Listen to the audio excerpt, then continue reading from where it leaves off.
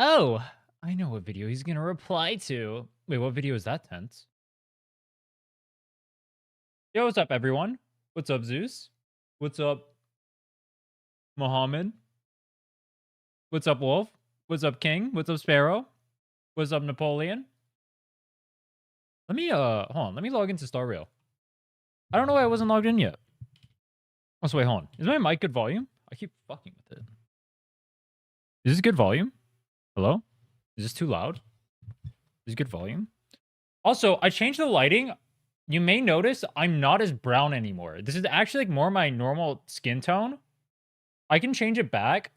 Do you guys like it like this? Or like this? Actually, they're both pretty similar to what I am. I'm like somewhere in the middle of those two. Normally. I don't know which one looks better though. Like this one looks like warmer. And I look more fleshed out. This one looks more like sterile, but I don't think that's a bad thing. This one looks more like neutral in terms of the lighting and it like hitting my face and stuff. Whereas the other one is like kind of aggressive.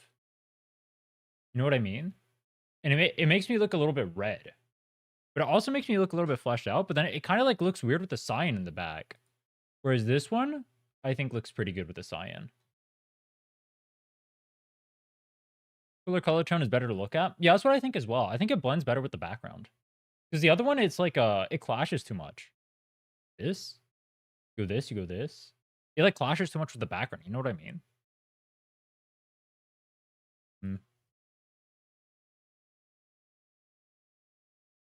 Did you try Where Winds Meet? I did. I did not enjoy the game. It was okay. I just, I don't like Souls types games. I didn't know it was a Souls type game going into it. So that was already a negative. And then when I tried the combat, it felt a little bit clunky. And then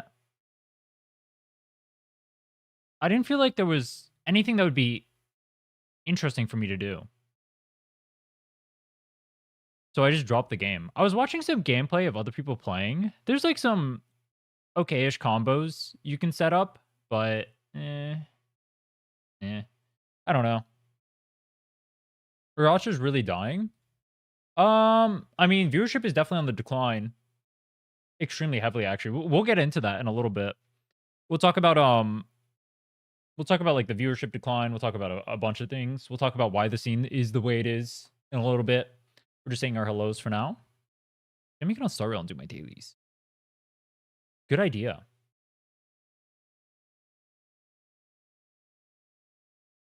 I think gacha games in general are dying, or just content and viewers for them. I think, I'm not sure what it's like in the East. It's largely viewership that we're going to be talking about today. It's going to be viewership and general interest in the games compared to where it was at before. Except there are a few exceptions, which we're going to bring up as well. There are exceptions, but as a whole, the genre in terms of viewership is declining. Or bring up both. We'll talk about both. Talk about everything. It's going to be a long talk. Let me go do my dailies real quick. Wait for people to hop in first, and then we'll start yapping. Wait, what was I farming? I was farming RMC, right? Where's RMC?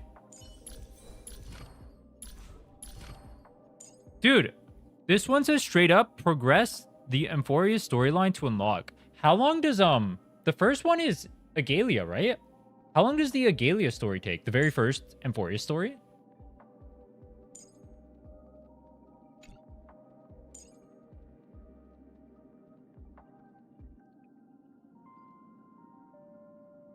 Eight hours?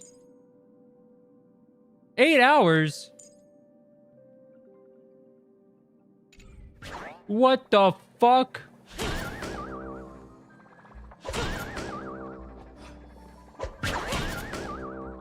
Do I still play Unite? I played like... Before Groudon came out, I played like a singular game of it. I've gotten some offers from teams to come back to the game, but I didn't really want to. I saw T1 as an org in the game. Now that's pretty cool. And obviously Luminosity disbanded as an org, so they don't exist anymore, so they're not in the genre. I think Nouns is still in it. I'm not 100% sure. But that's pretty cool. The fact that T1 is in Unite is crazy. I mean, I already knew after I won Worlds and left at A, there was no chance NA was winning Worlds again. I already knew that. But, like, now there's giga no chance NA is ever winning Worlds again. I did us a favor. You know what? I won NA, its only championship in a video game ever. You're welcome, by the way. I saved you, North America. The only championship you will ever feel against Korean and Chinese and Japanese players, you will never experience another one. NA will never know glory. I did that for us. You're welcome.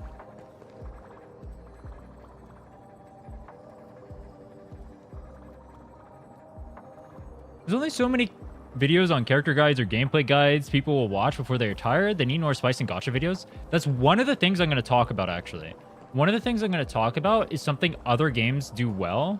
Dude, you guys are like teasering. You guys are like making me teaser everything. That is one of the things we'll bring up, though. There are things that other games and communities do extremely well. And there are, spoilers Genshin, some communities that do more than just like gameplay videos and whatnot, right? And get people interested in it. For the most part, though, the genre as a whole does an extremely poor job of hyping up that stuff and getting people interested in it. What do I want to farm? Wait, who am I farming?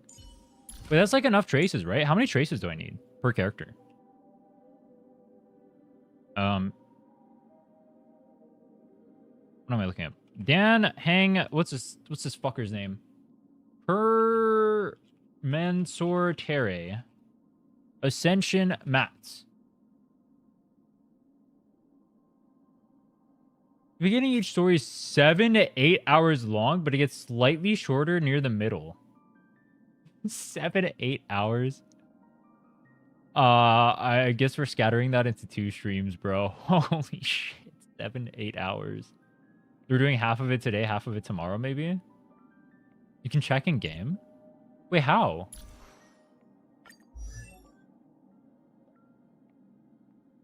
Wait, how?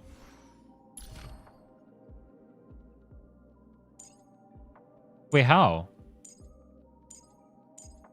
I want to see how many of these I need.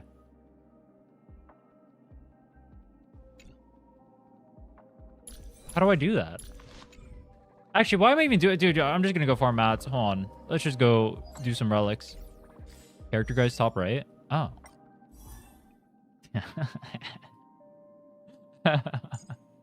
Is literally waiting there, bro. I'm not blind. I need 96? What the fuck? Yo. I need 110?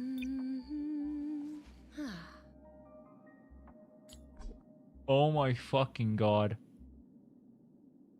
I need 96 of these. Currently own 15.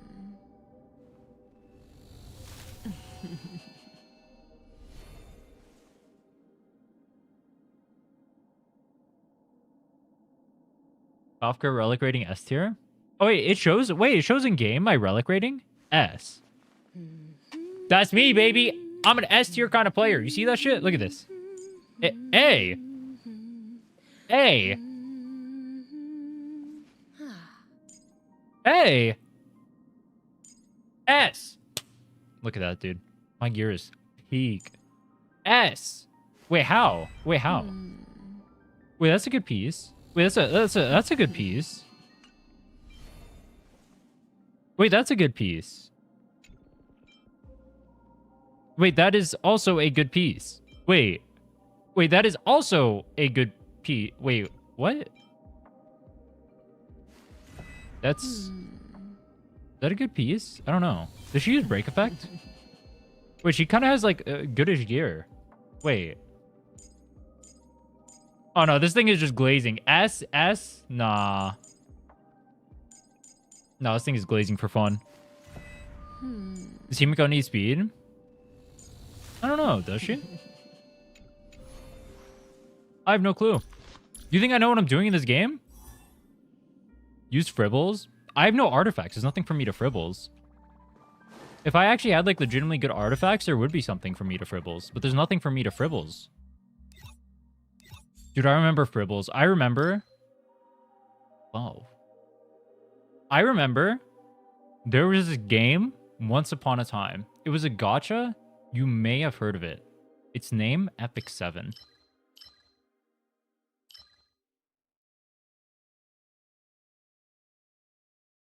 We did a bit of fribbles maxing for that. Oh, it shows you on here. Oh, shit.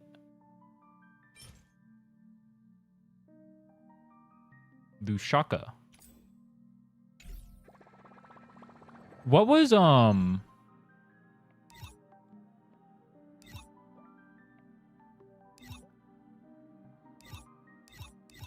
It glazes your relics. They're using Chat GPT in game. They learned, dude, the best way to get you to keep interacting with AI is to have that AI constantly glaze you. So what they realize is that if they tell you your gear is S tier, you're going to keep playing the game because you're like, oh my god, dude, I'm so good at this game. S tier? My character's that goated? My waifu? My Black Swan is only A tier. I need to get her to S. Did you see this lingerie, bro? Every day I wake up and I dream. She'll run her fingers through my hair. It never happens. But one day, if I wail hard enough for her, maybe if I E6 her. Wait, I just realized. Why don't they do the ZZZ thing where when you get E6, you just get, like, pornography of the character? I mean, you kind of do, but it's, like, tamed down here. You know what I mean?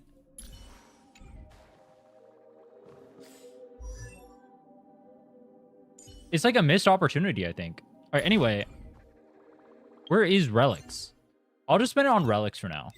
Because relics are always going to be good, and they'll never be bad. It is never a bad idea to gamble.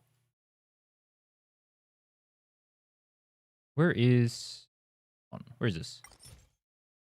Ushaka. This one is usable on Finon, right?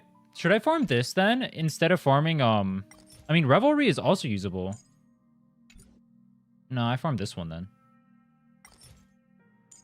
I should farm this one because both these are usable. This one on Finon and this one on Black Swan.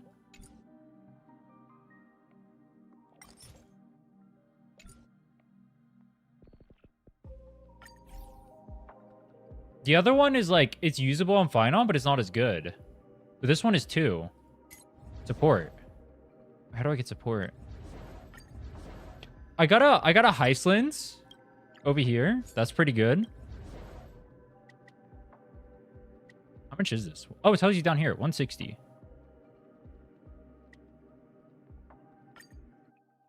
Kind of bad when he goes to stainless. Am I going to stainless? I thought I was using Dan.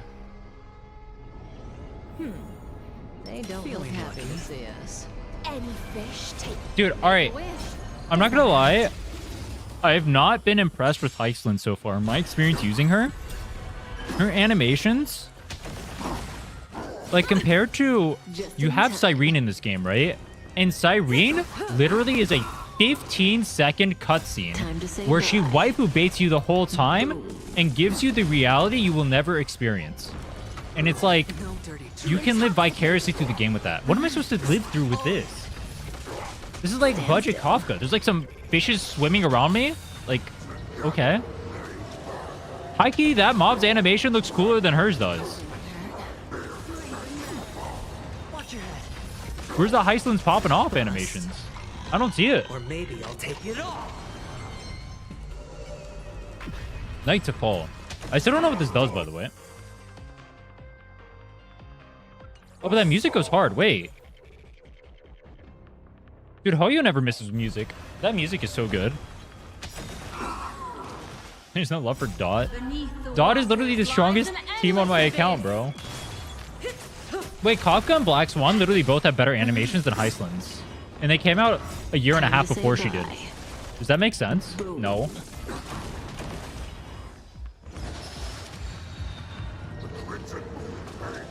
Heislands is bait for people with a fish fetish. I don't think people have fish fetishes. I don't think that's a thing. I don't think anyone has ever said, I want to put my dick inside this fish. Your cries rise. Wait, that reminded me of Skurk. Like the whale. I mean, it wasn't bad. It's not like terrible. But like, compare that to Black Swans. Black Swans is literally cinema. Think with me. Relax. Troy McClure? Troy Time to say bye. Boom. The Simpsons guy? I remember this guy, but I don't remember his personality. Wasn't he kind of like a pompous douche? Stand still.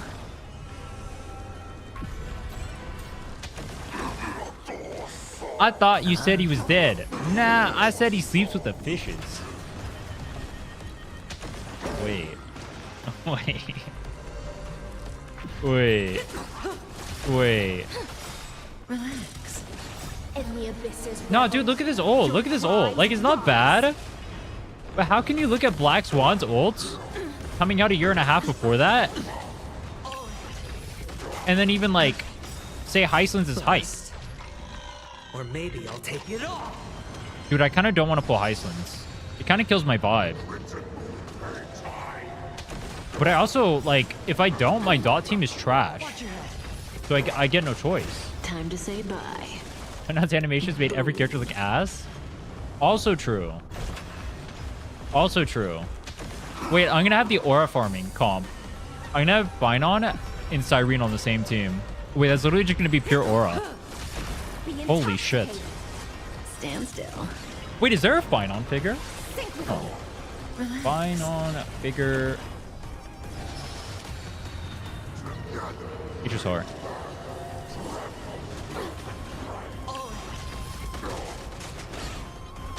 Wait, there is. Wait, I'm painted. Beneath the waters lies an endless abyss.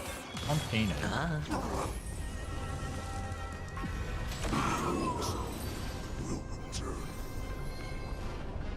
There's a fucking sick one of him transforming. Look at this, bro. Look at this. There's this.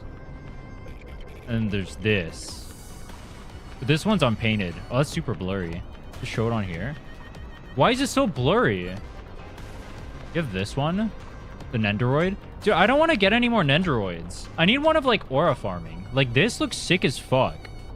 But that's an acrylic stand.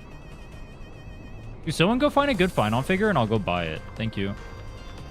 I need a male figure for my background, bro. There's too much Gooner shit back there. I look like a Coomer. Do I want to look like a Coomer? You know, it would make me more relatable to the Gacha audience. True. But I'm surprised there's not one, though. Oh.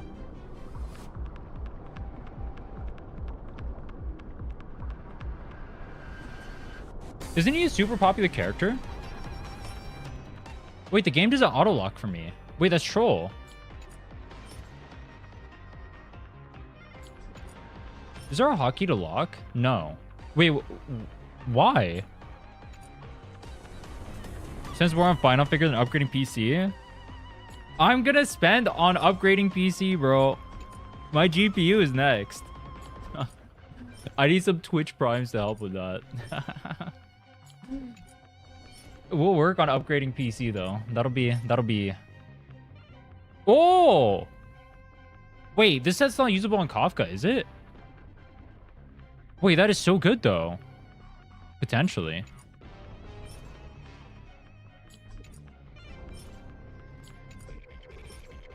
Dog shit. Dog shit. Dude, there has to be a way to lock these. That is not me going one by one. Imaginary. There's no imaginary dot, but that would be pretty good. Dude, if there were an ice dot, that would go hard. One day? Wait. That can't work.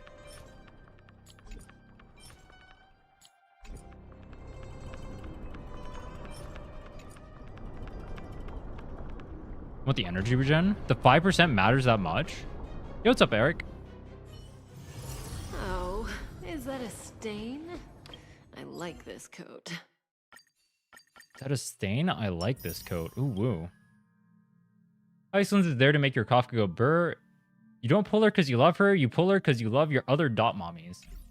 Dude, that's what I was saying. It's like, you pull Heislands because you're forced to, because otherwise Kafka and Black Swan get shafted. which is kind of messed up.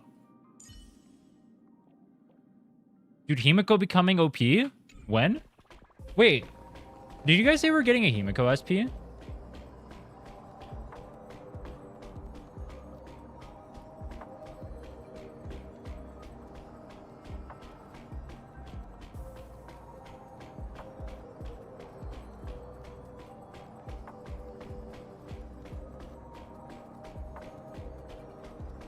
Yeah? Holy based. Wait, I want that. Wait, I want that.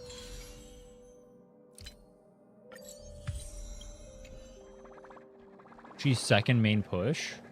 Oh. Do you enjoy SPs? Nah. I talked about this yesterday, actually. Dude, aren't you guys like kind of 50-50 on SPs? Because it's like, I like it when I get to see new cool characters. Like, I don't want to see like 10th Dan in a row. This is kind of boring. Like, Evernight is okay because like Edgy March is poggers, but like Evernight would have also worked as like standalone character.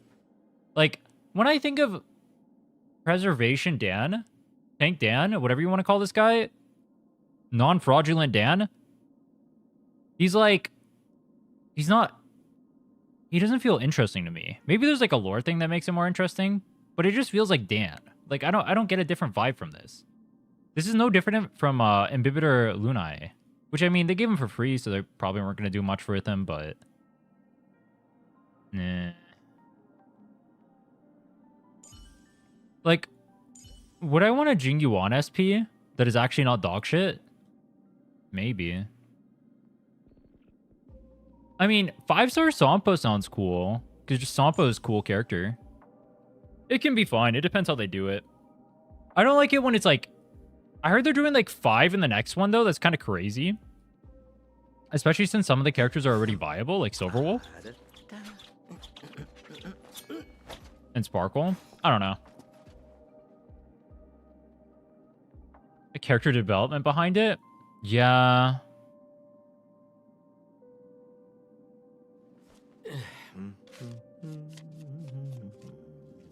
Social platforming is sick of drama and rage bait.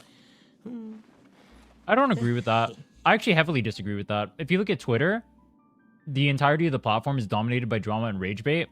If you look at the entirety of the top end of the Twitch stream, most of the top end streamers are entirely dominated by drama and rage bait. I hard disagree with that, actually. I think the people complaining about drama and rage bait are a vocal minority. I think it has nothing to do with that. I think, actually, I guess we can get into it now. Enough stalling. I waited for people to get in. Let me get the fuck away from these. Or actually, I guess I'll just mute this.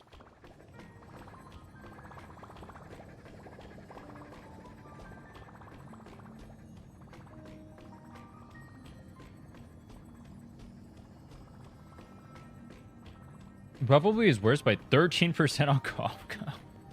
What the fuck? I mean, I guess I'm using it on Black Swan.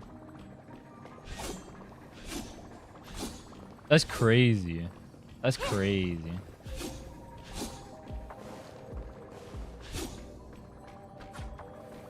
All right. Oh, where's the video? Where's the video? Here's the video.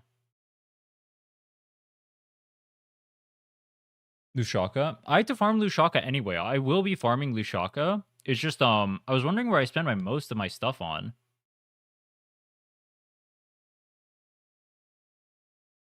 The problem is I only want to farm half of that domain. Whereas the other one, Revelry and the other thing, I want to farm the entire thing. So maybe I just craft Lushaka and I just hard farm the other one. That could be a play. Oh, wait. I forgot to do my daily pull. Good call. Good call. You ready?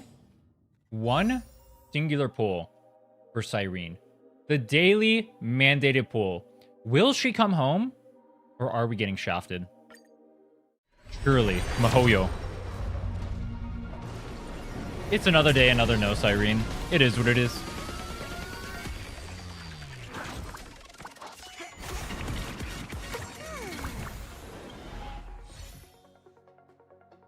All right, I'll do one standard banner. I'm a nice guy. I'll do one more pull. You guys are gambling addicts. You ready?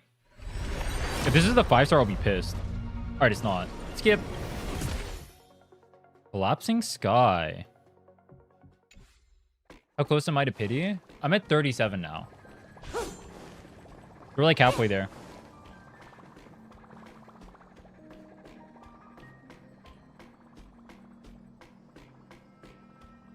I was looking at my relics. I was thinking my game plan was going to be this. Because I was trying to figure it out before I talked to someone.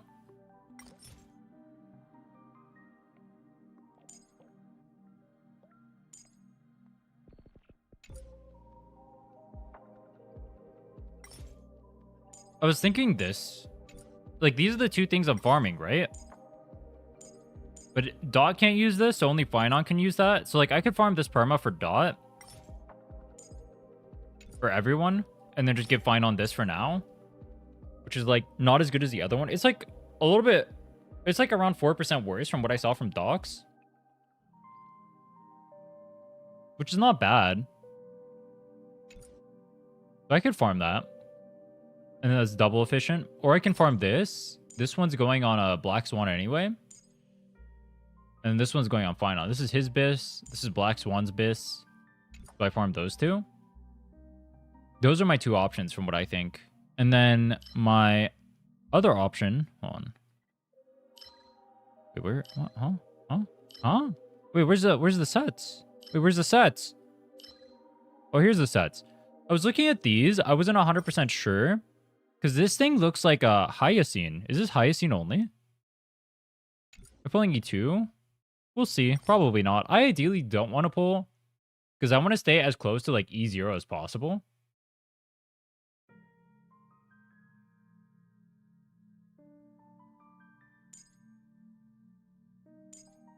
That one's not good. Where's the other one? This one I saw was usable on a lot of characters. I think it's usable on Finon as well. And then this one is usable on every support. So this is a good dungeon to farm, I think.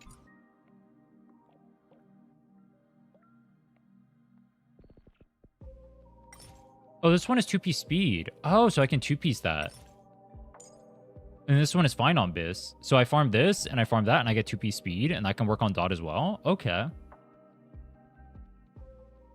And then I don't need to upgrade my Dot set. Okay. Yeah, and then I can farm this. Okay. Hold on, let me look at the set difference for Finon. If it's not that big of a difference, I may just farm the one that I can 4-piece. It's a 4% difference. Wait, is it better for me to farm Scholar then if it's more universal? If it's only a 4% difference? Should I do that?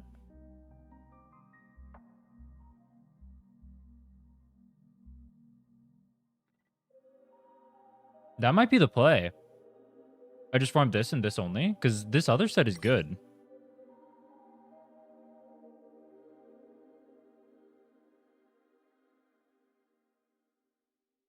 So I might just farm this only. I would still farm fine on Bis. It's only 4% better. But I mean, I can 2-piece. I can 2-2 speed. Damage drop for Scholar, 4%.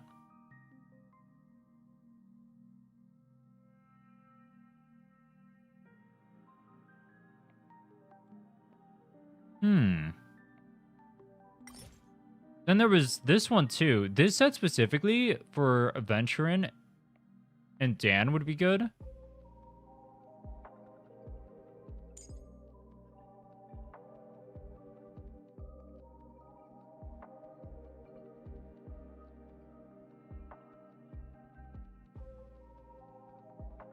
This one is Hyacine?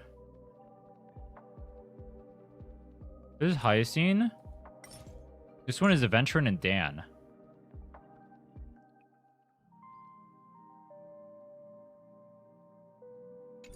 Okay. Anyway, I have a game plan for that.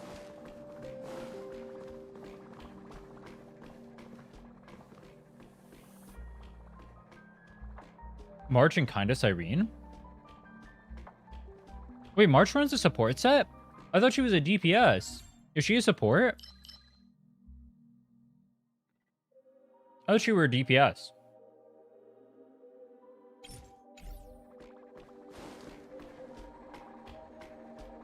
All right, anyway, I want to get into the main thing that I wanted to talk about today, which was the state of the gacha scene and the fact that it feels like gacha games as a whole, as far as viewership is concerned, especially in the West, are pretty much dying.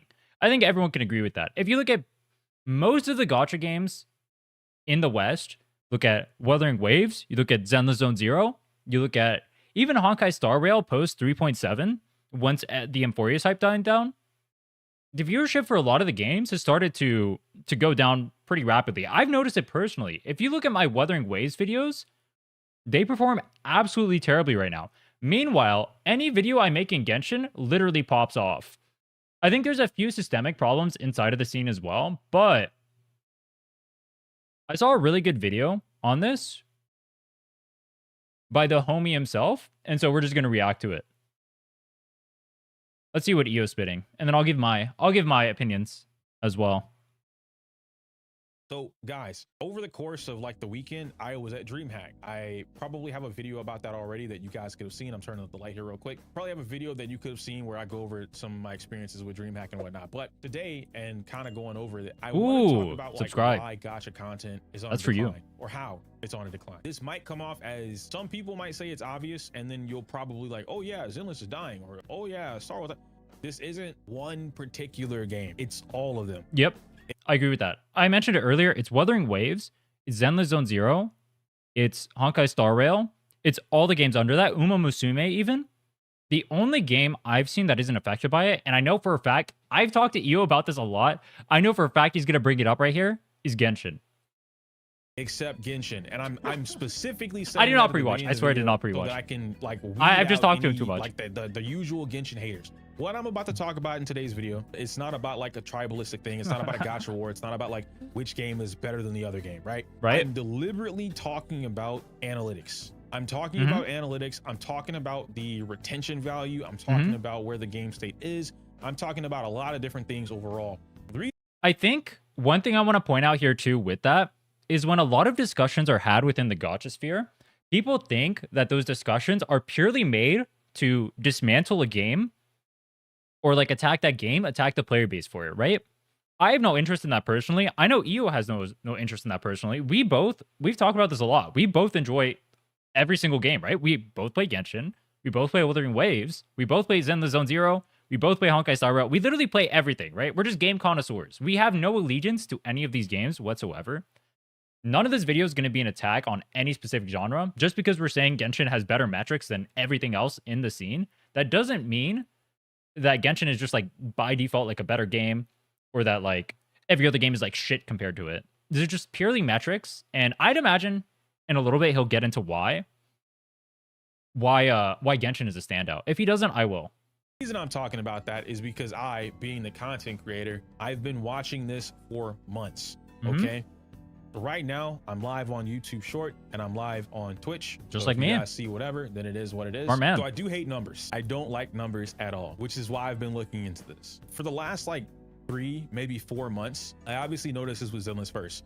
But this is something that I talked about a little bit ago. And again, I don't remember the specific date that I would have talked about this, but I know I've been talking about this for quite some time now. The statement that I would have made, or rather did make, was Zenless, and by association or by extension, Wuthering Waves, and I'm going to say that, Star Rail as well. All of them have been on a decline, and it's a very interesting decline. This decline isn't a decline in players. I want to make that very clear right now, right? A lot of people are going to hear what I say, and they're going to go, oh, you're bullshit. Dude, my cousin just played Wuthering Waves yesterday, and their brand, it's really weird. The whole situation is so weird, which is why I've even looked into it in the first place. I actually agree with this too, because I was really confused by the metrics, because I know if you look at revenue charts, you'll see that everything is perfectly fine in terms of like these games are all performing at the same relative average of where they were before. Now, obviously, a lot of those revenue charts come from the East. I don't know if he's going to dive into that in the video. I haven't done too much research on the East. I can only speak about the West and the situation here for now. But we're not actually seeing a decline in the people actually playing these games. We're seeing a decline in specifically those people who are loosely interested in games like Wuthering Waves, like Honkai Star Rail. Like the people who just like know about the game and just like briefly touch the game, they're not interacting with the game, which is the problem.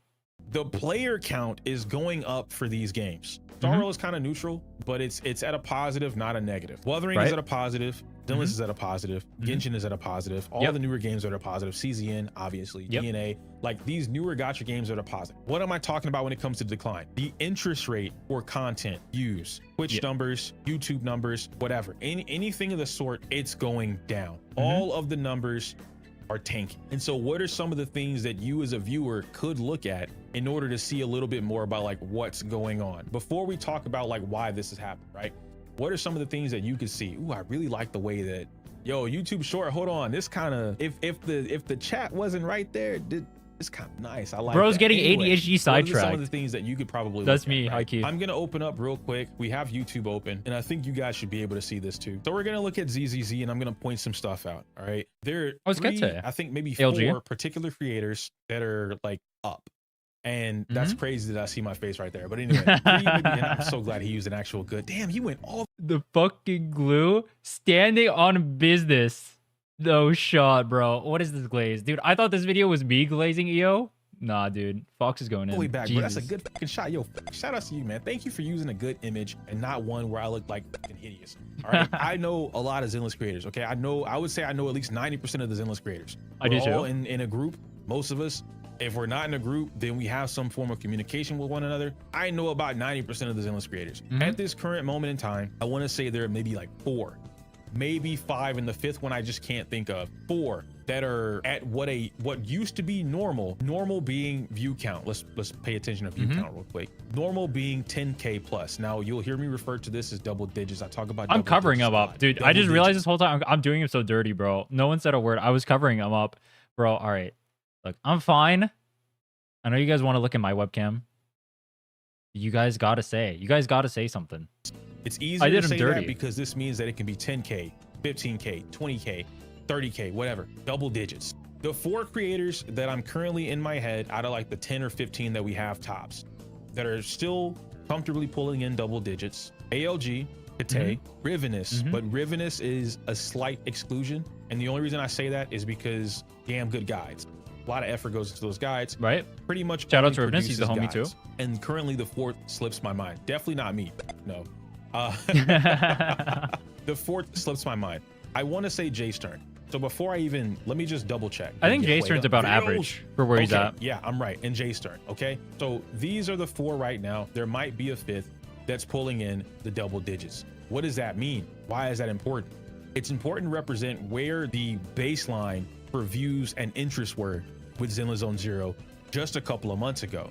The baseline for this was multiple creators were pulling in double digits. This might have been, and some of you guys might have been able to see this too.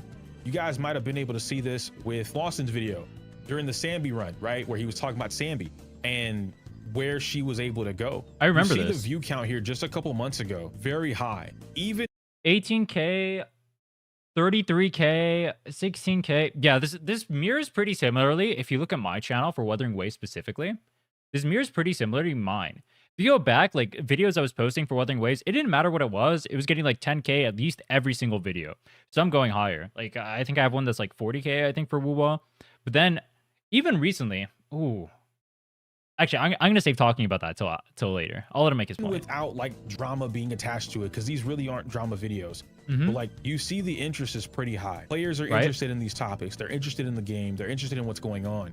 And then we get to a point where that interest just starts to dip off dramatically. And now, where it's like what, 3 weeks, 15K. This is a top 5.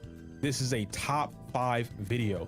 If I type in anything, if I type in anything top 5 characters, just period. Hekvin, first duet night abyss tier list, 56,000 views. Samul. These videos always pop off no matter what. 26,000. These aren't my top 5s. Top 10 reincarnation anime with an overpowered main character. 5 days ago, 20,000 views. Like what I'm trying to point out is that top 5s, top 10, 60,000 views from AMZ, right? That's AMZ, Pog. Anything top blank usually equals everyone is interested in this topic, or a large majority of people would be interested in this topic. This isn't Gacha exclusive. This is quite literally just YouTube. If I type in top 5 best lawnmowers 2025, right? This guy's a clown, by the way. Look at this. This guy's a clown. Top 5 gets the views. Okay, top 10 get views. It is what it is. Anything top, that's just YouTube 101. Top right? 5 gacha games So that we are go all the way dying. back. The majority of content creators who are making Zillions content are sitting under that double-digit threshold. Right. It's less than 10K. EO included. EO, if you look at EO's metrics, let me see. Can I even pull them up here? Yeah, I can. If you look at EO's metrics, especially, I mean, maybe it's a bad idea to use him when when he's the one complaining in this video. But if you look at these videos, like nothing has changed in terms of quality. Nothing has changed in terms of like the actual content he's outputting, right? Like a lot of these are guys. This is a tier list. This is just like a discussion topic or whatever, right? The views are just so much lower. Look at this, like 33K, 27K. You can't pick out anything near that over here. 8.7, 14K is his highest in like the last month, which is crazy. Same exact experience for me. It is not, people will say it's Wuthering Waves having a dry spell. It is not that. Because if that were the case, then HSR would be up because they just had Amphoreus, and a lot of people love that. Huge hype around Amphoreus. They did the entire Twitter event where everything just boomed. I don't even know what the fuck happened there. I was barely paying attention because I didn't want to get spoiled. There was a lot of hype around that. I saw like multiple, like in the tens of thousands. Like we're talking like mid 10,000s, like 20, 30, 50,000 around that area for like interaction in those on Twitter. Like the hype around Amphoreus was crazy. It's not, if it were only Wuthering Waves being dry, or only these games being dry, you wouldn't see this kind of hype generated outside of the YouTube sphere. And you wouldn't see those games that are getting that kind of hype also facing the same trend. It has nothing to do with the hype around the game. Yes, Wu is in like a more dry patch right now. That's true. But Zenless Zone Zero has 2.5 coming out. That's super hyped. HSR literally just had probably the biggest lore patch in the game. I have no idea based on what I've seen from other people talking about it. Once again, I'm trying not to get spoiled. I want to play Amphoreus blind soon, but you would just see these metrics would transfer. You wouldn't see these same decline in metrics in HSR if that were the case. I'll say that. Yeah. Oh, also, people saying that it's drama content. It's not. None of these videos are drama-based content, right? Everything we've brought up so far is guides. Everything we've brought up is like topical topics, talking about characters, meta, that kind of stuff, right? Tier lists. None of this, nothing here has to do with drama content. Drama content is not even a factor in this equation. People bring it up, but it just tells me that they don't understand the situation. The majority of Zenless Zone Zero creators is less than 10K, 5K, 6K, 7K, maybe. And this is over like days, right? A course of days of growth. Your normal growth period for a video is the first 48 hours. And realistically, it's honestly like the first 24. Didn't all videos in YouTube suffer a dip in views since August? Yes and no. Specifically, this is a little nitty gritty about YouTube. Specifically, that's only if your video is already being tested on the audience that is supposed to receive it. So, for example, my Genshin video that did really well, it has like 80K views right now. That video did extremely poorly in the first few days because it went to my audience, which was Wuthering Waves. Once it got tested by the Genshin audience ate that shit up. They loved that. That video popped off. All right, 80K for my channel when I'm like 15K subscribers or whatever, 16K, whatever I'm at right now. I don't check too often. That is a really good video. But that one didn't pop off until the week after. Mostly no. When I say yes and no, there was a lot that happened. A lot of people were blaming this on the restricted mode. That has nothing to do with the view count at all. Yeah, that's right. That was copium. Then after that, it became a thing with the ads. Okay, so ad blocker. And this one is unverified, but probably accurate. YouTube implemented something where the ads, anyone that uses an ad blocker doesn't actually count as a view. This is a positive for the viewer, obviously, but it's a negative for the content creator. Why? Because what this does for the content creator is, let's just say that you had a video that actually got 20,000 views, but 10,000 people used an ad blocker. YouTube will not register 10,000 people. Dude, side note, I just want to say I really like his layout. I need to be a tryhard with my layout like that. Which means you've lost 10,000 views. Losing 10,000 views that are just not accounted for, that's your money as a creator. That's your views, again, as a creator. Now, I only bring this up to clarify the thing that was just mentioned about August. I don't have any verification or validation to back that particular claim up, so I'm not really making it. I'm just explaining what was already explained to me from the other YouTube gurus who have, tried to prove this theory and looked into it and whatever else. Me personally, I just think the interest rate is dramatically low. However, this does line up with the timing. Yes, the timing that the ad block implementation was put into place and the timing that the views just took a big cut, right? A huge cut from everybody's views dramatically dropped. Yes, the timing does line up. Moving past that point with Zenless as a whole, we get into Honkai Star Rail. We get into Wuthering Waves. And I'll try and find some things that are a little bit more. Dude, this video is so high effort. This thing being 6.3K views, I spent 24 hours of my life, basically killed myself. I don't know if you guys see. That's not a joke, by the way. If you look at the end of that video, near the end of that video, I'll show you my eye from there. It was like red.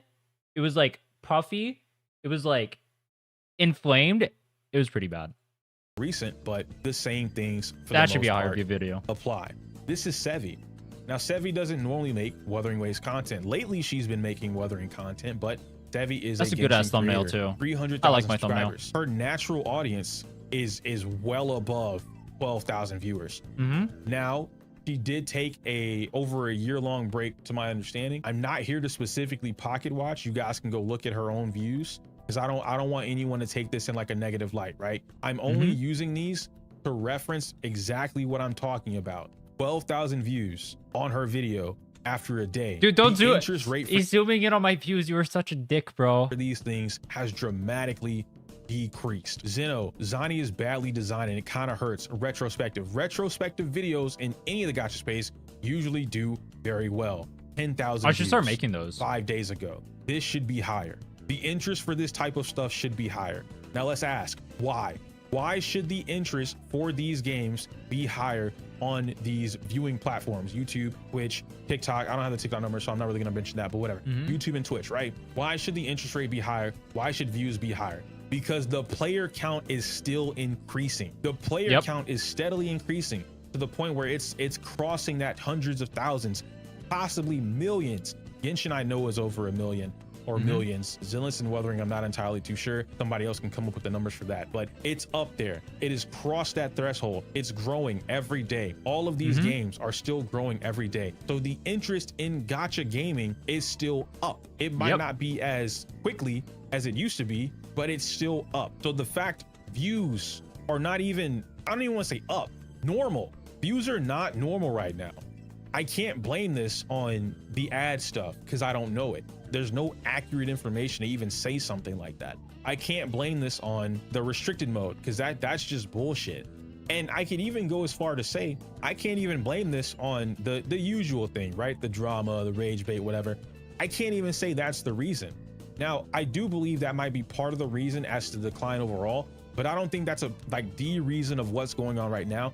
I don't agree with this because otherwise you wouldn't see this drop in viewership in like HSR, for example, right? You just wouldn't see it. Or you wouldn't see, how should I put this? How should I put this?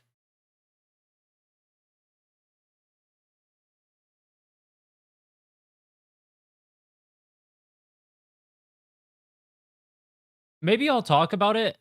It is the case that drama tubing in the gacha scene specifically has essentially been conditioned to the audience to where that's going to be what gets the most views outside of like Genshin. That is true. But I don't think that's contributing to like the decline right now because there's no like interest in the drama content, right? I don't think that's the case because the people who are watching the say like Wuthering Waves creative videos, right? The people who are watching like R farming, Arsenosa. These aren't the drama farming views, right? These aren't the people who watch like whoever's like farming like Kuro shit on Hoyo 59420. You know what I mean? These aren't the same people watching these same videos. It's the people who are interested in Wuthering Waves, the people who are part of the core Wuthering Waves audience, which right now is one of the biggest problems Wuthering Waves has, actually. Same with Zenless Zone Zero. I wonder if we'll get to that, I think that's something that happened way back when, and it's affected viewers' interest overall. So now, one thing I don't understand is why views are all that important for a game to be alive. No one streams Candy Crush and the game made millions, probably even billions. Because we're talking purely from the perspective of the content creators and the scene as a whole when it comes to making content. Because if views are down for games like say Wuthering Waves, right? Then you're gonna see anyone who makes Wuthering Waves content, say myself or Life. We're just gonna leave that. We're gonna leave that area. You're not gonna get that content anymore. We're just gonna go play Genshin instead, right? If the amount of effort we're putting into making content for specific games is not matched by the amount of viewership that we get for putting in that effort, right? Like Life makes super high quality videos. I make super high quality videos. Eeks made a really, really good video, by the way. Made a really good video on him beating let's see. Let me pull this up real quick. Eeks 30.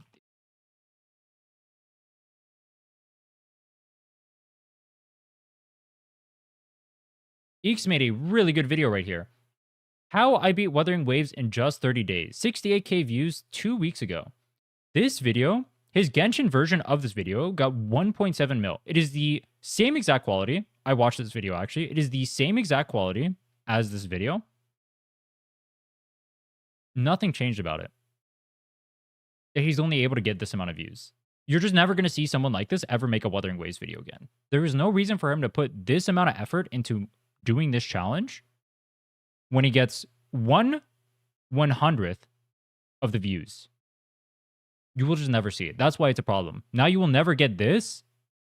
What people say that they want to see, you will never see this again. This is why this is a problem. This is why you should get care. Into what are players actually interested in? This is 11 months ago, but I'm going to use the example just real quick. The only problem with Wuthering Waves story, videos that are essentially rage baiting. They're pissing off the viewer or making the viewer feel some type of way to the point where like they have to click it, or guides because it's quick. It's Dude, this is such a good thumbnail. This video should have popped off. easy. I can consume it and then move on with my day. I don't have to sit here all day. My main issue with all of this going on when it comes to like gacha games as a whole and like just how things are, emotional damage. My main issue with that is that it disrupts the foundation of what exists. I know I'm saying like a bunch of what possibly could be mumbo jumbo for people, but it shouldn't be mumbo jumbo. From a creator perspective, all creators should be worried about whatever's going on. This isn't a drought. This isn't like a random like, oh, it's just a dry patch. We always say, oh, it's just a dry patch. That's not what this is. I agree. Think content for gacha games. And yeah, Coda, you kind of mentioned it, right? A lot of the drama baiting and rage baiting, it has changed the gacha space currently. I agree now, completely. One of the things that I do want to mention that I talk about quite often is bubbles. I mention the bubbles and I talk about the differences between like each space. And I say that in the gacha space, there are different bubbles. Now, viewers probably don't recognize this, but you guys are in a bubble. What does that mean? There's the drama bubble, rage bait, whatever, right? There's the casual bubble. There's the discussionary or guide making bubble. There's gameplay. Bubble is just a subsection of a larger space. Examples of a bubble. You guys know I love Dailies content for mostly analytical reasons. Dailies is an outlier. She is an outlier to the space and a very good one at that. Very good one at that. Daily is able to make the type of content very almost identical to Doro. Okay, and this is their own bubble. I'll explain. It's also a reason why I say the things that I say about Genshin, but I'll explain. Their views are their own. What does that mean? It means that the 170k, the 85k, the 90k, that one was botted. We know that about the Wuthering stuff right now, but the 70k, right? These are her own community. And then it branches out into anyone else who just happens to be interested in whatever's going on. They've amassed an audience of people that want to watch this type of content. You can consider this the happy-go-lucky bubble if you want. This type of bubble, again, not exclusive to Daily. And to be fair, it is primarily the Genshin Impact creators that exist in this bubble. They're able to just enjoy the game. Most gacha players just want to enjoy the game. We as a collective have endorsed in this bubble that I'm talking about, not the Genshin bubble, but the bubble that I'm talking about. We've endorsed emotionally triggering people for views. That is the entirety of the basis of the Wuthering Waves scene for the last year. We've endorsed, and this is from the viewer perspective now, you guys have given incentive for creators to make the content. I feel, I want to talk about this personally, so this is going to be a bit of a tangent. I feel that pull to make that same exact content personally, because I make the same exact videos as Daily does. I'm not going to glaze myself, but I am going to glaze myself. I make pretty good videos, all right? Let's say Daily makes better videos, all right? She makes great videos. That's not the point. My videos are quality. If I take my videos and I make them in Genshin, I'll get a shit ton of views. All right, I'll just get a shit ton of views.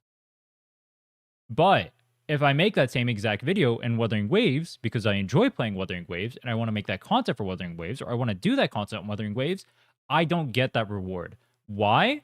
Because the Wuthering Waves audience is conditioned to specifically watch only drama content. There is no other content creator in the Wuthering Waves scene who does content like I do that is actually made it. They don't exist because no one in Wuthering Waves can even make that content. Everyone who tried to make that content got pushed away by the drama tubers at the start of the game. The entire community is built on shitting on Hoyo constantly. So that's all that's going to keep happening there. And as they do that, it's going to be a further perpetuating cycle where all they want to see is drama because that's all that they're indoctrinated in. That's what they emotionally bring into the game in terms of energy when they actually do engage with the game. So as the Wuthering Waves community stands right now, you are not going to see this creative content prop up from inside of the Wuthering Waves community. You will only see this content do well from people who are outside of that bubble. This is why I really like the fact that he brings up bubbles. You will only see this content do well from people who come specifically from Genshin. What's up with the botting? Wuthering Waves has we're not sure where the source is, but around the 2.7 main story quest, there was a lot of view botting for a lot of creators. This video was one of them, one of the more egregious ones. But basically, anyone who did any story reactions or is affiliated with WUA ended up getting view botting. We're not sure why. No one has confirmed why, but we do know that the views have been botted. Hate drama. Why do they keep making drama? I wish we had more content creators in Wuthering Waves that actually played the game and covered not drama. Dude, Heike, I hate this message so much because I see it so often and I'm literally right here. I make the exact content people are asking for and it just goes nowhere. People say they want it and they don't engage with it. They don't help find it. They don't spread it. They don't do anything for this type of content. And you wonder why you never see it when the drama tubers do have their viewers doing that. The drama tubers are constantly spreading the things everywhere, right? They have their little minions going into even my Discord, and they'll go like harass me and shit, or my viewers are constantly bringing them up, right? They will constantly bring up the drama tubers or whatever the fuck they're doing. But you will never see somebody spreading, say, my name, for example. I'm just gonna keep using me because fuck it. It sounds a little bit narcissistic, I get that, but I'm just gonna use me as an example to not drag anyone else into this. You will never see anyone bring up, say, my name, for example, or other content creators associated with like WUA that do like positive things in the scene. You will only see negativity spread around. I saw a small WUA CC say he was going to try ZZ 2.5. In the comments attacked him, calling him a Hoya show, even if he shat on Genshin 24/7. Are you talking about Gabby Mara? Or who are you talking about? I've experienced that personally. I'll just talk about this now, and you guys can do whatever with it. When I started playing Genshin Impact again, about a month ago, is when I came back. Day one of me playing Genshin Impact, I had nothing but Wuthering Waves players in my chat constantly shitting on me for playing the game. They shat on Genshin the entire time I was there. I didn't say a single negative thing about Wuthering Waves the whole time. The whole time I was playing Genshin. Not a single negative thing. I don't even know if I brought up comparisons. I don't think I did. I don't even think I compared between the two games. And I still constantly got attacked by Wuthering Waves. As a Wuthering Waves content creator, I'm getting attacked for trying out other games, for enjoying other games, not even shit-talking Wuthering Waves.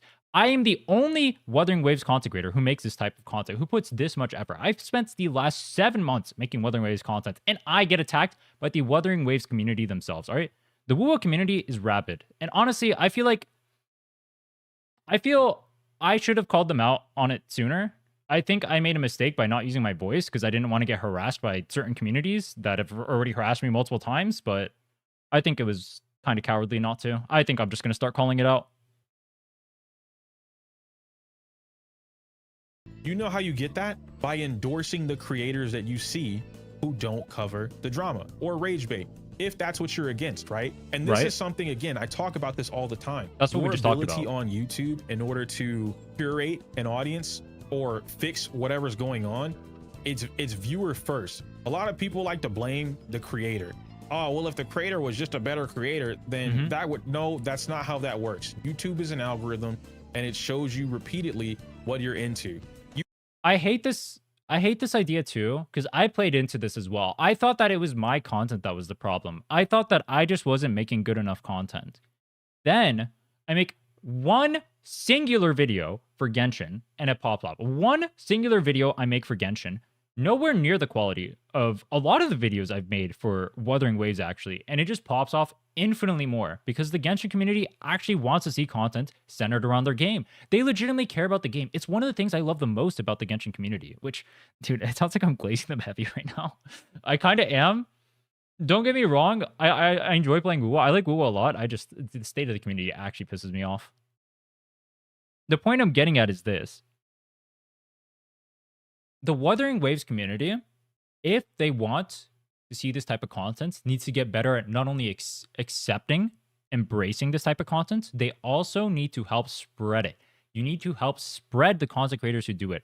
Otherwise, people like me, if I wasn't so resilient, would just leave the scene, right? You would just leave because we get harassed by drama tubers. We make this content and we get nothing out of it. And when we go try another game and we put in the same amount of effort, we see way better numbers. And it tempts everyone with creativity in the scene to just go fuck off and go play those games instead. Like, legitimately think about it from a growth perspective. In what world is it a good idea for me to play Wuthering Waves right now over Genshin Impact? If I can make one video that took less effort than half the videos I make in Wuthering Waves and it just pops off.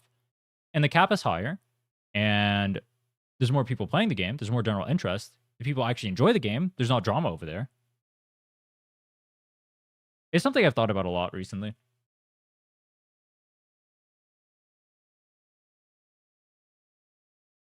You as the viewer, you're not a blank slate. The only way you get a blank slate is by making a brand new YouTube account and never watching anything. The moment you watch one video, YouTube immediately starts curating your algorithm based off that video you watched. It immediately starts messing with your algorithm based off how long you've watched it. Don't believe.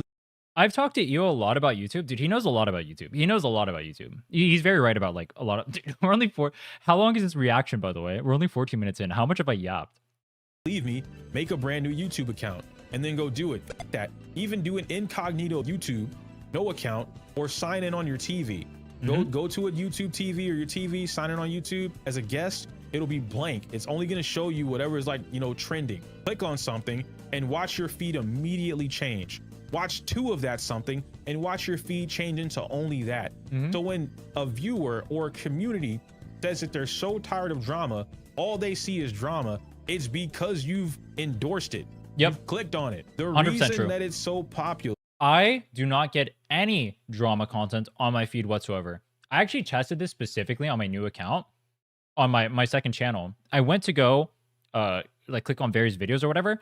I pressed one Asmongold video and I have nothing but drama content flooding my feed. It is literally just like, this game is dog shit. This game is the best game ever, right? It's the most hyperbolic engagement farming, trying to emotionally charge you content in the world. It is fucking crazy. Keep in mind, if you don't know, this is how every single algorithm works, by the way. If you engage with this type of content, it is the only thing it will feed you, because emotionally charging you as a viewer is the easiest way to drive engagement. That's why every single post you will see and every single major internet personality is insanely divisive, because being insanely divisive gets you spread out to more places and it gets you a lot of publicity. It's one of the things I've been trying to avoid, but I mean, I've known this for literally ever. I knew this since like I started HSR a super long time ago, or content a super long time ago. I tried not playing into it in WoW and growing organically, but I don't know, maybe I should, because I'm really good at it, but also like there's some like negative things that'll happen, especially, I mean, I guess you can just curate your community. I don't want to like invite like crazy people in, you know what I mean? The reason it's so lucrative is because you've endorsed making it lucrative. You've given them a reason to keep pumping out the content. And so now we get into the actual gameplay. having fun with the game or whatever, right? That bubble. That is the Mhm. only safe bubble right now with Yes. Genshin. Yes. Yes. That is This is exactly why views are down in every other piece of content. I want to see specifically if he brings up why it's the case that these other games don't engage with it. Let's see. the only safe bubble right now, and it's Genshin. Io, how come you never slandered Genshin? How come when you talk about Genshin, you say, well, how come when you said this about Wuthering, you didn't say the bad thing about Genshin? Because it doesn't exist. True. I love this so much. All right, dude. It is really hard to say this in 2025 when you're gonna get attacked by everyone from Wuthering Waves, but it is just true. The Wuwa scene is so unique in the way it exists right now because the entire fundamental aspect of the scene, so much of it is just shitting on Genshin. That is the only reason so many of these players play Wuwa. They don't actually give a singular fuck about the game. And that is why creative content gets no views whatsoever across the board. The only people you will ever see in Wuthering Waves getting views for creative content are people who pulled in their viewers from Genshin because Genshin viewers will enjoy that because they're conditioned to like gameplay stuff. And I know for a fact Io will bring this up because I've talked to him about this extensively because we both want to make like similar kinds of content too. We've talked about this a good amount. Let me see if I can. All right, I'm not going to go dig for this. I'm just going to say there was a really, really funny thing I saw where someone asked an AI to describe the Wuwa versus like Genshin dialogue and talk about which one attacks more or like why the scene is the way it is. The fucking AI even states that the Genshin community, for the most part, just does its own thing and talks about stuff within its own community. Meanwhile, the Wuwa sphere, 80% of the engagement drive from Wuwa is purely on anything that has to do with shitting on Hoyo, which is not okay. The fire is coming from within. I say this as a Wuthering Waves content creator. Look at my channel. Every single one of my videos is made to prop up the game. I enjoy playing Wuthering Waves. I like making content from the game. We have to be able to call it our own community. A lot of shit. A lot of these games I look at from a purely content perspective. Genshin is at the top. Argue with your mama. I don't care. It's at the top. No creator has more views than a Genshin Impact creator. No Gacha creator. No Gacha creator has more views collectively or even single-handedly than a Genshin Impact creator. Yep. I know you all have seen it too. There are literally random videos that pop up for Genshin Impact. I'm gonna do you one better. I'm gonna show you some shit. We were all like, what? That's crazy. How did that happen? Even though we knew it was gonna happen because that's why we did it. We tested it. I'm gonna go to Ren's channel. If you guys know Ren is a Wuthering Waves creator primarily. Recently, Ren made a couple videos actually, going back to Genshin Impact. Again, keep this in mind. Primarily a Wuthering Waves creator. This is so Started funny. this channel. All right, Haikyuu, what are you supposed to do when he starts talking about you? What do you do when you're reacting and someone brings you up? You just sit there and take it and just enjoy the glaze or what? Started pumping out Wuthering Waves content. He's almost the equivalent of what I am for Zenless, but for Wuthering. Like, dude is just cracked at the game. He knows a lot. I haven't played Genshin in 1,692 days. Can I clear Abyss? Banger video, He check it doesn't out. even have the full word for Genshin Impact in the video. 76,000 views on a Wuthering Waves channel. Then he did it again.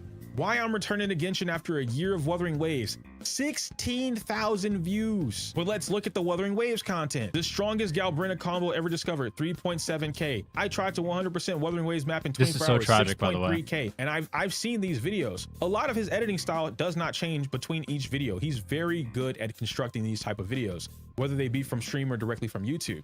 How to play every team with, I don't know. You can just say my content is the best. It's okay. All right. You can just say that. I agree with you. All right. I make good content. I've come to terms with that. All right. I used to have, what's the word I'm looking for? Imposter syndrome about my content because I thought the reason I wasn't getting views was because my content was bad. I'm pretty comfortable with my content now. I think we need to get people more interested in the content. How to pronounce the guy's name, but Shuyan might be how you pronounce it. 7.2K. Shoyuan. How Shuyan fixed Wuwa's team building problem. 6.4K. These are things that the Wuthering community should be interested in. Yep. These are things that the Wuthering community are actively talking about. Yep. I see it on Twitter all the time. We see the discourse all the time. We see them looking for solutions or problems or answers all the time. So when you have creators, and this isn't even like to shill Ren. No, show me. Please do. I'll take it, bro. Keep shilling me. Or People, oh man, I wish we had a Ashikai, but for Wuthering Waves. You do, and you don't endorse them. You literally have life lessons sitting right there making banger ass content for you guys and you don't even watch it. What the fuck are we supposed to do? Unironically, think about it from our POV. And it sounds like I'm bitching about the community, because I am. I'm kind of pissed. What the fuck are us as the content creators and what we're supposed to do when people don't engage with our content, but then they simultaneously bitch about the fact that they can't find our content? What are we supposed to do? What am I supposed to do as a content creator? Am I supposed to just go play another game? Because that's my only other solution. If I want to grow, I just go play another game. I have two solutions. It's drama bait or play another game. That is it. Those are the only two solutions. I'm bringing all this up to point out the key simple fact. The gacha state has gotten to a point now because, or at least this bubble of the gacha space has gotten to this point because of the community. Yep. It's not the fucking developer. Yep. A lot of people like to say, oh, well, blame the I slightly disagree with this, but let's see where he's going. developer. You're always blaming the community. Yes, because it is your fault. No one curates YouTube's algorithm except the people watching it. YouTube doesn't magically make the algorithm. It's not. I think the developers. Hold on. Let's see. Does he bring this up? Because Universal Busted support, Wuthering Waves and Endless. It doesn't look like he's gonna. It doesn't look like he's gonna bring this up. I do think the developers are largely at fault. One of the reasons that Genshin is so. One of the reasons why the Genshin community is so easy to engage with in terms of making content is because the developers actually enable the creators to make content. Examples. There is no shot in hell this is not intentional, by the way. There are so many leaks YouTubers for Genshin Impact that can just talk about leaks perma, right? Obviously, Hoyo themselves aren't going to officially endorse that, but the fact that that's a discussion to hype up characters beforehand is already a plus, right? On top of that, they directly sponsor creators, and I'll just bring this up right now. They will directly sponsor creators to make content for them, which is something that Kuro Games does not do, right? I'll give you an example. Let's see. I hosted Genshin Impact Mafia. It was insane. Hoyoverse directly sponsored how many creators here? 1, 2, 3, 4, 5, 6, 7, 8, 9, and then 10 with Ziox. They sponsored 10. They sponsored 10 content creators to make not even a Genshin Impact thing. They played Mafia. For the Zoomers at home, this is Among Us before Among Us. Back in like the 1600s when we were all in the mines. All right, this is what we played instead of Among Us. This is what Hoyo does for their creators in Genshin Impact. Now, this video, I mean, it did pretty good. It did 135K. That's more views than any Wuwo video will ever get, ever. This is what Hoyo does for their community. Show me a single instance of Kuro doing this. I disagree with Io here. I think one of the biggest missteps for Wuthering Waves is the fact that Kuro does not help its content creators out whatsoever. There should be better access to the content creator server. We should have more content creators being able to make content for that. They should be actively reaching out to content creators to help prop up this type of content as well. This is what you want to see for your game to help prop it up. So I actually disagree with Io here. I do think it's the devs' fault. I think they do this best. Hoyo specifically does this extremely well with Genshin. They do allow for like leaks talk inside of ZZZ and HSR. Like they don't ban people from what I've seen, which is way different from Kuro, which like legitimately bans people. It was tournaments through CCs. I'm pretty sure the last tournament was not hosted by Kuro. It was hosted by the individual CCs. Grok, it doesn't just curate some bullshit because you asked it to. That's not how the platform works. When is the last time Kuro sponsored a tournament through the CCs? Any creator who is looked into YouTube or knows a little bit about YouTube can tell you that. I don't expect many viewers to know that because a lot of the viewers just spout nonsense, but that's not how that works. YouTube doesn't curate nothing or something from nothing. That's just not how it does it. Right. So when we look at this bubble, we talk about the gacha space, pretty much any game. I'm just going to take this moment to say like, comment, and subscribe because Io. Wait, how am I not subscribed to Io, dude? I literally talk to him daily. How would I It's not brand new. Like CZN is up right I hope now. he doesn't see DNA that. is pretty good right now. And Genshin is Genshin. We look at any of these games, they're not performing the way they used to. A dry patch is just a patch. A dry period is just a small period. This has been going on for months across the entire board. Across the entire board. this has been going on. He This keeps is a censoring problem for himself. all gacha content creators. They might not openly admit it, but a lot of them have been dipping their toes into other things, playing different games. In the Spanish WoWo community, there was a WoWo tournament hosted 2 days ago, and that's great. That's great. I would love to see more of that. We get that extremely infrequently, and I highly, highly doubt Kuro was in any way involved with that. Exploring different avenues for content, taking big ass breaks, even myself changing my direction in content because the well is being sucked up. And it's not specifically just gacha as a whole, it's the bubble that we happen to be in. Yes. Now I'll get into like the dev fault. I know this was a long-winded part, but I want to get into the he's talking about the devs. this Okay. It's not just the community, but it is the community. Like that, the YouTube thing is 100% the community. I don't think the developers know what the fuck they want to do with these games anymore. I think Zenless is at a crossroads with itself because they're trying to appease the new or casual player. The players that make the videos and complain about what they can't do, the players that are tweeting or sending in responses in the surveys or just bitching about what they can't clear and can't do, how they, oh, I don't want to play the new team, I don't want to build a new team, I want to play this one thing, I only want to play this. Zenless is I want to play my dot mommies, bro. Every day I wake up and I dream a black swan caressing me. And you're telling me I have to pull for fucking Heistlands to make that a reality? No. I want Kafka. I want Asta. I want Black Swan. And I want Aventurin. And you know what? Somehow Aventurin's chest is the one I'll end up in.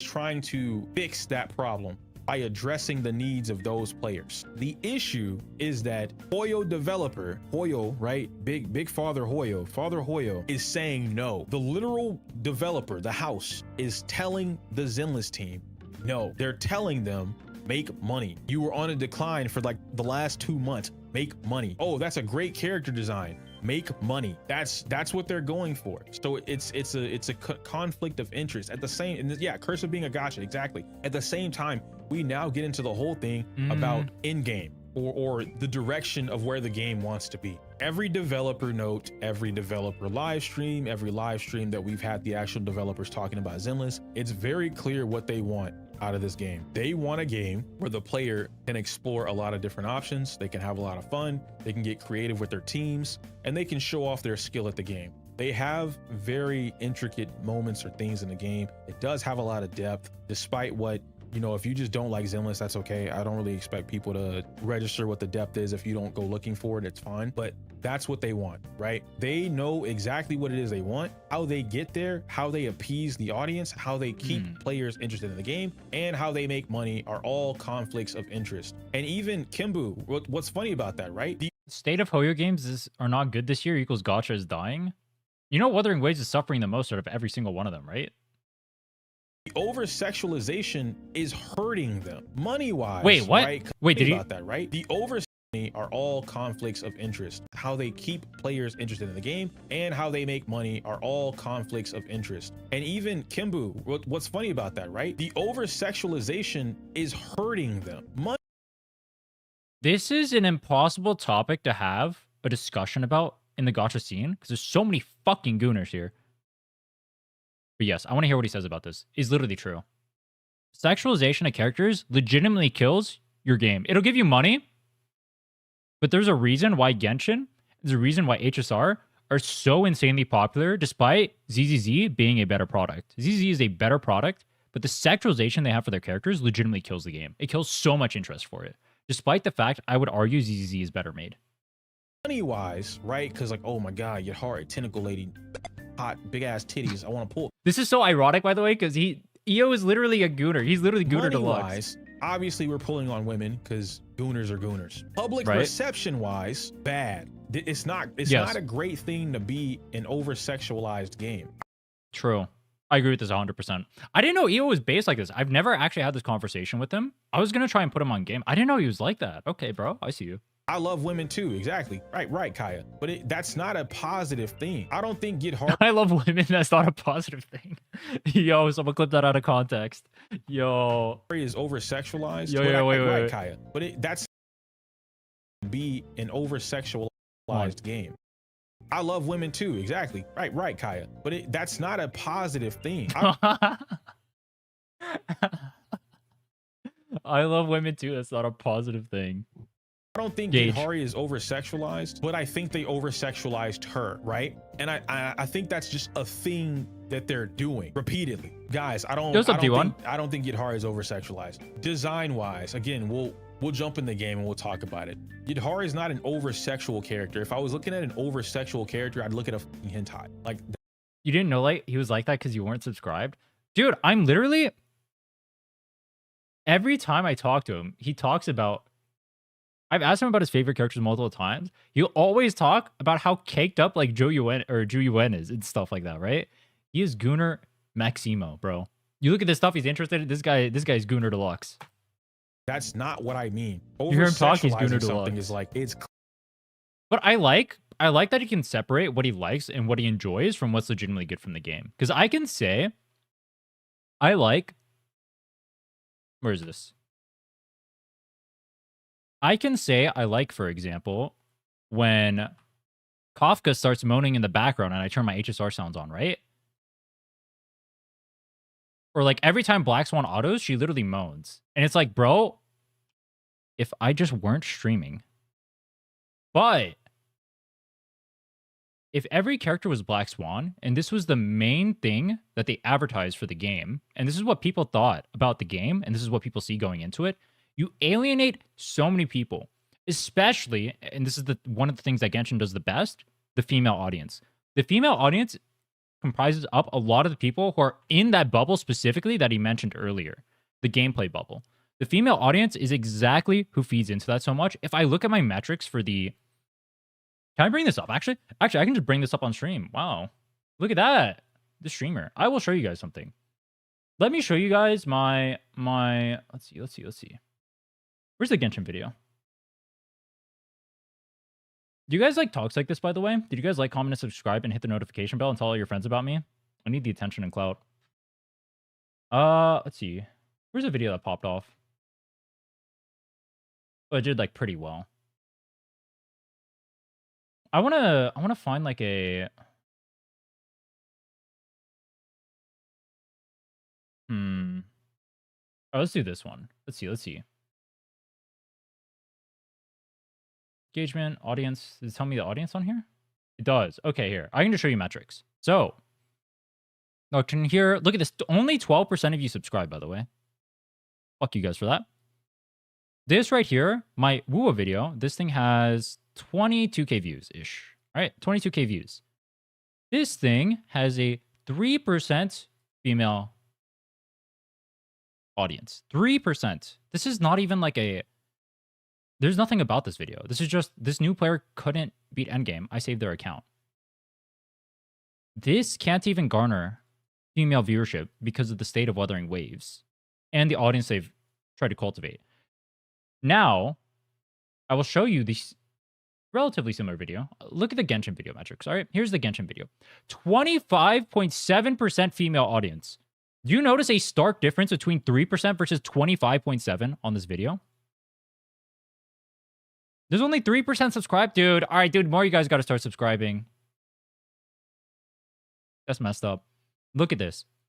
One of the biggest problems you have if you garner to only the male player base or only male people because you make your game sexualized as fuck is that you're not going to have the females who watch this type of content, which means you do not have this video or these types of videos pop up in your communities, which means your discussion goes elsewhere. That is not a good thing. In our case, in Wuthering Waves, that means the discussion goes to drama instead of the creative content, which are what the females are watching. Females aren't going to be watching the drama content as well. If you see like Tectone, he's probably going to have like a 1% female audience, right? The girls just aren't going to watch his shit. Girls are watching me because I'm hot. And also because I'm making Genshin content, and they want to see that. Meanwhile, this is like the same exact type of video. I guarantee you, if I see this video, if I asked, you know, I want you guys to do me a favor. Ask like Doro, or ask like, or if you guys like watch them or whatever, one day. As someone who makes like this similar like account review type of video, ask them what their metrics are for like male versus female divide. I would love to see it. If I had contacts with some Genshin people, I would just ask them, who makes this type of videos actually? Can I reach out to someone? Just ask. I would love to know that number. Actually, wait, hold on. Maybe, actually, maybe Dora would reply to me. Let me ask him.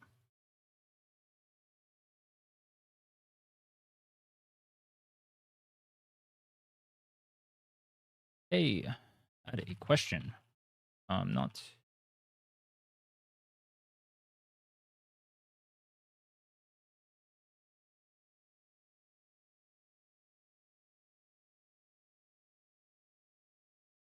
You do.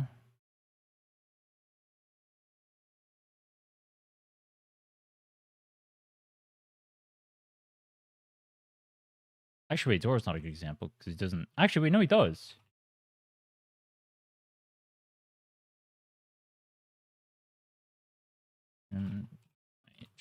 Oh, metrics.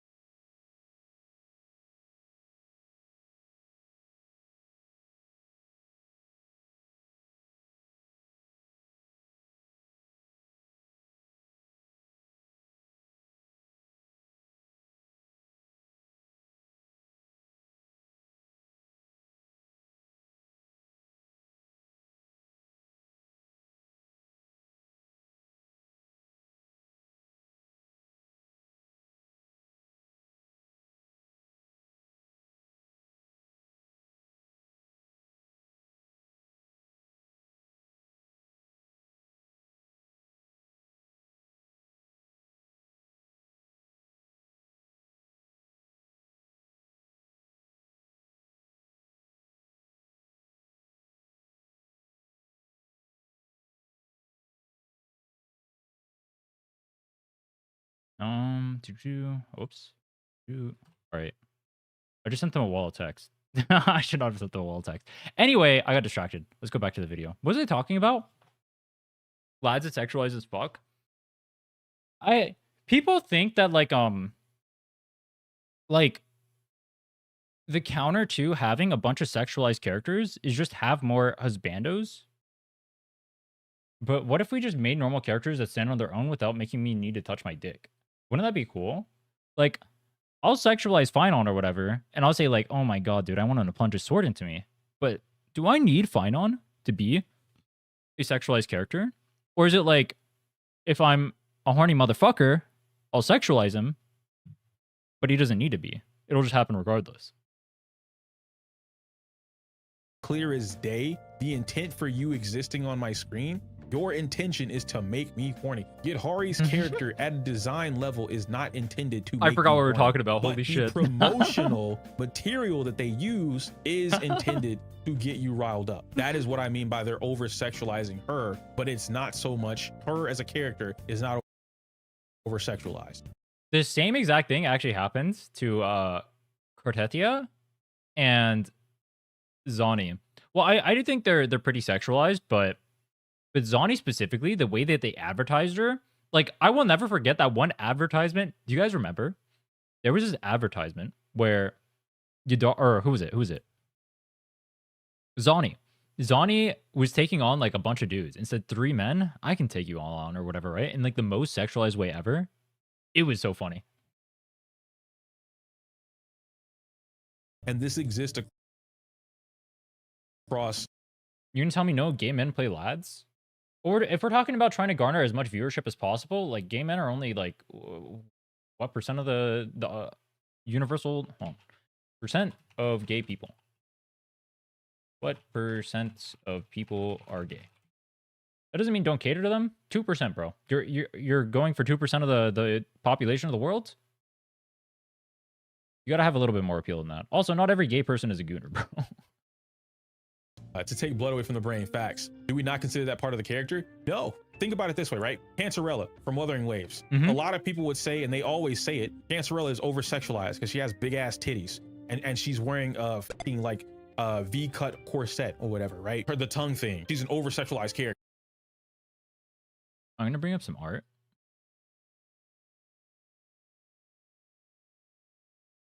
Is her? Oh, this isn't Contarella. Wait, I thought this was Contarella. All right, dude, that was not playing. I thought that was Contarella, actually. No. No. I actually thought that was Contarella. On. He's gonna say it, but like, this is how they advertise her, though. Like, he's gonna say this is how they advertise her, so this is how she's seen. I agree completely. That is femme fatale. Cantarella represents the type of character where she is confident in not only her strength, but her appearance, her beauty. My favorite. And she uses that to her advantage, which is what they show you, not only in her trailer, but in her actual character story, right? When you're playing through the story, that's what they're showing you. She's not an over-sexual character. They're using promo material, promo art to sexualize her, to sell her, because that's just sex sells. That's marketing 101. Sex sells. As much as you're going to complain about it. Same thing with like Shorekeeper. Well, they'll make her Turbo Omega Goonerbait, and then in the story, she's like kind of normal. But then what everyone takes away from that is that they want to touch their dick to the character, right? And it becomes a little bit boring, and there's not too much to talk about outside of that. It's the unfortunate reality of goon maxing. An over-sexualization of a character, you probably wouldn't even look that character's way unless the sex appeal was in your face. But that's just marketing. Brushing past that, right? The developers have to pick a lane. I strongly believe that, and this is just me, maybe it's different because I'm just this type of player. If Zenlish pushed their original lane, where we already have a video on the channel, it'll be linked up here, where I go over the old urban aesthetic, the Persona style, semi-life, simulation kind of thing, the arcade system they have in place. If they pushed more of that, they would be in a much better position. Not only would this give the players something to do outside of just pulling a character, play the story, do the in-game, get off the game, but it would also give the developers something else to look forward to, something else to put work into, blah, blah, blah, blah, blah. Dude, all right, I'm going to start having EO on here more. I've already talked to him about it. We're going to start having more discussions. EO knows what he's talking about. EO's actually legitimately smart. He's been slandered. My first opinion of EO, when I first saw him, was that he was kind of a lolcow. That was the first opinion I had of him because of what other people were telling me. He's been slandered so much by the community. He's actually insanely knowledgeable. It's kind of crazy. Look, I'm glazing him and all that shit, but there is so much slander for my boy. He actually knows what he's talking about. He's one of the few Gacha creators who do. I think they really need to double down. And I again, this is something that not everybody's going to agree with me on. I'm already like accepting that, but just having watched the space, having watched the scene, and having watched the amount of like, I guess what we consider players who want the best for the game, but don't actively look at what would help the game. We look at what would help us. They're not looking at what would help the game. I strongly believe if Zenlish pushed the whole hardcore in-game, whatever player you need to like sweat, like if they pushed in-game to actually be challenging on top of all the stuff we already have, but remove the over shilling that they do for these buffs and increase the difficulty, increase the challenge, the game would thrive. Take the thing. Dude, I haven't had this discussion with EO yet. I actually agree with everything he just said there. It's funny, if you're part of my community, we have these discussions all the time. I say the same exact thing. These games would unironically do better if they use sex as like a side thing to sell the characters, and it was just something that's there, that's nice, that's pleasant, that happen to like you can enjoy as like a small thing, right? It's like a little tasteful, right, thing right there. You're like, oh my god, dude. I log in, I see Black Swan, like, oh my, dude, she's so hot. But that's not what my mind is focused on. Meanwhile, I go play ZZZ. That's all my mind is focused on. The only thing I can think about is with the other head, and that's not a good thing for the game. I didn't know he was built like this, bro. I've never had this discussion with him.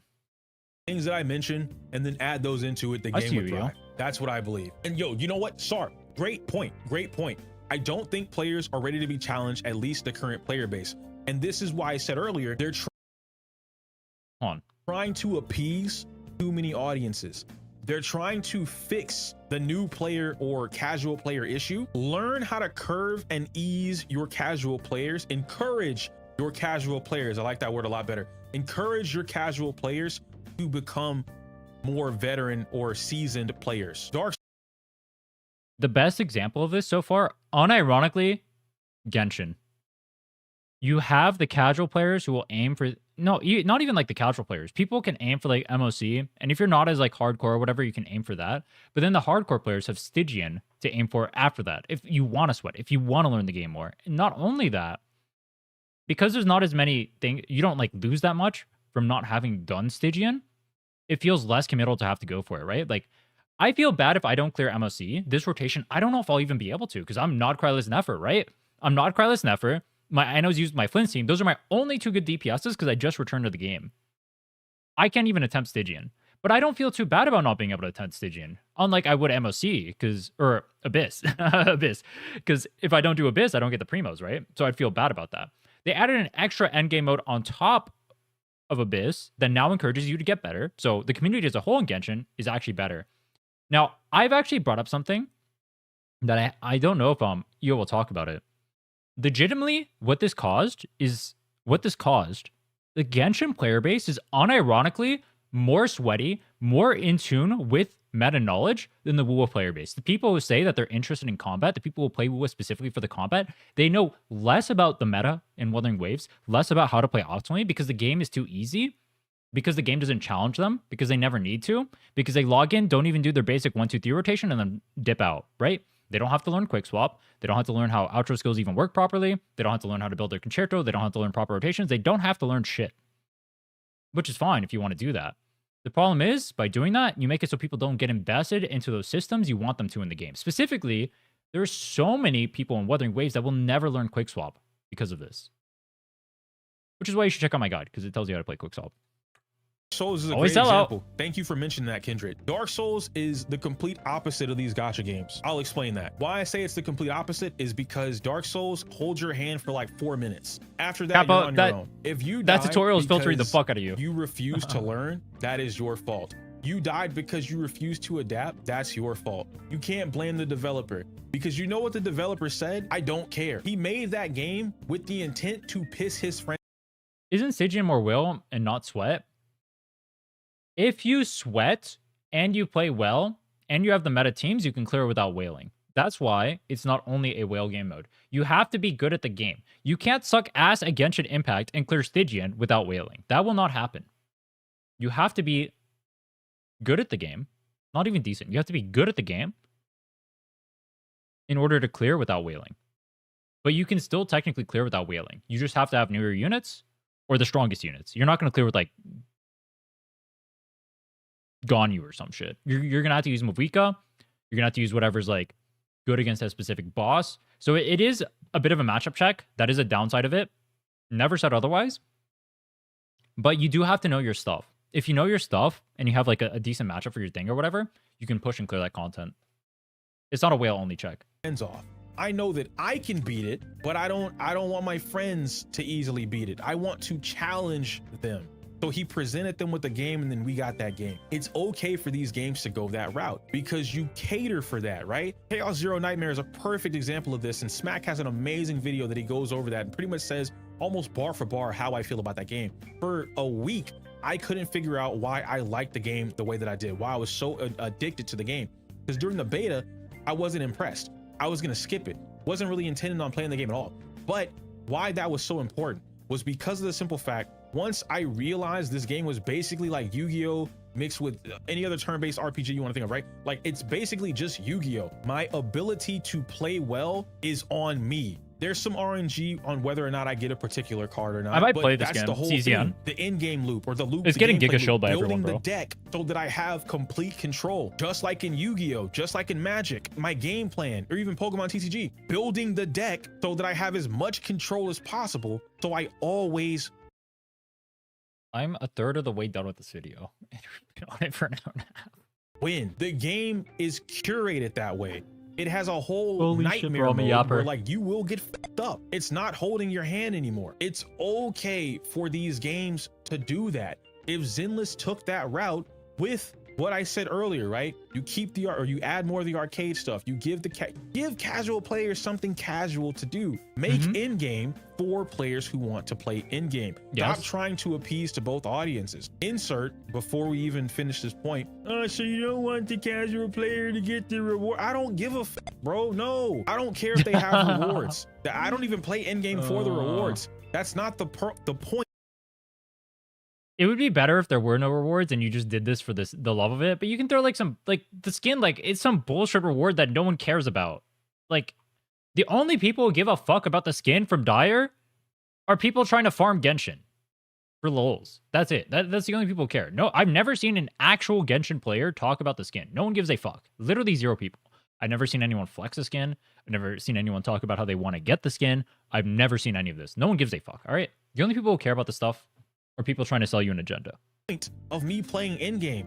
I play in game for the challenge. So what I want is for the player to play in game for the challenge. Yes. But we have a gacha audience that is so, and this is mostly a Hoyoverse thing, and by association, Wuthering Waves, they've adapted this mentality that it's for the rewards. In game isn't for a challenge. It's for my reward. All in game exists is to give me my 4 pulls. That's all in game is for me to get 4 pulls. True. That's not what that's for. Like the primo rewards aren't even anything anyway. Like if I didn't clear MOC 10, I'm losing 100 or Abyss 12. I was losing 100 primos. I did it for the love of the game, right? I pulled C1 on Nefer for the love of the game to try and clear Abyss. I didn't do it because it was giving me shit. Like people say like rewards. The stuff you're getting from events and stuff like that, that's where you're getting the rewards. Endgame, like all the floors leading up to like, except for like the last one, I guess, you can clear with like donkey shit and you lose 100 pulls. That doesn't matter.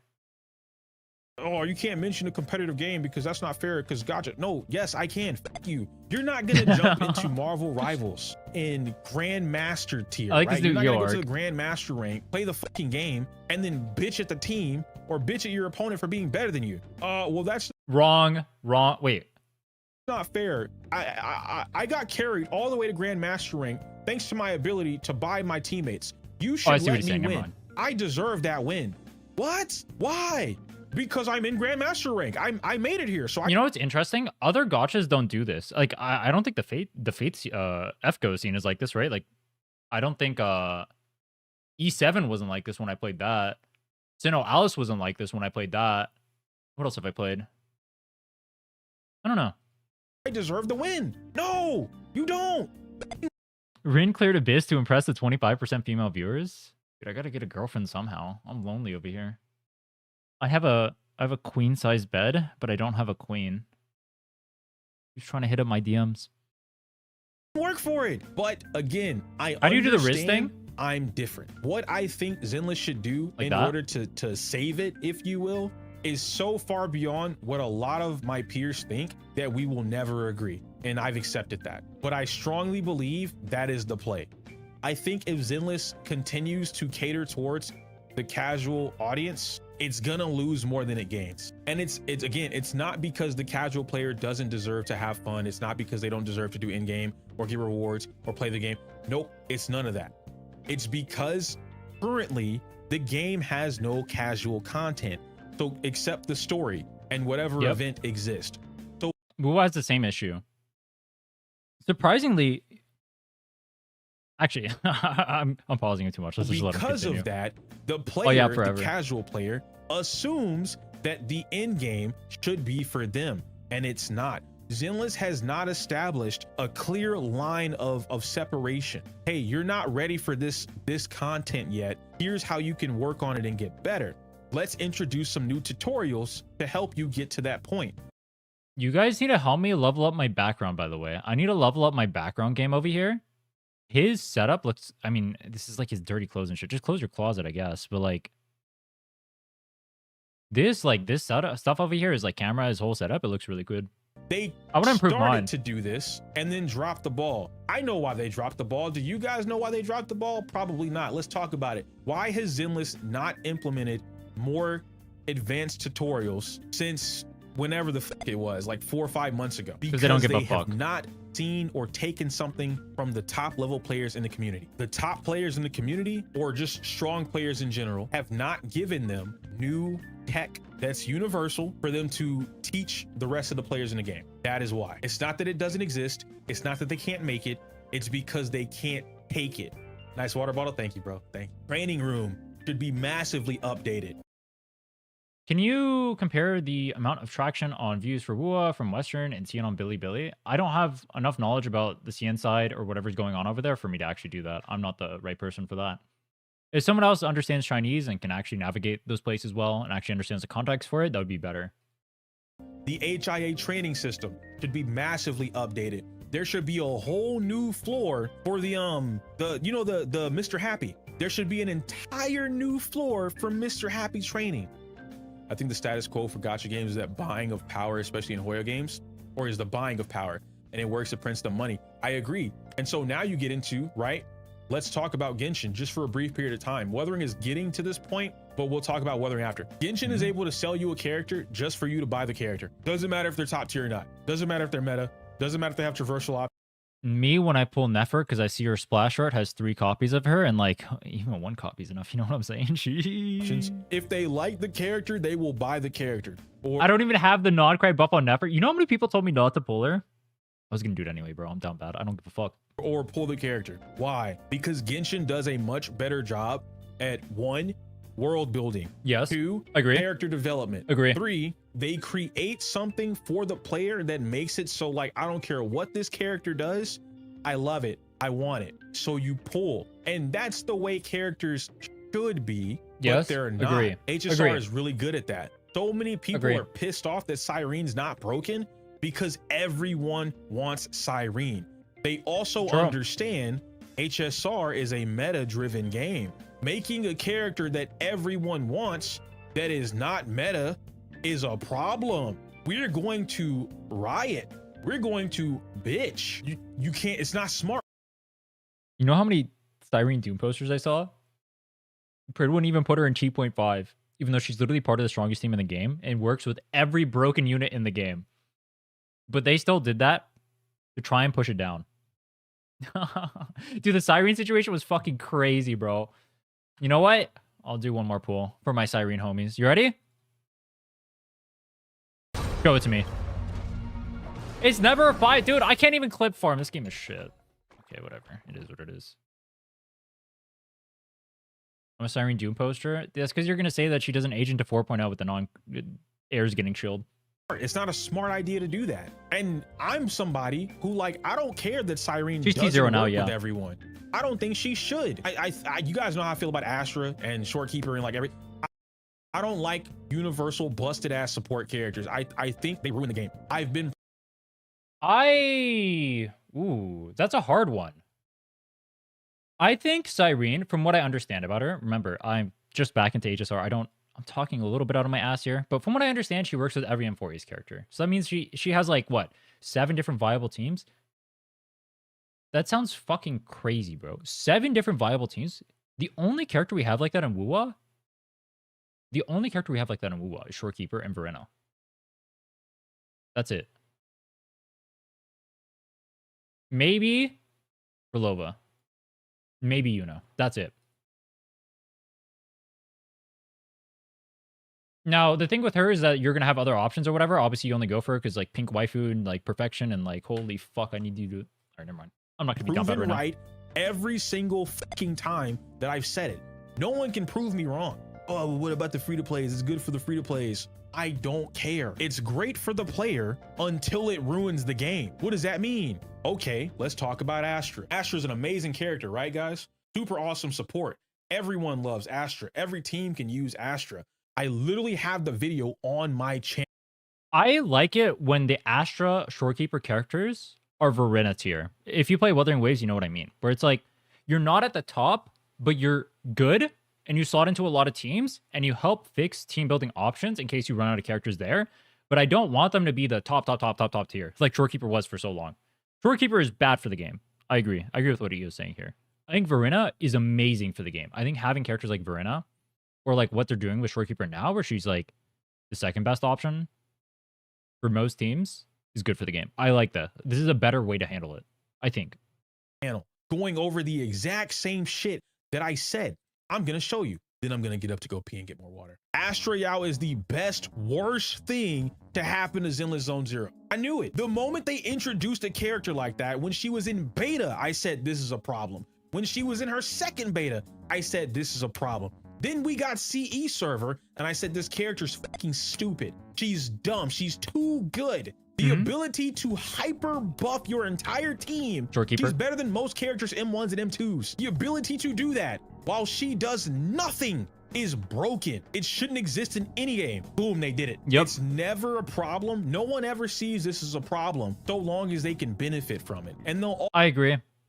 always benefit from it until the game decides to change up the meta, shake it up a little bit. You know what I mean? Oh man, I love Anomaly. Miyabi's the best character in the game. Nothing can stop me in the game. This is super cool, super awesome. Great time. Astra's the best, guys. Oh no, something was introduced and I can't use my mono ice. Oh no, Astra's not useful right now, bro. I need a stunner, but I have to keep my Astra, but she doesn't work on the team. Oh no.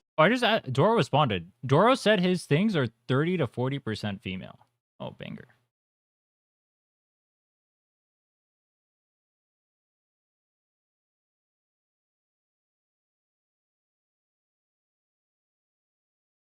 Oh, I don't know how to play the team because I've only played Astra. What do I do? The developer. That means the girlies are down bad for Doro. That means the girlies aren't down bad for me, dude. My Genshin video doesn't even get that much. Aw. Sad. It's okay, losing to Doro. That's a good fate for me. I'll accept it. Should fix this problem. Okay, it's crazy. Cakeism? I don't think I've heard that before, but I really like that term. Cakeism.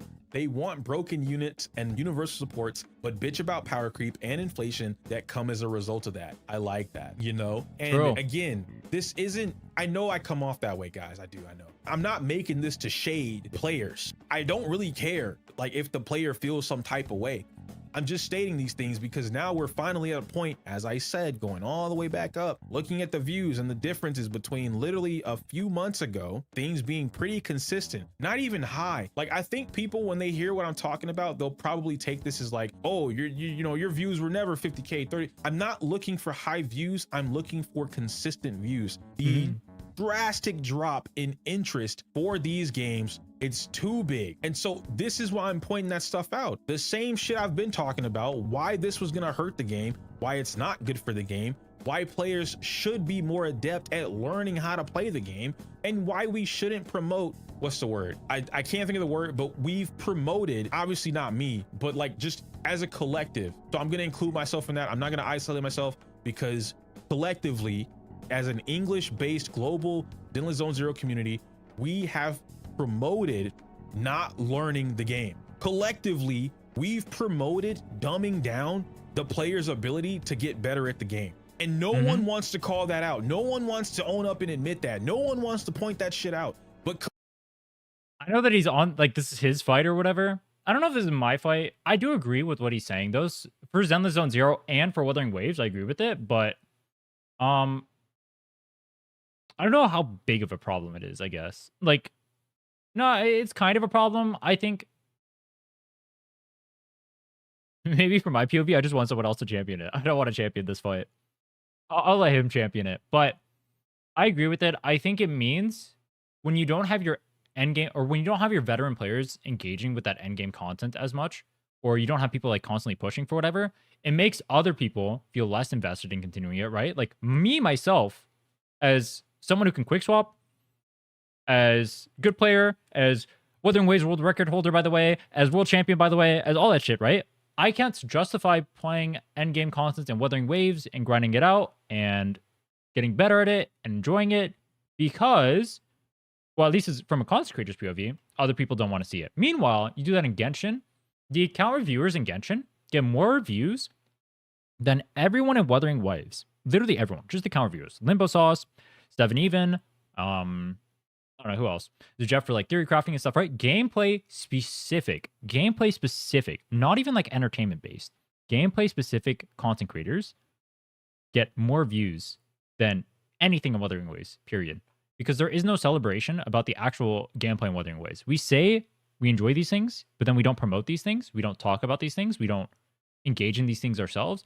How often do you see like actually legitimately good, like my level quick swap shown on, say, Twitter, for example? You don't see it ever. I've never seen a single clip of someone who is at my level for quick swapping posted on Twitter. It just doesn't happen.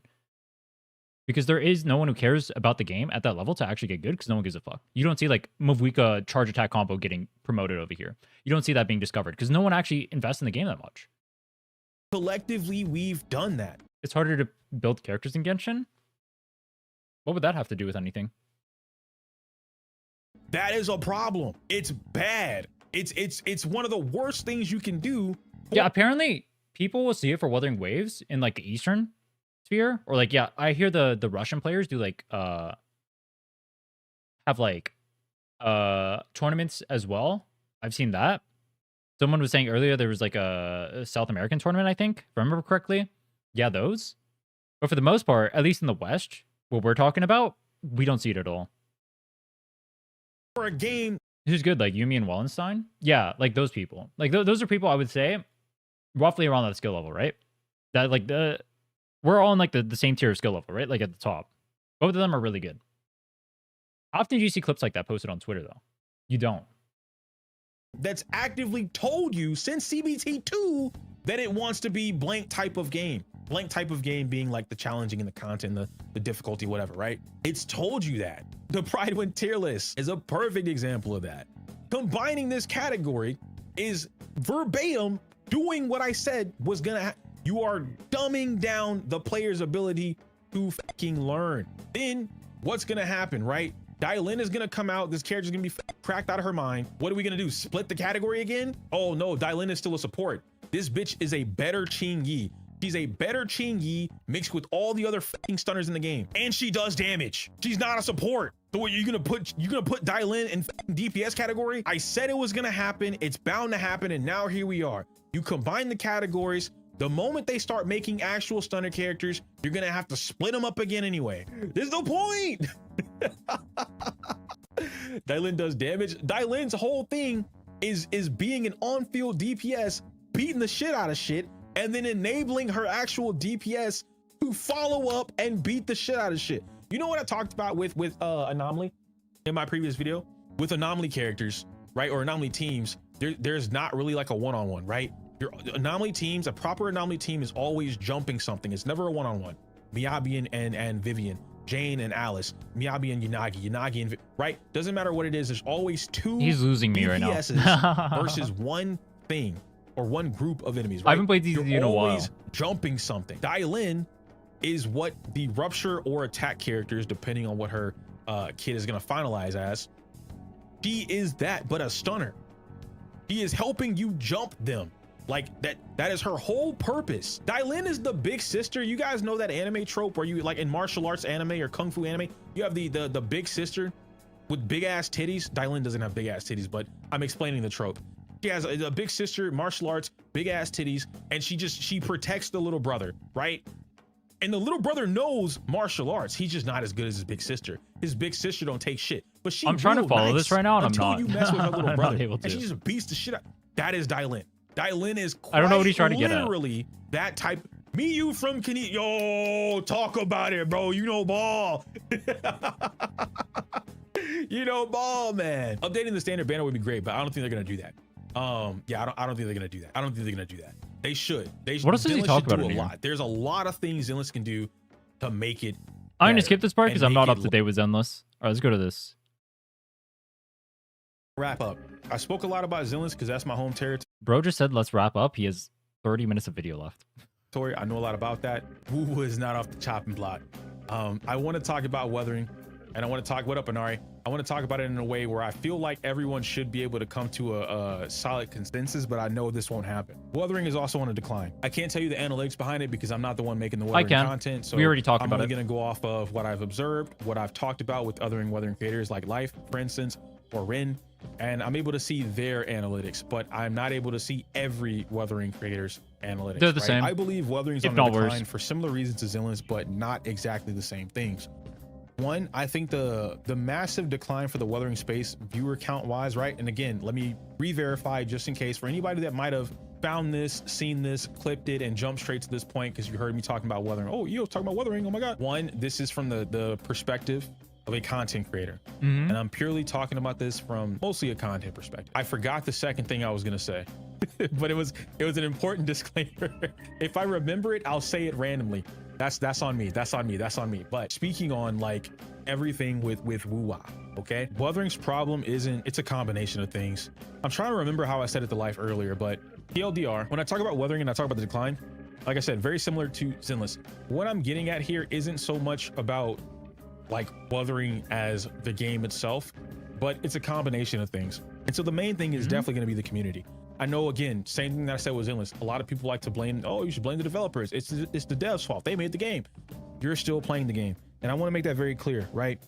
I do think in Kuro's case, maybe he doesn't know as much about the Wuthering Wave scene. I do think Kuro does play a good amount of the blame here, specifically because Kuro is the one who propped up so many drama farmers as their main CCs. The people that they sponsored, the people that they brought into the scene, the people for the longest time that they were working with were all drama CCs. They are the ones who essentially promoted these people coming into the game and fostering that kind of environment. I mean, now we're seeing the results of it. It's not good for them. It's a bad scene. Everyone hates it. Even Wuwa players hate it, right? I enjoy playing Wuwa. I hate the way the scene is right now. Kuro themselves hates it. I think Kuro's to blame, though. I think they made this bed themselves.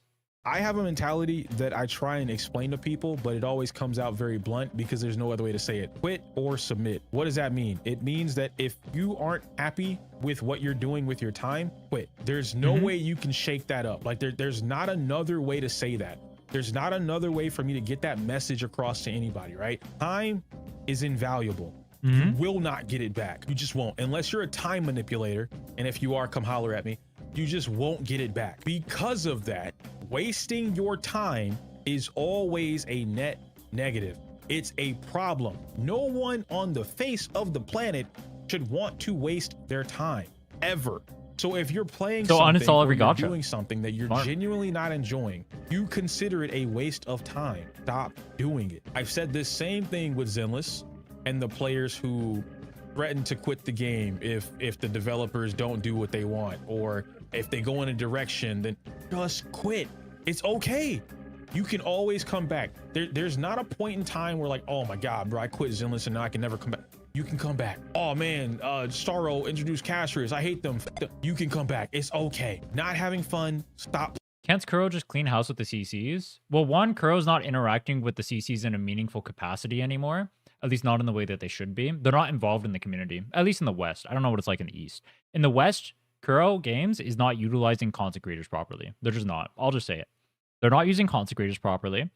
They're almost like, I don't want to say like okay. I mean, by their actions, they're okay with like the drama troopers existing, but they literally, they load them. Internally, they load them.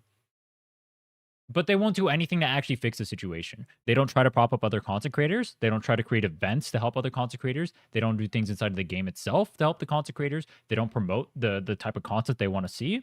Even outside of myself, there's probably other content creators I don't know about that are making this type of content that you just can't see because Kuro's not working with them, right? I've mentioned before, we talked about earlier how Hoyo did it. You can go back in the VOD. Hoyo actually works with content creators, helps content creators out to actually make content. Kuro does not do the same. Kuro's largely at fault for the state of Wuwa. Concept that every human understands. Wrapping that up, when I say the community, right? It's not so much like, oh, that's what I'm talking about, blaming the developers. Community, you guys are the ones playing the game. You guys are the ones giving them the information they need to continue doing whatever the they're doing while you play the game. When I say the community is primarily at fault for like the state of Wuthering right now, again, global side. I don't know about, actually I do know about the Eastern side. Eastern side is chilling. Eastern side for content for a lot of these games are fucking chilling. They don't have the same problems that we're facing right now. The view count, they're not facing that problem. The interest rate for viewers, they're not facing that problem. This is purely a EN or global side thing, okay? Yep. The community, everyone in the gacha space understands that the Wuthering community is seen, they're seen, I'm not saying they are, they're seen as the most toxic community, if not right next to Genshin. I've made statements calling them the Neo Genshin community because they are. Take that how you will. I bring this up because that is the image that they have. If Zenless has the image of being elitist, like all the players are elitist, the Wuthering community has the image of being toxic, and bad, and vitriolic, and everything else. Why this is a problem for viewer interest. You can see this on Twitter all the time. Anytime you see a tweet, and it pops up at least once a week, Yeah, and no, right, exactly. The Wuthering community is pretty chill. I do want to make that very clear. It's like, and that's what I was going to get into. Again, bubbles, okay? For what I mentioned earlier with like Genshin. But Wuthering on Twitter, when you see these type of tweets pop up, you'll always see a tweet once a week, and they say something about how they wish that they had blank creator for Wuthering that didn't cover blank drama or rage bait or anything like that, right? I hate seeing those posts. And then you'll proceed to get recommendations for people that make content but aren't actual, they're not the content creators that person is looking for.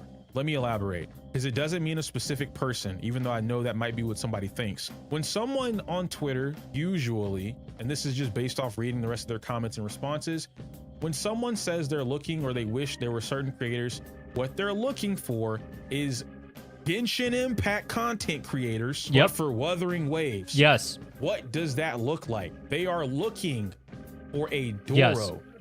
They are looking for a Daily, and yes. you already have her, obviously, right? But they're looking for a Daily. They're looking for a Duck TV. They're looking for an old school Toronto. He doesn't do this anymore, right? He's playing games and whatnot, but these are what they're looking for. They're looking for the Genshin Impact creators, but for Wuthering, right? And so I talk about this quite often with like Ren, Life, and like a few of the other Wuthering creators that just do like certain types of content, right?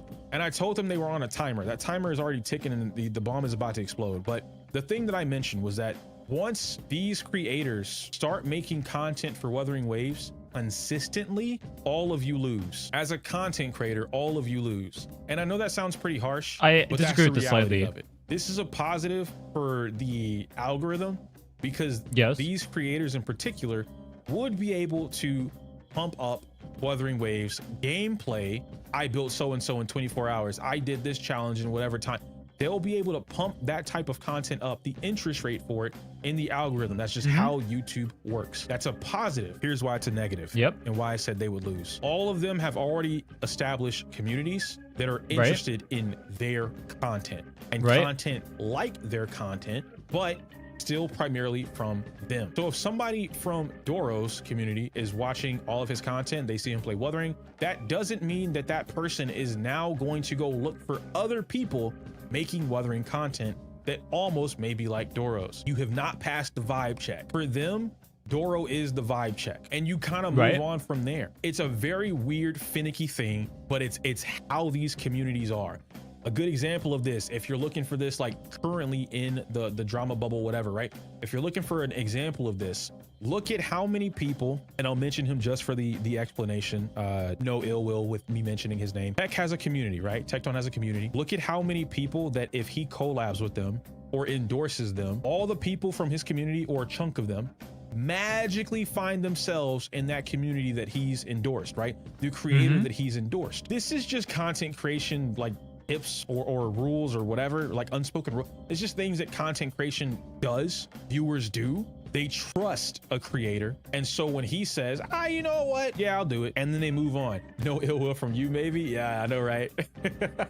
That's what they'll do. Wuthering would have the same fate if like Doros and the Dailies and Ducks and whatever else got like way more consistent, right? If they 50-50, if they made 50% Genshin content and 50% Wuthering content, this is what would happen. Going back, circling this back to what I said about Wuthering and like why the community would be at fault for this kind of stuff. It's because, just like I said with Zenless, you endorse it. As a community, if you endorse, if you incentivize the creators that you already have to either continue making that same content because it works, it benefits them financially, or you de-incentivize or disincentivize. I'm pretty sure it's de-incentivize, right? You de-incentivize them, or discourage is another word, right? You discourage them from making the content that you said you wanted. YouTube doesn't lie. YouTube does a lot of trickery. YouTube fucks up sometimes. YouTube is a bitch, but YouTube don't, numbers and analytics don't fucking lie. When the community says they don't like something, but the number one thing that is being viewed about that game is the thing the community said they don't like, you're not doing enough. Everyone on Twitter that bitches about what they don't like in the Wuthering community content wise, you're not doing enough to change it. And you don't even have to change it. That's the funny part. Drama should exist. Rage bait should exist. These videos should exist. The antithesis to those videos should also exist. You should have your casual regular fun gameplay content, whatever it is, your builds, your guy, all that shit should exist. That is a healthy ecosystem. That's why Genshin was what it was in year 1 and 2, and why it got to the point where it is now. That's why Star Rail was what it was for year 1 until it turned into drama bait. Wuthering needs more of Genshin. That doesn't mean the game. And I know that people It does. that. It's not about the game. Well, I guess like It is first about the game. let's make this very clear. Wuthering is a skeleton of Genshin. Like there's no reason for anybody to deny that. Genshin Right. is the bones, right? The skeleton for a lot of gacha games today. Wuthering is no exception. They built on that skeleton and created their own body. They need Right. to take the things that make Genshin hyper successful. They Yes. need to take the things that make Genshin stand on top Is he for gonna say it? themselves. This doesn't mean take the elements of reactions. So, oh, you just want element. No, Right. that's not what that means. It means if Genshin or Hoyo is doing a certain thing with their audience or their creators or their promotional content, whatever, if they're doing a certain thing and it's clearly working in a positive manner for the community, take it, use it, twist it if you want to. It's kind of the same thing where it's like, if it ain't broke, don't fix it. Don't copy something and then tweak it. Like, oh man, can I borrow your homework? Yeah, but change it up a little bit so it doesn't look the same. No, if the answer to 2 + 2 is 4, why are you changing 2 + 2 to equal 5 so it looks a little different? True. Oh, mine's is gonna be 4 with an asterisk mark next to it. No, just put 4 on the fucking equation. True. You don't have to do a lot. Now we get into, because Logan, you're mentioning a lot of things, and this is the conversation that was going on recently was in like depth and complexity with Wuthering, and like it not having either or whatever, the right, whatever that was being said. That is where the game and the developers falter, and they need to change that. They need to correct it. Just like how I said Zenless is losing its identity, or rather it's not honing in on what makes it Zenless, Wuthering is doing the same thing.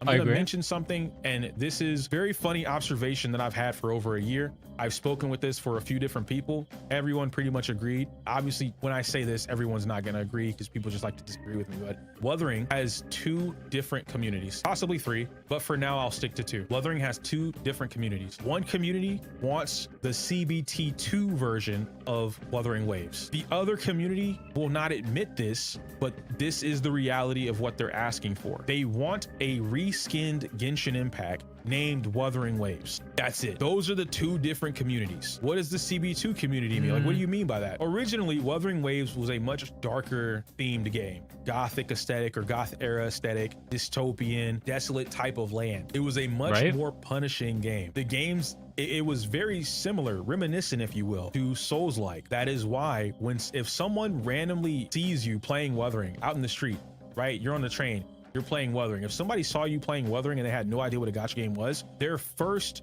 thought will be, that's a Souls-like game. Steam, when Wuthering finally got to Steam, what was the tag? Souls-like. People don't like that, right? But like, that's the thing. Wuthering should have leaned into that hard, because just being Genshin Impact but slightly better, we have guaranteed weapon pools, like we have this, we have traversal. It's not enough. I made a video, and the whole video where I said like, oh, Wuthering doesn't have it, all that shit. I said a lot of this shit back then. I'm still being proven right to this day. Niggas hate me, but like, I was right. I'm gonna just say it. I'm gonna keep it a buck. Okay, the same shit I said back then is happening now. I talked about the combat experience, and I said why it would be good if they leaned into these things, but it'll be bad if they don't. They're not doing that. Like, they're half-assing it. They're making things that are really good. Zani, fucking love that character. A lot of people, and this is what I'm talking about, right? The split. So you guys probably have seen these type of players or interacted with these. Oh, is he type gonna of bring up players. the clunkiness? There's a certain type of player that loves Zani and a certain type of Me? player that hates Zani. Everyone Some else. players don't like how Zani plays. She's Right. clunky. They can't really vibe with You her. fucker. They don't like that You she's fucker. slow. You stole. This is my argument. Fuck you. They don't like that you have to use her shield, and she can't just stay in her fucking horn form, right? Her enhanced form, her install. She can't stay in that any longer or a long time. I respect They don't it. like the switching in, and they don't like that. Then you have the other player and loves that shit. Best character in the game. I love solo Zani. I love duo Zani. I love full team Zani because I'm able to utilize everything and capitalize on anything. Zani in a experienced player hands beats everything in the game because of her kit. Beats it all. That Yep. split He's right. is exactly what I'm talking about when it comes to the community. the community is, there's like a large sentiment, and I know why. It's because there's a dipshit who perpetuated it that thinks Zani is a bad character, that thinks Zani is not good, she's clunky, all of this like nonsense, right? Zani is the strongest character in Wuthering Waves, has the strongest team, parse is the highest, has the best ability to reach across every single boss and actually take them down, has the most uptime, has the easiest time defeating any boss if you actually know how to play them properly. All you have to do is know how to play the game. But even if you don't know how to play the game, she is still good. You know why? Because she has a combo where you can do triple Nightfall. All you have to do is dodge once in the middle of their combo. So even if you suck ass at the game, which is fine, nothing wrong with that, she is still strong. It's just delusion. It's called lying for attention and rage bait. But continue. Community. There are certain people or a certain group, right? After community, they don't want the complexity, which goes into, I don't want the depth. When you talk to players, and I'm leaning into the next video, I don't want to, but when you talk to players about like the things they like about Wuthering and what they want, or any game for that matter, but right now we're talking about Wuthering.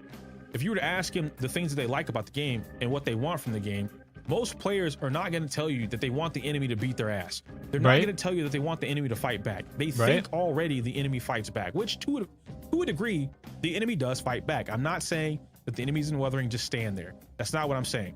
What I am saying though, is that the enemies don't do enough. The characters in Wuthering Waves are so strong that they overpower the current state of the game. No one should be denying this statement. The characters in Wuthering are so strong that they overpower the current state of the game. I don't think that can be argued against. I just don't. It doesn't, and you don't have to be a pro player to see that.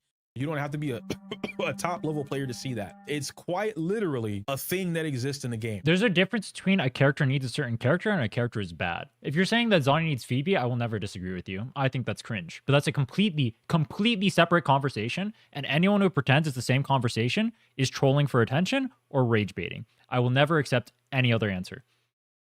Nobody unironically thinks that because a character is reliant on another character, that means that character specifically is bad, right? That means that the monetization practices, blah, blah, blah, all that shit is bad, right? But the character itself inside of that team is literally the strongest character in the game, and it should never be thought otherwise, all right? Just because a character is reliant on someone else, just because Kafka and Black Swan are relying on Heistlands, right? You need this thing to perform. Do Kafka and Black Swan suck? Are they bad now? No. You just need this thing. Now, there's a separate conversation about monetization there to be had, about how over-reliance on a single character is bad. That is all true. I will agree with that all day, but that's not the conversation being had. We're talking purely about strength. We're talking purely about strength and how good the character is. And if you're saying a character is bad, despite the fact that it is literally the best character in the game, then you're an idiot.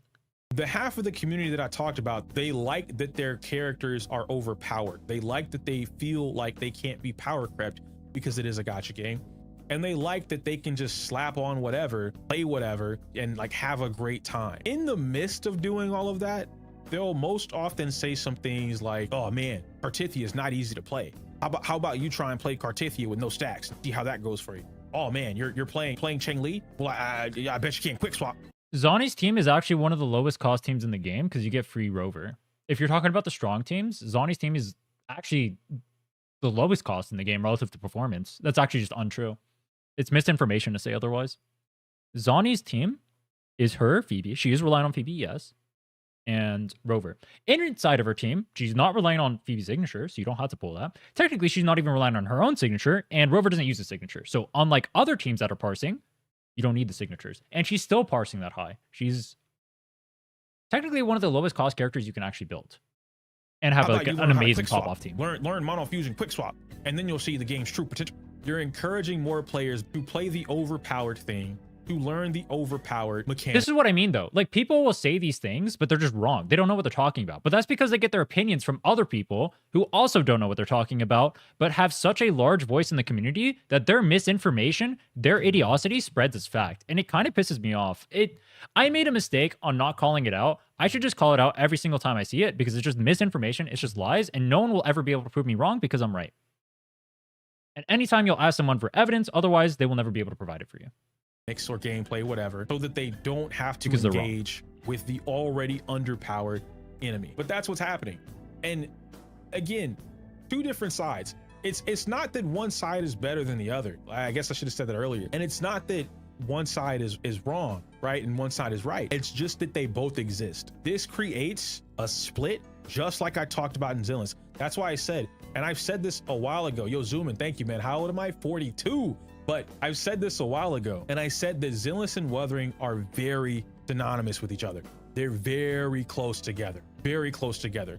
Where one has a positive, the other has a negative. Where one has a negative, the other has a positive, but they're almost one for one. That's why these conversations with Zillins and Wuthering and like what's better or worse, they're never ending because they're so similar. They're so similar, dude. Is Wuthering worth getting into now? If you enjoy it, yeah, it's free. Try it. You know what I mean? Like it's one of those things where like as long as you're not wasting your time, you're good, you know? But if Wuthering Waves is a great game. If you like Wuthering Waves, you want to get into it, try it. The only negative part about Wuthering Waves is the community. Everything else about the game is chill. If you feel like it's a waste of your time, don't do it. Play the game for an hour, 3 hours, 5 hours, and if you're like, not really feeling it, uninstall. Nothing wrong with I do it with games all the time. I'll install a game. If the game doesn't like connect with me in an hour or so, I'll uninstall the game. I did it with Duet Night Abyss, and I'll play DNA if they sponsor me. DNA is not a bad game. My issue with DNA is that the combat is just, and you guys know me, I despise floaty combat, and that's just me. A big part of, and it has so much potential. Exactly. There's a big part of me, and like why Wuthering's combat for me, like I don't like it to a degree. I like it, but I don't like every character in Wuthering. It's because for a large chunk of the roster is in the air. I don't want to, the only character I like playing in the air is quite literally Mono Fusion. And that's because I feel like they did it right. Brant is Spider-Man. He's Pirate Spider-Man. One of my favorite characters, if not my favorite character to play in the game. So fucking cool. They did it correctly. I shouldn't be floating in the air for 50 years, doing a basic attack string, landing on the ground just to jump back up and get back in the air again. Cancerella is my favorite character in the entire game of Wuthering Waves. She is my least, or actually my most disliked character to play in the entire game. I can't stand playing Cancerella, and I hate that for myself. Imagine that. My favorite character is the character that I don't like playing. What up, Dre? Based, bro. Based. That's, I mean, Arrow Over 2, yeah, Arrow Over is an aura farmer, but he's so terrible to play. Mostly on the ground in DNA, but that's because I use melee than range. Not even, so Arc, it's not even like with DNA. I'm gonna skip this part. Let's go to this. It's just a visual. What's up with your stream schedule? I felt like you quit. I've been streaming pretty consistently. The only time I wasn't was the only time I don't stream daily is if I have throat issues, but let's see. I streamed the 15th, the 14th. I quit for like 3 days. Yeah, I've been a little bit later on my streams recently, but that's because I have some IRL shit going on. Uppercut, what makes her an FGC? Any timings? Normally I like to start at 10 a.m. PST, but I haven't been doing that recently. Maybe I'll change up my stream timing. I'm not sure. All right. So when I say FGC, maybe, you know what? Maybe let me clarify. But generally 10 a.m. PST is when I stream. Let me not call her a fighting game character, okay? Even though that's how I feel. Let's call her an action game character. But you can't, I'm not going to compare her to Devil May Cry. The reason I'm not going to compare her to Devil May Cry is because she doesn't play like a Devil May Cry character. Augusta plays more like, if you needed any other comparison that's not a fighting game, she plays like a fucking League of Legends character in a 3D format. What are we doing? She has a cooldown system that, if I'm not mistaken, even though other characters have cooldowns, no one has a cooldown system like hers. And Riven feels like a fighting game character. Like it, and this is, I am what the is Augusta's cooldown in the system? Gacha space. The okay? crowns? I was born in the dog. I was born in the FGC. All right, raised by the FGC. The problem I have is like characters have like intricacies to them, but in reality, when you play Wuthering Waves, it ends up being fill up the circle and you kill the boss. Like these intricacy systems, like he's talking about like this fighting game stuff for Augusta, it just doesn't mean anything. Like if I thought about it pretty heavily, I would maybe probably agree with him, but I'm thinking about like the actual reality of playing Augusta. It's like you use your heavy attacks and you ult, and that's it. That's my gameplay. So it's like every other character. A lot of my thought process is fighting game first, whatever the fuck else second. So when I say something is like a fighting game character, that is natural to me. It doesn't mean that this is like the only thing that fucking exists, okay? It just means that this is natural. It's kind of like if you were raised in a football house, right? You're raised in a household that is all football, American football. And then you leave and you go to your friend's house and they're playing basketball. The easiest way for you to describe your experience is naturally going to come out of your mouth, football first, whatever the f else second. I just want to point that out. So now that I've said that, and Smack even had this in his video, like I didn't even have to make a video about this because I wasn't gonna. I'm just enjoying the character. Smack had a whole thing where people in the community were telling him he's wrong and that you're supposed to do ABC 1, 2, 3 rotation. And then he told them, you guys are like dumb. That's his word, not mine. But you know, he's like, y'all are bugging. This character has cooldowns. The way you play this character is maximizing or making it as efficient as possible by utilizing the combos or making combos to maximize her cooldowns. None of your skills should be active in the middle of your combo. They should be all ready to go. Mac he did this so well that he was able to display a combo in real time of him literally. I actually disagree with this point because I know what he's talking about. He's talking specifically, Gacha Smack made a video about Augusta talking about the rotations. But Smack in that video made a really bad rotation that was nowhere near optimal for Augusta. But the theory behind it was that you want to get your cooldowns on cooldown, which true. But what I don't agree with this point about I don't agree with this point about Smack's thing. I've actually talked to him about this. I don't agree. I think, how should I put this? The way, if you want to optimize Wuthering Waves, the way you look at the game is like this. Your goal is to fill up circle as fast as possible. That is literally the optimal way to do it. You fill up circle and you want to get your outros into the character. That is it. That is the only way to optimize it. All right. Everything else, like this using cooldown stuff, it doesn't mean anything. Because your goal on Augusta specifically is to get to your ult as soon as possible. Because getting to your ult to be able to use your ult that's the main cooldown you're aiming for on Augusta, right? If you use your ult, that's when the character dies. It's always going to die in that window because that's your giant burst window. The more ults you can get off in a thing or whatever, the better. And the sooner you get off that first ult, especially, the sooner you can start building up to the next ult, right? So that should be what the cooldown theory is, right? It should be you getting into that ult to be able to use that ult as soon as possible. That's the cooldown. What Smack was doing was he was using every cooldown on Augusta's kit, which is not how that works, right? Like he's saying like, oh, your skill and your ult and your echo or whatever the fuck, everything has to be on cooldown. That doesn't make any sense. The one that does the damage is the big ult, the orange ult R2. That's the one that you should be actually going for. Smack was just spreading misinformation with that video. Using all of the moves, all the cooldowns, all the I wanted to call it out at the time, but I didn't. String of succession. Two success. I wish I did. Got the kill, right? What else does that? Like, are we how anti-fighting game do we want to be today? You know what I mean? Like, I understand that everyone doesn't play fighting games, and so like y'all hate when I mention that shit because you don't play it. Not specifically you, Jam, but just in general. You know what I mean? But it's like, how anti-fighting game do we actually want to be? What else does that? League of Legends does it. Logan is like the League of Legends guy in our community, all right?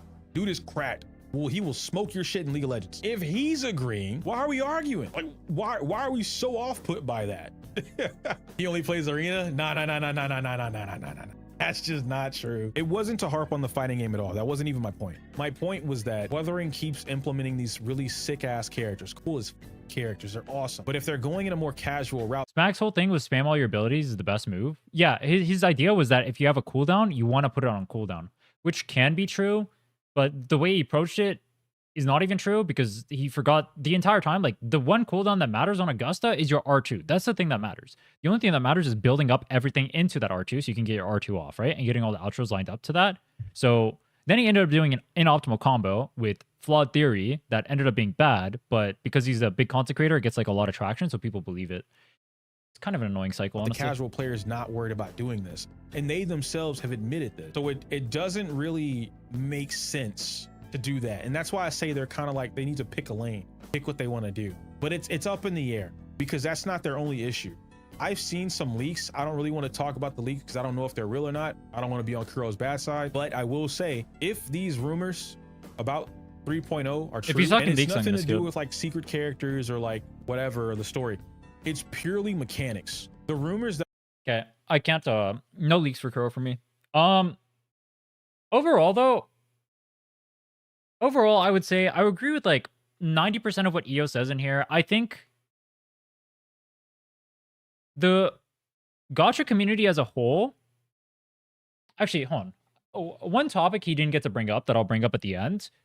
The Gacha community can accept the type of content he's saying is not in this bubble that is in the decline, right? The gameplay style content. Think about, for example, Pokemon. Pokemon has like no new updates, right? The base game itself is complete dog shit. All right. Nobody likes it. I mean, well, not nobody likes it. It's like okay-ish, right? The way that you make it fun, though, is by challenging yourself. The Nuzlocke, right? That is the content people watch. They give themselves artificial difficulty. The people who do Genshin content do the same exact thing, right? They'll make challenges for Genshin, or they'll try out like different builds or like random teams or whatever, right? And they challenge themselves in like some way to make the content more interesting.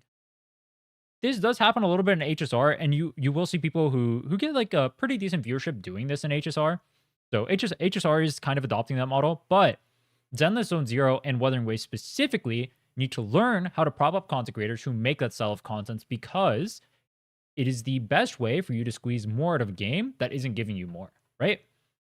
You can say that's not your job or whatever, but if you want to engage with the game, you like the IP, all that stuff, that's what Pokemon people do. That's how they prop up the game. That's how they keep the gameplay stuff for Pokemon relevant. That's how they make the more interesting content, right? All the interesting content that comes out of Pokemon is from people doing stuff outside of the game. The same thing does not happen in Wuthering Waves. The same thing does not happen in Zenless Zone Zero. Does Augusta have a super hard combo? Augusta is brain dead. Well, I mean, here, I can show you Augusta Quick Swap, actually, specifically. Because I happen to have a recording of it. Let's see. Is this one? Let's see. I'm on 200 ping, so keep that in mind. The swaps are going to be a little bit slow, because ping is affects it or whatever. But like doing like this stuff or whatever, where you're like swapping between characters, is going to be too hard for casuals. Where I'm like, so right here is what I'm talking about. So you see how like I do like all the swap stuff right here by, what was that? 18 seconds into the fight or whatever. I'm in my Augusta ult. It should technically be, wait, 18 seconds. Wait, what? How is it 18 seconds? Oh, lag, I guess. You can go much faster. It doesn't really matter. The point is, this is where, this is what you should be aiming for. You should be aiming to get this ult right here out faster. Swapping considered hard. Most players and Wuthering Waves do not do quick swap like this, no. Where like, the entire time, basically what I'm doing is I'm swapping on cooldown between every single character to build up their concerto as fast as possible. Unfortunately, I'm on 200 ping, so it goes really slow.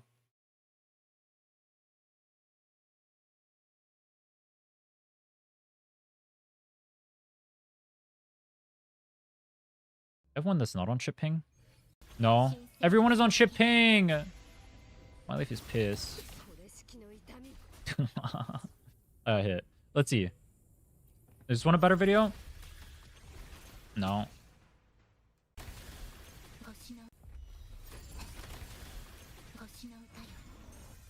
Oh, this one's a little bit... Oh, no, I remember this one. Yeah, this one's better. Okay. You try swapping through. If I wasn't on ping, and I wasn't a donkey, I wasn't face tanking for fun and attention, it'd be a lot better.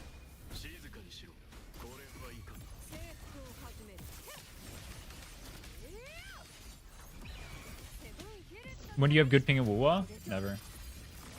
This is why I don't like doing speedrunning and stuff. Playing on ping is really cringe. But yeah, swapping like this is where the difficulty comes in from. But Augusta's actual kit itself doesn't do anything. It's the way that the kits line up together to quick swap that makes it hard. Technically, every kit in Wuthering Waves should be quick swapping, like every character. But you never see that discussion because people who play Wuthering Waves don't actually care about the game. They only care about the idea of the game, which I'm surprised EO didn't bring up. Wuthering Waves is used as a tool by people to like perpetuate narratives, right? Or to feel better about themselves, but they don't actually care about the product itself. I think that's the biggest thing that Wuwa is suffering from right now, where like there will be eyes on the game, but they don't actually care about the game. And this is one of the things that Genshin has done insanely well. They were really good at making their audience invested in the game. I think specifically, and this is going to sound a little bit conspiratorial, but not really. Not having a skip button in Genshin was unironically the smartest decision they could have made, Because if you play Genshin Impact, you are forced to play the story, you are forced to go through the lore, you are forced to engage with the world. In Wuthering Waves, you skip all that. There's actually pretty good open world in Wuthering Waves. Like open world quests, some of the like areas in the open world, all that stuff, right? Nobody will ever talk about it. No one will ever bring it up because most people, especially in the West, since skip button was a large topic about Wuthering Waves, a large draw for it, they'll just skip through it. They won't even like engage with it. They don't know shit about the open world. They don't know shit about the whatever story's going on, right? And so it'll never be discussed. I think this is one of the biggest issues Wuthering Waves suffers from right now, and why when I see people won't celebrate Wuthering Waves, this is what I'm talking about. They don't have a reason to care about Wuthering Waves because they're not attached to the game. Like Genshin players are attached to the game. Like HSR players are attached to the game. Zenless Zone Zero has the same exact issue right now, by the way. I don't know if it's because of the skip on or what, but it is insanely difficult to get them attached to the game. People aren't attached to WoWa characters the same way people are attached to Genshin characters, the same way I'm attached to Finon shoving a spear into me.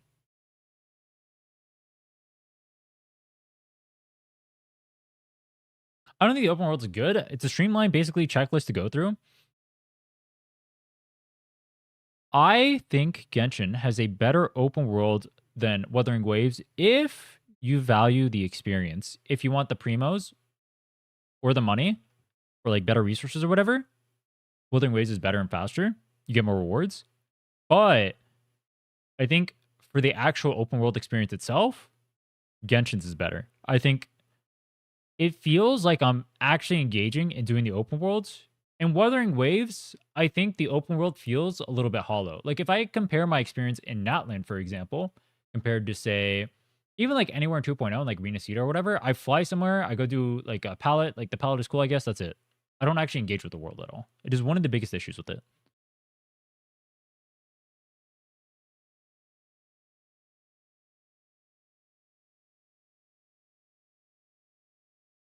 What was I going to talk about?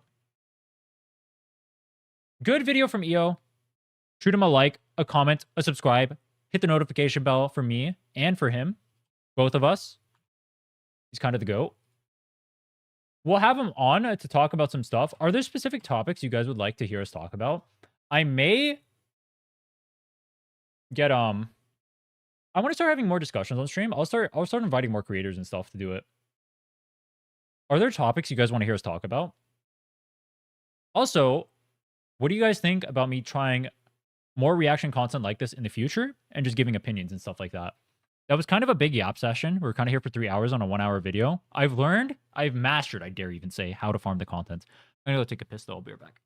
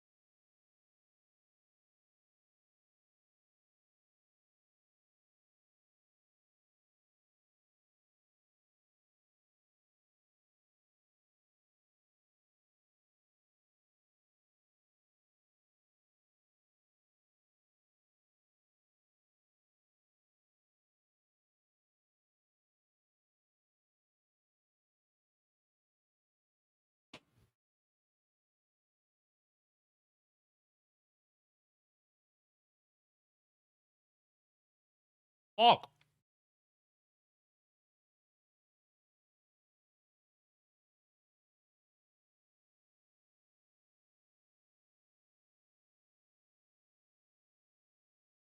I don't want Guide Guy to farm content. All right, but like Guide Guy wants viewers, so Guide Guy's gonna farm content. Okay? Okay. Now we're on the same page. I've tried not farming content, and you know what I did for my viewership? I mean, my viewership's okay. Wash my hands? Yeah. Then I wash this apple. And then I cut it up, and now I'm eating it. Yummy.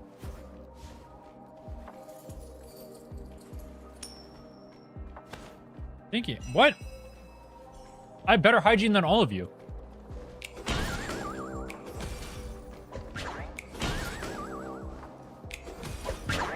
What was I gonna say? Oh, hold on, let me reach out. What did I miss?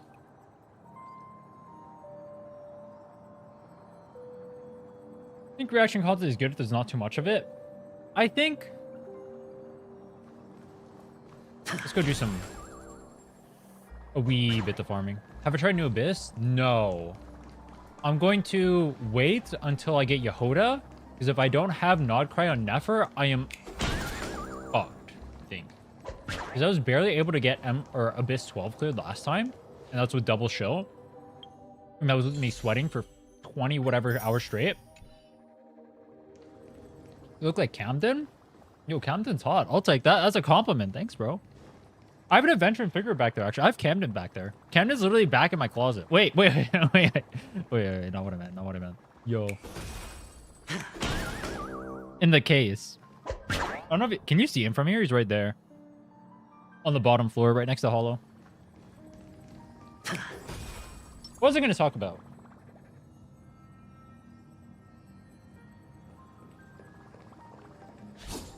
Didn't count similar to yours. It took me 30 minutes, so good luck to you. Rare. Similar to mine. Doesn't it count similar to mine?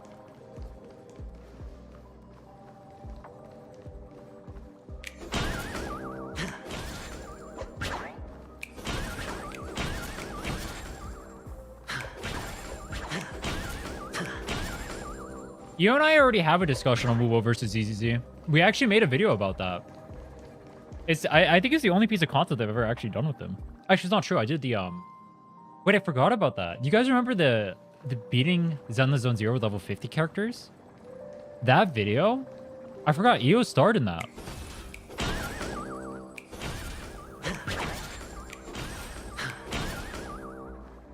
I'm kind of trolling.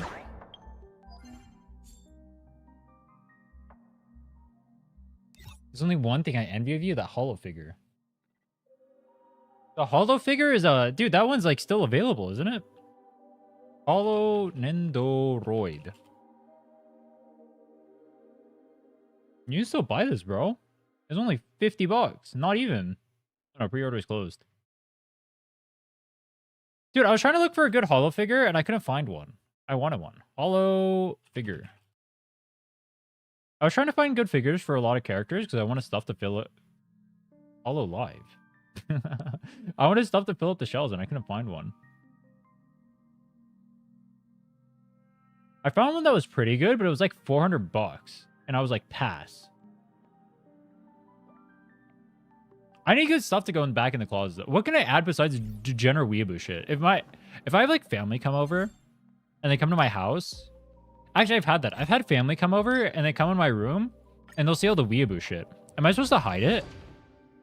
Am I supposed to just hide it from them so they don't see it?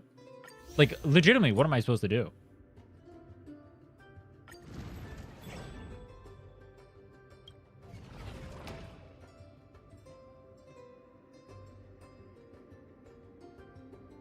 Wait, can I just insta go to the boss? Embrace it.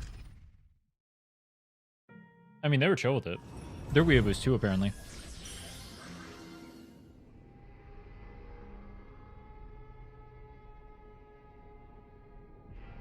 Which is kind of more scary.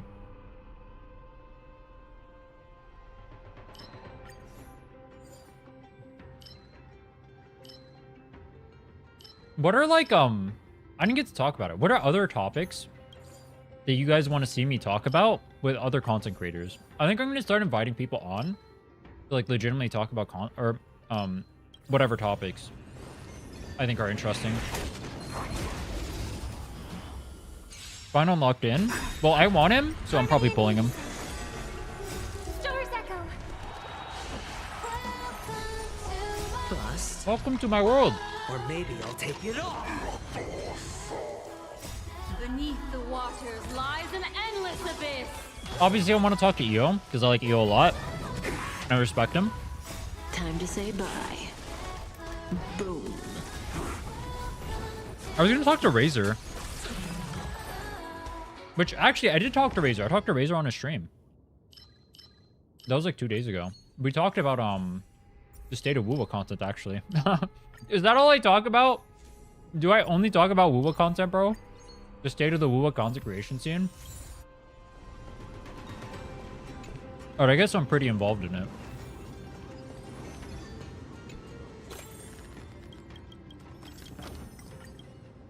I think I give the only objectively correct opinion on every single topic. So I should talk about everything always. And I should always give an opinion. And to content creation max it, I should be as abrasive as possible. That way I get the most engagement. That way I can farm.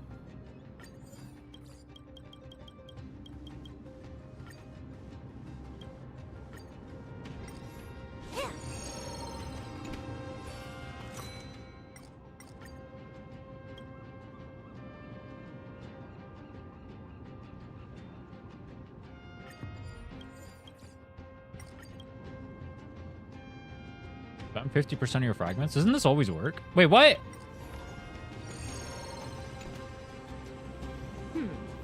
They don't look happy to see us.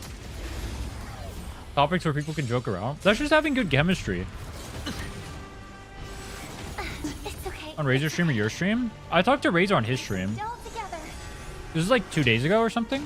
3 days ago? Something like that. Stand still. Wait, you went live when I was in, Time to say bye. Boom. a call with him? Wait, what? When? Ill fate descends. Stand still. No dirty tricks, alright. Are you starting to sound like a real WoWa CC? True. You got me to play Genshin. HSR Ho should sponsor Time you? to say bye. True. They should. Boom.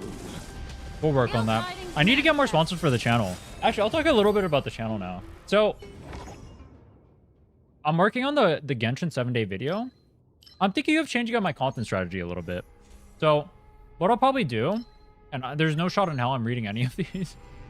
I'll probably do more reaction content like that. If there's like topics or whatever, or invite people on to talk. Stuff like that. We'll engage with people.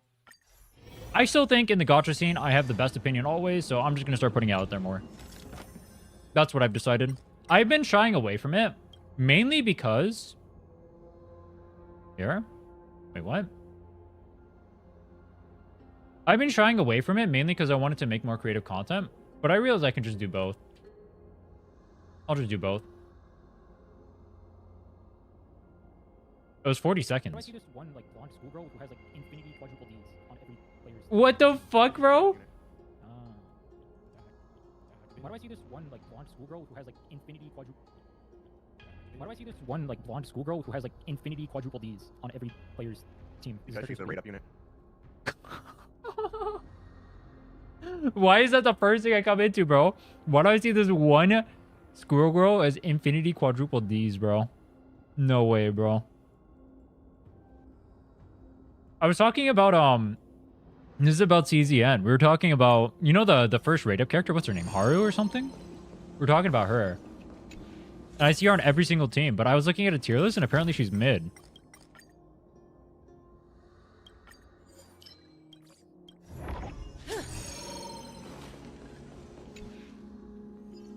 What was I going to talk about? Oh, how I'm changing up my content.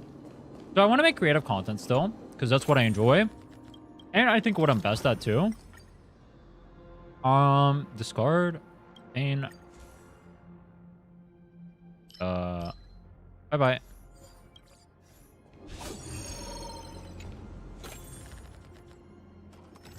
But I think for growth, doing things like a reaction and whatnot is probably just too OP.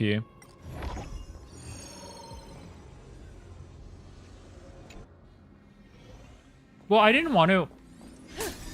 High key, like, I didn't want to, like, do, like, callouts or whatever. The reason why I didn't call out, like, smack for the Augusta video, for example, and I even thought about it, I messaged some people asking if I should, was just because, like, I didn't want to get involved in, like, stuff like that or whatever. But I think I'm personally comfortable with, like, giving opinions without, like, leaning into drama. So, like, I'm fine giving opinions or just, like, talking about the state of stuff without, like, drama baiting and stuff.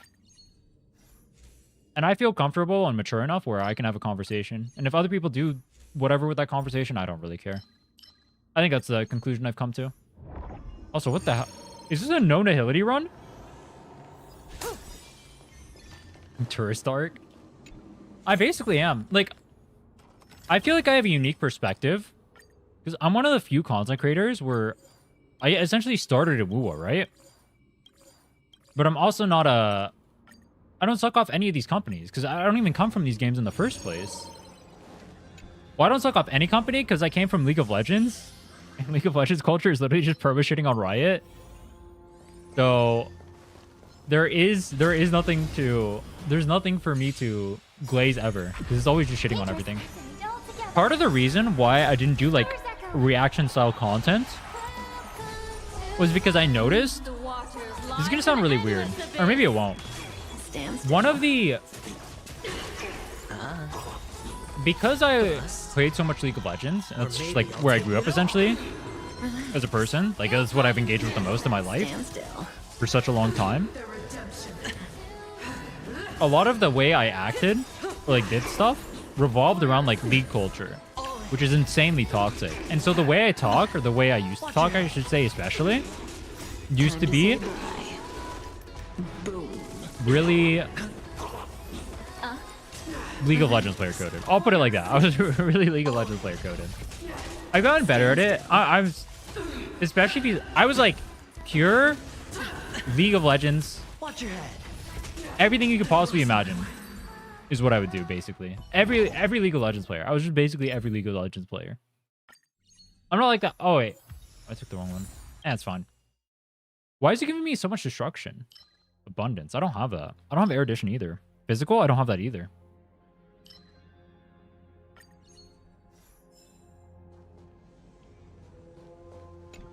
Never try to please everyone.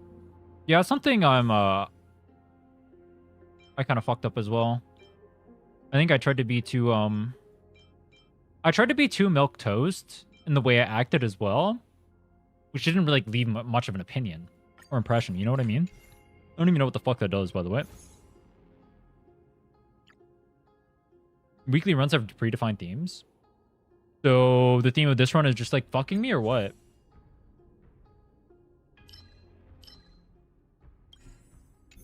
I already have two. Okay. Stick to your guns. Yeah, I might do more. Well, I don't even know what my guns are, honestly.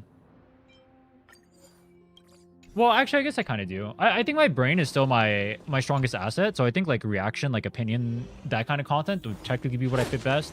If I wanted to be a drama tuber, I think I'd be a really good drama tuber, but I don't want to. Because it just seems like a boring life. But I have no problems giving like opinions and stuff, which is why I was thinking of leaning into it more despite not having done it much. But there's a way to do that without being drama based. You know what I mean? One really good example of this that I've been watching recently is a guy named Atriot. He'll comment on like current events and stuff like that without being like a drama frog, where he's just like insanely abrasive, like Omega content maxing, right?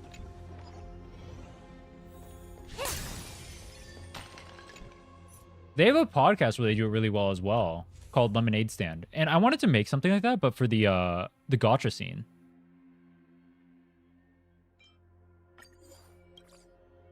Seems exhausting to be negative. It's just boring. But also, like, part of the problem is that not only is it, like, boring, it's also, like, you can literally predict what a drama tuber's views are based on either being the most negative about something as possible or the most glazy about something as possible, because they're slaves to the algorithm. Before boating The way every single one of their opinions is formulated is just by trying to make it to like get views. And the things that get the most views Dangerous. are being as divisive as possible.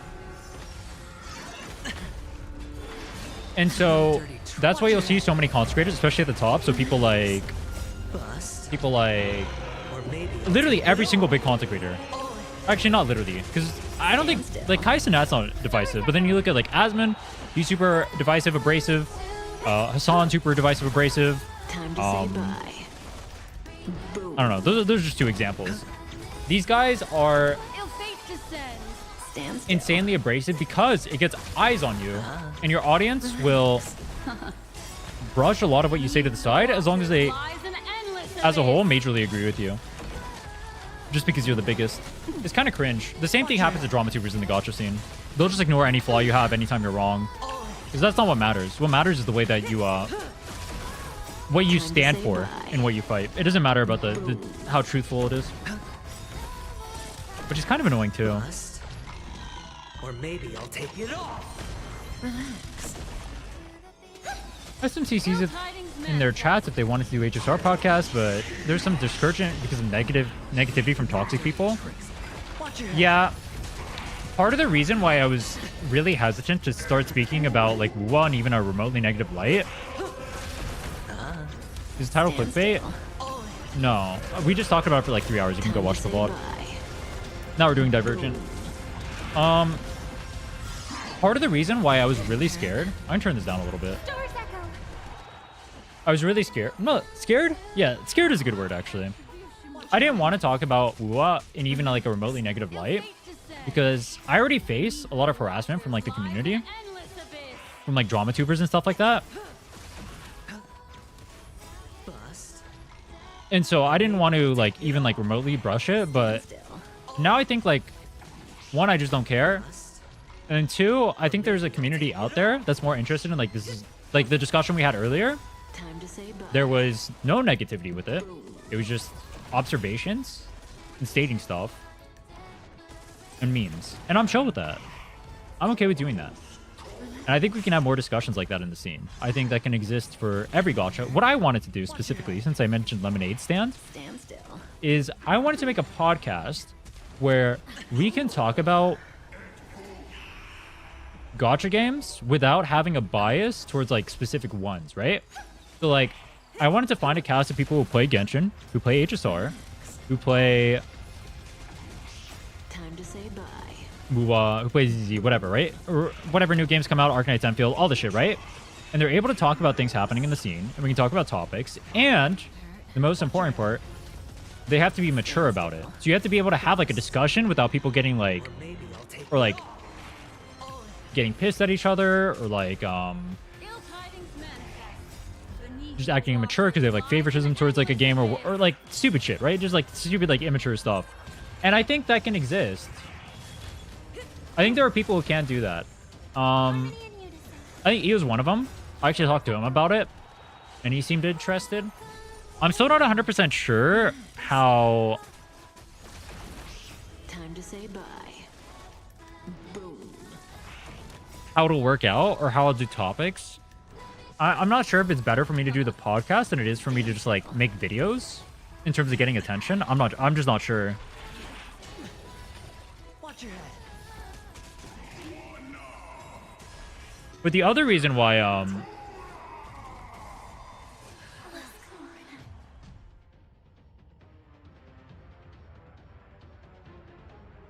what the fuck?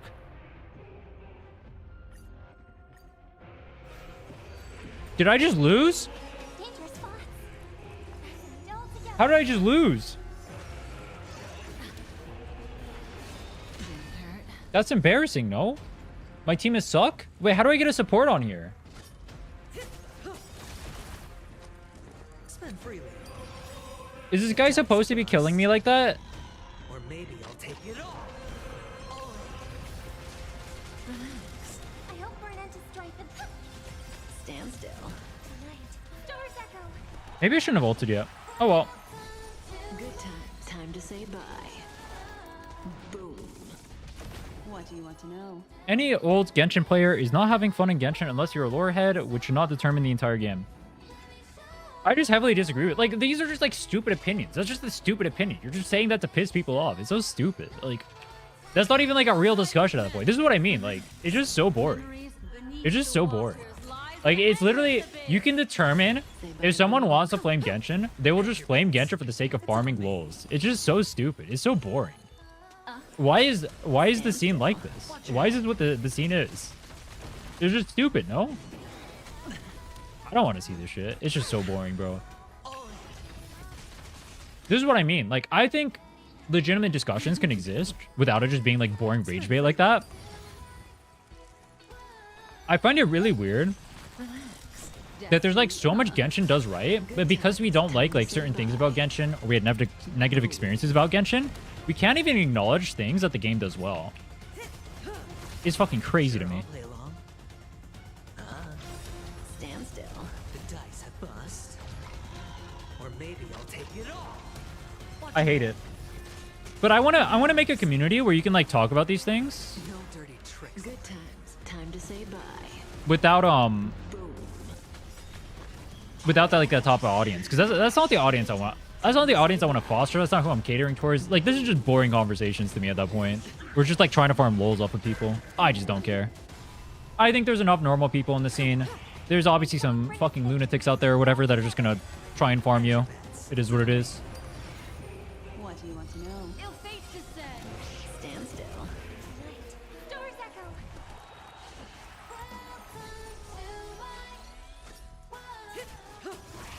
Sure, I'll play along. Relax. Why is it bad to say Genshin is currently feeling dry? Is that what he said? Is that what he said?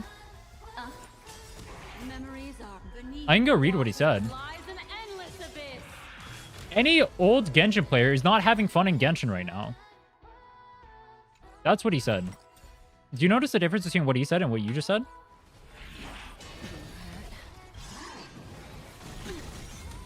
Watch your head. The dice have been cast. Bust. Or maybe I'll take it all. Good times. Time to say bye. Boom. Nodcry is capturing their interest more again? Exactly. Like, Nodcry was actually enjoyable. If I only listened to what rage-baiting CCs had to say about the game, I wouldn't have had fun playing Genshin when I went to go play it. I wouldn't be playing it right now. I wouldn't have even tried the game in the first place. I had a fun time playing it. It was a fun game. That doesn't mean that the game isn't or doesn't have issues. Obviously, there's issues with the game. I didn't say like monetization for Miliostra is kind of cringe, for example.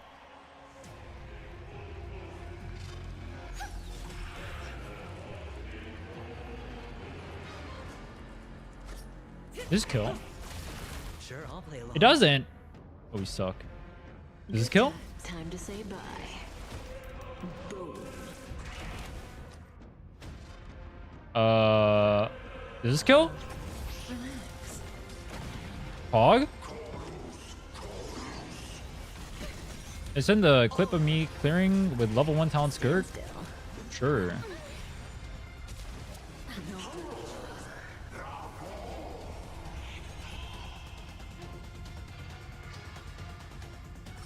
Am I gonna die? Ill fate descend.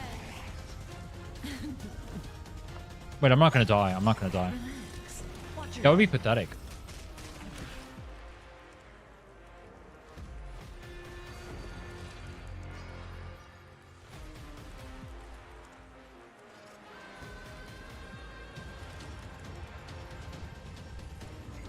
It's on me. Story's echo. I think I clear. The dice have been cast. Bust. Surely I don't die, right? But what does it say about the last boss? I'm just fucked. Destiny isn't chosen.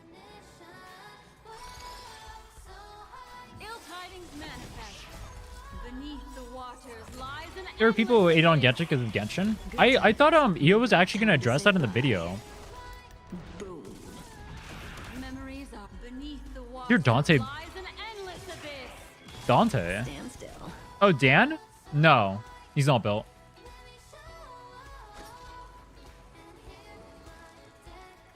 I should auto so I can use the shield. Spend freely. Oh wait, I was already wait, how? I was already maxed. Kill 'em all. Oh fuck. He? Am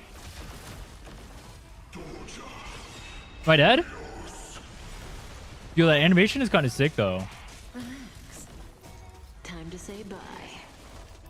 Boom. No dirty trick. Watch your head. Stand still. Time to say bye. I've always found it really boring when dude, I hate that rage baiting is just such a good way to go as a CC. Like, I'll notice patterns on how content creators grow and whatnot. Oh wait, was that the end? That was the end. Save current file. Fuck no. Fuck no. No, I'm not saving that file. No, that was terrible. All this free time. Wait, that was why over not pretty make the most fast, of it though. With a game. Is that it? That was pretty quick. Outside of the whole dying part. Do I just keep running this over and over again?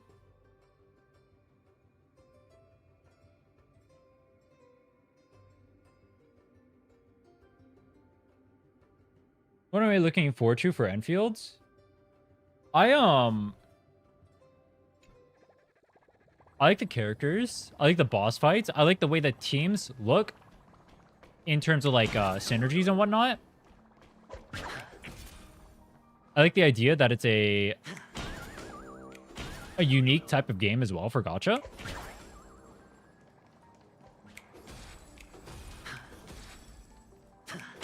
Also, new game equals more viewers. Pog!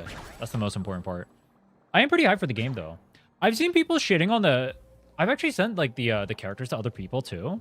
And I've seen them shitting on it. But I like the models. I like Arknight's models. What's my name on Discord? It's just Rin, isn't it?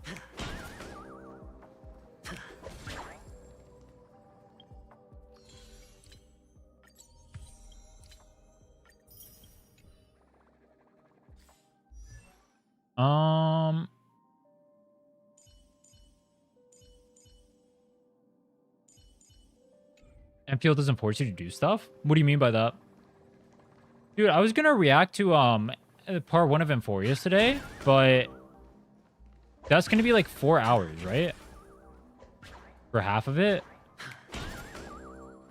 And I do 4 hours tomorrow. That's gonna be so long, bro.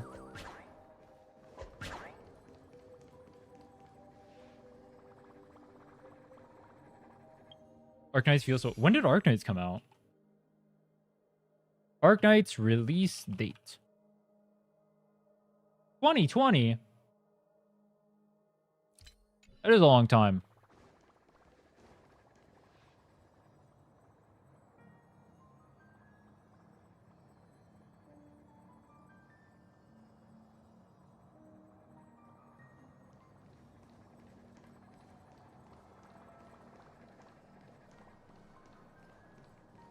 Wasn't there a part you could just skip it if you don't like it?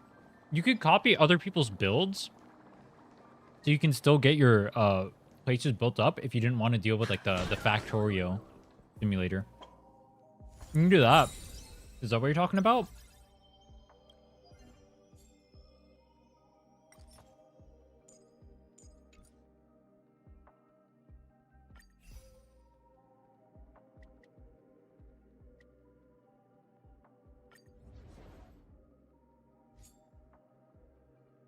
My character is good enough to clear. Do you guys believe? I believe in Heistlands. Have you tried any Souls game? I've tried Souls likes. We tried Where Winds Meet. I tried Code Vein. Only Wuthering Waves is a Souls like. Dark Souls itself I've never played, but I don't like the combat in it. I've never liked Souls types games. That's actually the reason I'm not playing Where Winds Meet right now. I didn't know it was a Souls like game. I gave it a shot. Didn't enjoy it.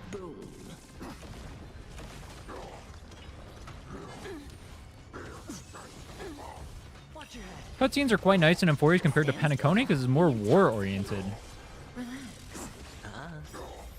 Bust. Or maybe I'll take it all. I do want to react to the whole story because I've heard good things. But 4 more hours of stream sounds kind of brutal. To do half of it. Beneath the Currency war? lies an endless We can do some abyss. currency war. Stand still. Time to All right, we'll say do currency bye. war after this. Let's do a currency war run.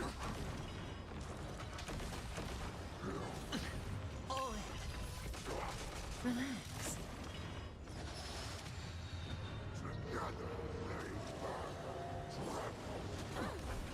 Watch your head.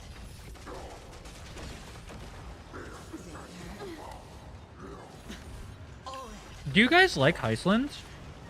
I feel like her design is kind of weird. Like her animations and stuff.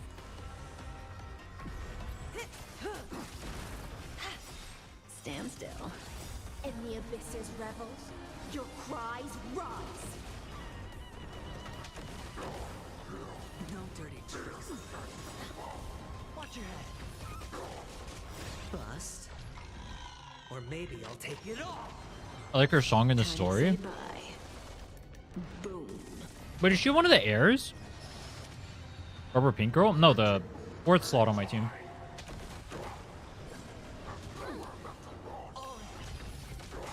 Relax.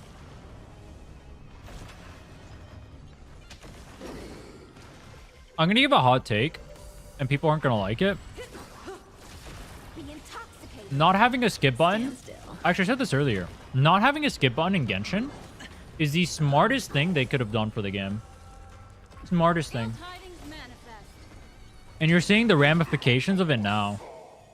When other gacha games are suffering from not being able to engage their An endless abyss.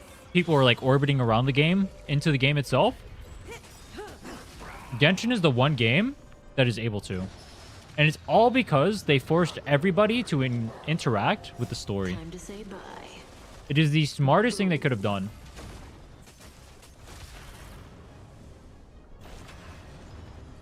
Is it anti-consumer? Yes. It's still the smartest thing they could have done. In the abyss's revels, your cries rise. Stand still. Time to say bye. So Irene Heistland's Kafka is 5% better than Black Swan? That's crazy. Just places stainless. Relax. I see so many people dedicated to a single character. Exactly. Bust. Or maybe I'll take it all. I think, and the game companies don't do this, but I think people do this. I think people are so obsessed with shitting on Genshin, they don't even try to capture what Genshin did well, to understand like why it is in the place that it is, to learn from it. DM me on Discord. I don't check Twitch DMs. Oh, wait, that can be good for Black Swan. Effect hit rate. No speed is kind of cringe.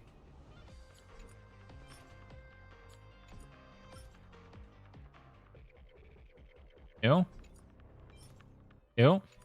Is there a stat locking filter? That could hit crit rate. You are. But those stats suck. Blinding damage effect hit rate. Copium. Wind damage, flat attack, crit rate. I mean, I have nothing better. These are all tragedies.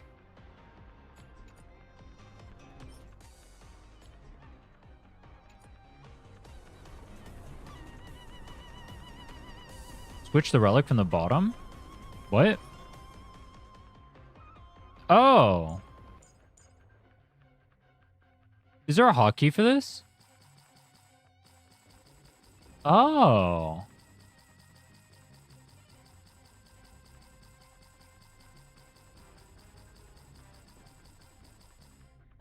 HSR is an equal, albeit less engaging because it started later on. Well, HSR didn't have a skip button either. All this free time, why not make the most of it with a game? HSR only got a skip button recently. And like, There's like terminally online people that will complain about not having a skip button. Do you think most of the people who are playing and enjoying these games care about not having a skip button? No. Because they're enjoying the game.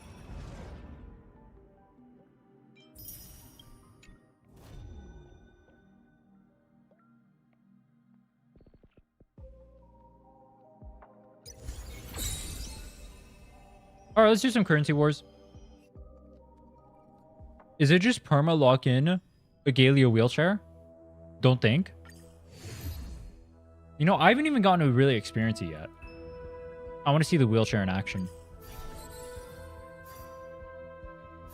Why does the music sound so epic? No Amphoreus story scammed? I didn't think reacting to EO's video would take 3 hours, bro.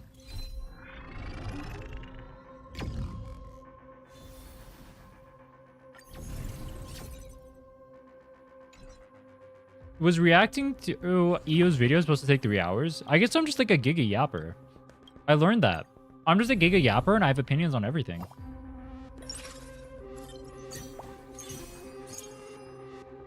Agalia? Shampoo? The other dude? Alright, what strategy?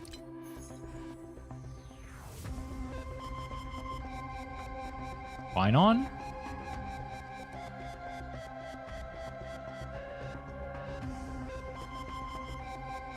Bro, I want to go my wheelchair. I don't even see Fine on here. Where's the Fine on? 4 shield, 2 express consorts. Search card at 7. Alright, let's go. We'll try Fine on. Track? Track. So it's Dan Tank and Fine on.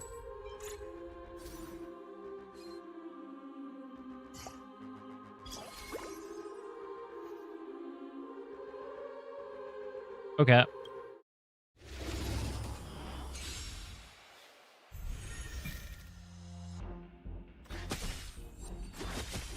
This build is not good at low ranks because the enemy does not deal damage. So am I not going to clear?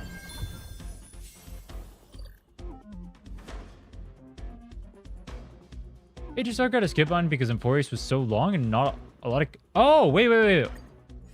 Is Amphoreus finally voiced now that like all the VA drama is over?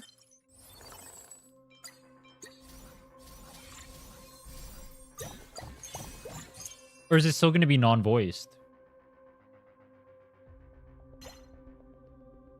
Wait, Sampo being Galactic Voyager is funny.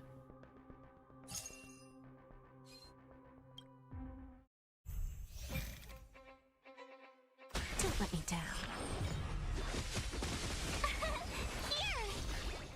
Some characters are voiced. Some? Fates become one. So fragile, like a wisp of silk.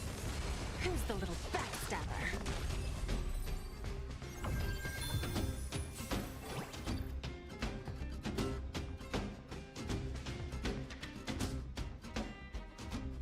You're clear with level 1 talents.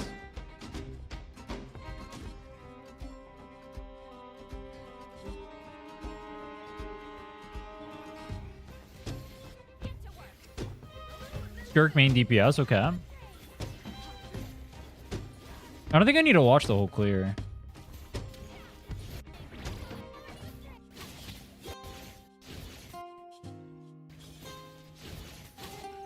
He does get the clear in the end. Okay. And then he shows his talents in here too.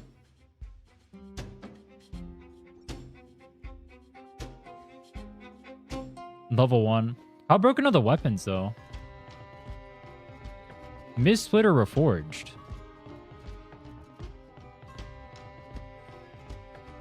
No constellations? The Skirk's doing 30k. Average Skirk should be doing 90.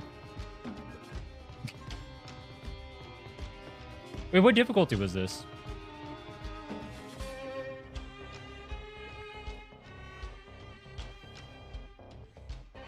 Does it say on here? Fearless? How big is the HP increase from this to the high one?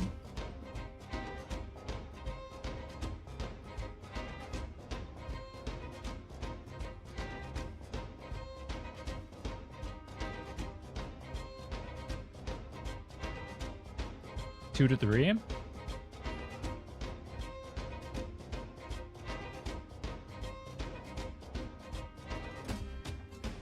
I wonder how long it would take me to clear Dire on my own.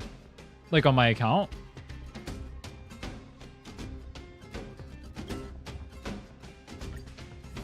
Dire is double fearless. I don't know why, that just sounds funny.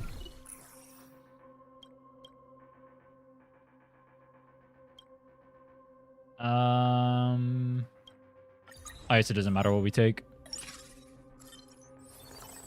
Reading comprehension, LMAO. What do those green dots next to them mean? Funny character grab them?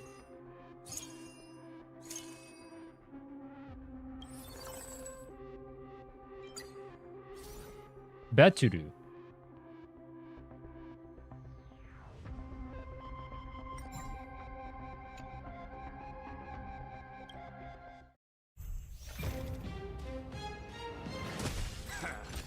I always deliver.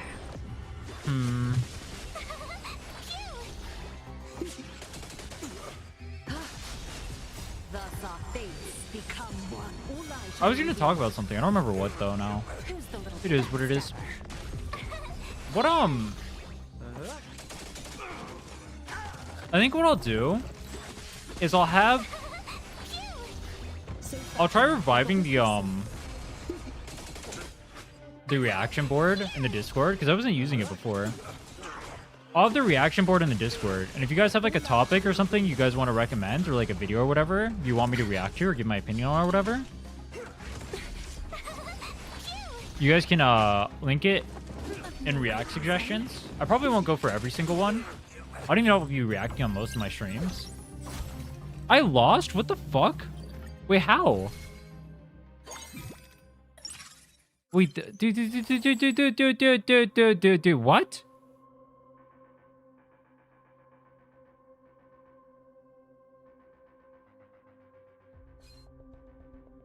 How?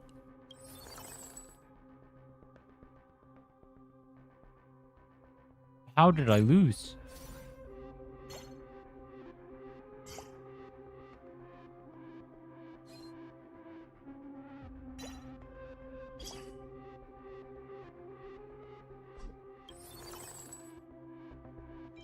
Oh wait, I needed Himiko.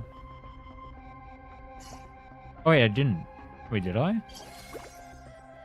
I get a train. Trains are cool. I like trains. I'd let Himiko run a train on me.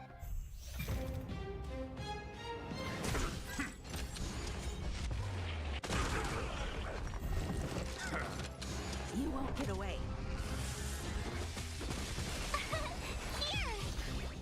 Have some sunshine. He's back? Who's back? Dispel the gloom. Restore the skies. You won't get away.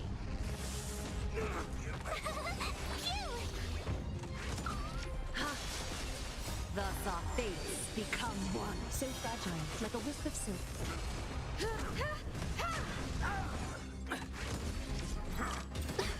Hmm?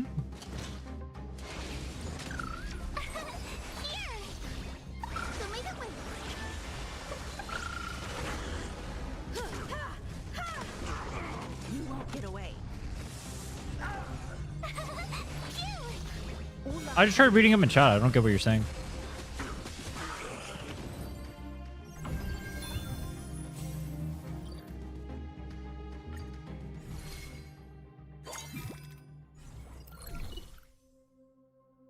That's not fine on.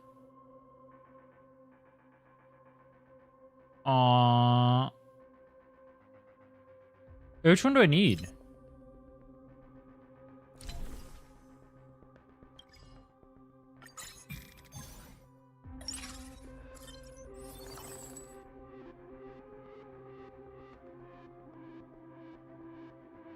This one's night. I have day. Wait, is night all the emo guys? Wait, what? Oh no, wait, Finon's day. Wait, Finon's on emo.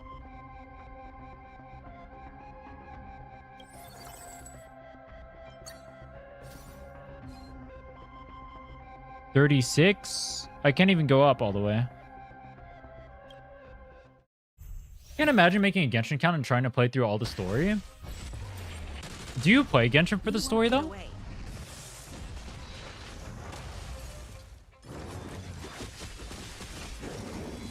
Don't be rash.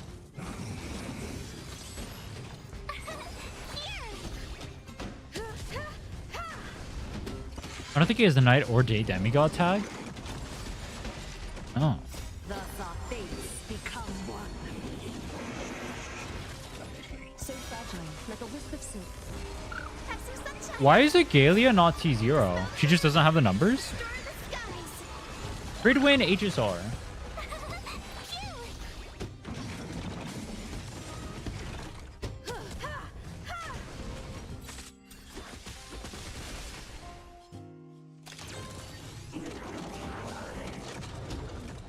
Oh, Saber's T.5 as well.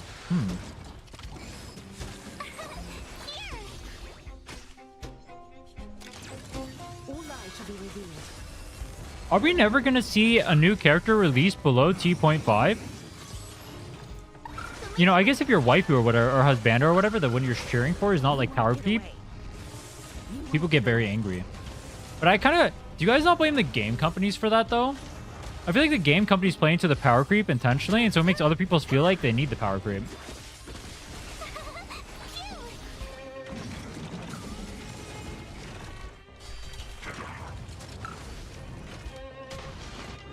Time for revolution.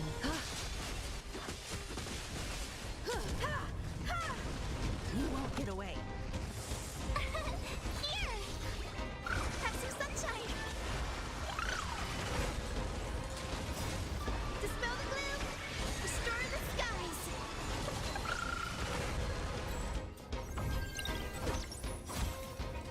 How do I keep losing? Aww.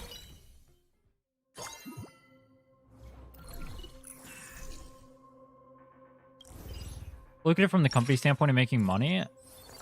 Nah, I don't like that mentality. The companies will make money regardless.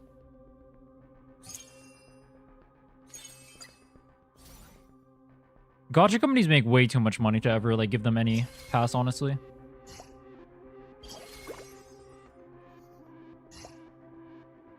I just give this a Sunday? Fuck it. Enjoy, bro.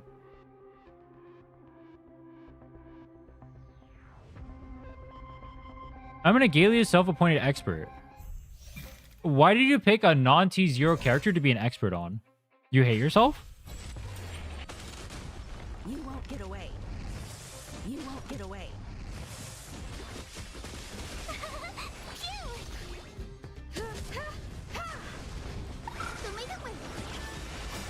Dispel the gloom. Restore the skies. Yes. Serenity is before me. I will watch over you and guide you on your path. Thus our fates A C6 R1 Rio does less than a C0 R0 Skirk. Wait, really? Wait, that's fucking crazy. Actually, I've heard the same thing with like my child. If I had my child C6, I would do less damage than like the newer characters. Oh, that's fucked up. There's no shot I should have even like C2 on a character. On a limited character and it doesn't clear. That's crazy. so fragile, like a wisp of That's silk. crazy, bro. Torment and doubt, farewell. All lies shall be revealed. Wait, I'm gonna lose again. Wait, I don't want to lose. Dispel the gloom. Wait, why do I do no? How do I do damage at the start? I don't do any damage. Am I doing something wrong? I mean, I have a Galia on here. That's something wrong. Why is a Galia on my team? Time for revolution. T6 R1 Raiden does as much as C0 Varesa? How?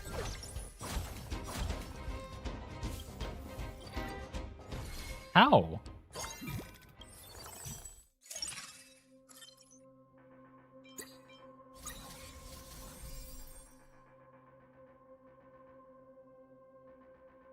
Oh my god, it's waifu. I beg of you, check out how to pronounce her name. Aglia. Aglaia. Agalia. I like what I said better.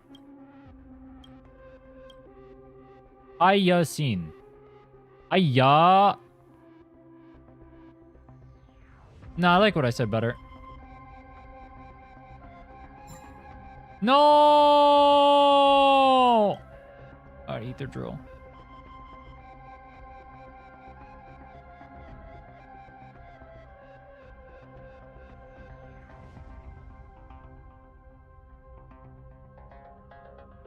So, how do I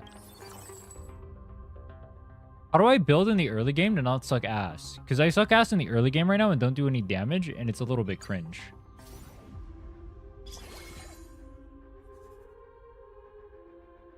You get out of here.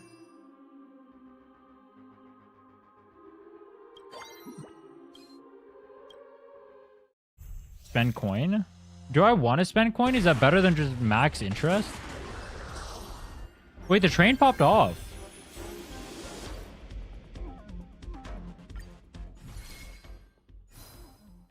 I thought max interest was the play. Is max interest not the play?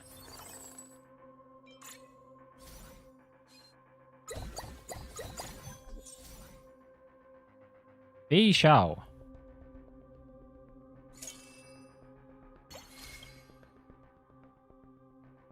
No. No. Maybe.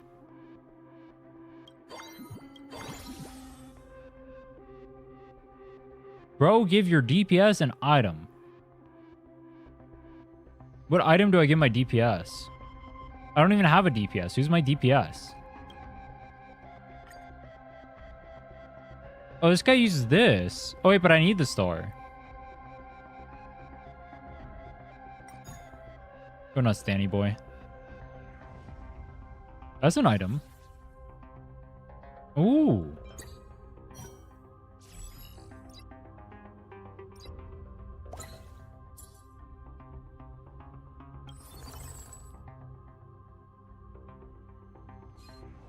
Did it 50 coins? That's what I thought. I thought you were supposed to coins max. I thought early game was coins maxing. That guy sucks. What are you? Energy?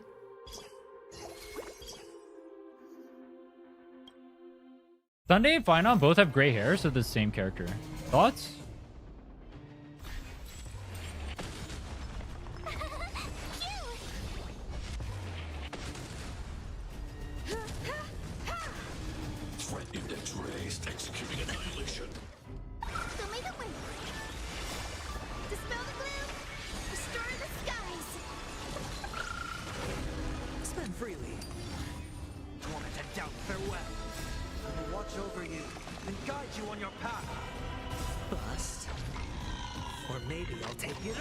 Wait, I'm not gonna kill this. Wait, I gave Dan a lightsaber. Wait, he has a lightsaber.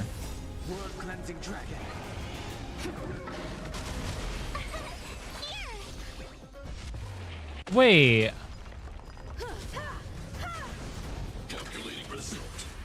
Why do I have 2 items on Sunday that don't do anything? And I have a lightsaber on Dan and it does no damage.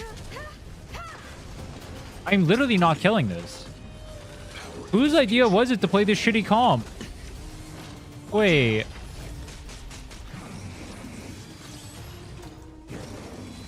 No dirty tricks, all right? Am I fucked? I think I'm fucked. I think I'm fucked.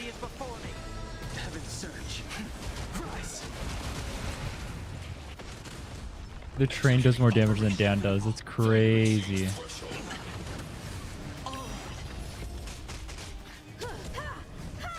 Yeah, I lost.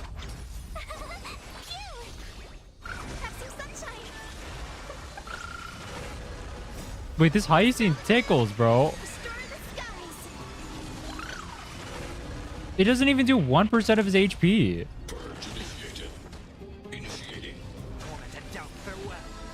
Okay. Wait, can I win? No, I lose, dude. He's 1 HP. Wait, train? Train diff, bro. Train diff. Train diff. It went down to the wire. Econ maxing, dude.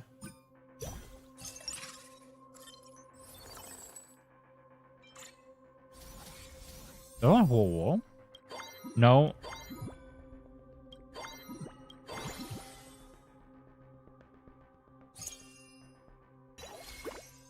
Okay.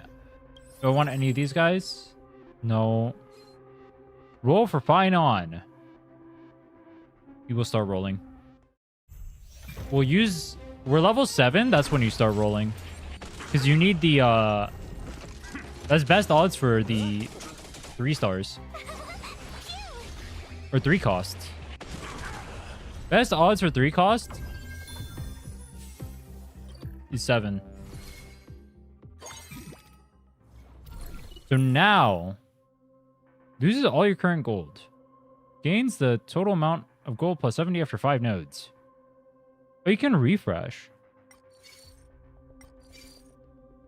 Obtain 2 staff projector. Is this 3-star or under? Based.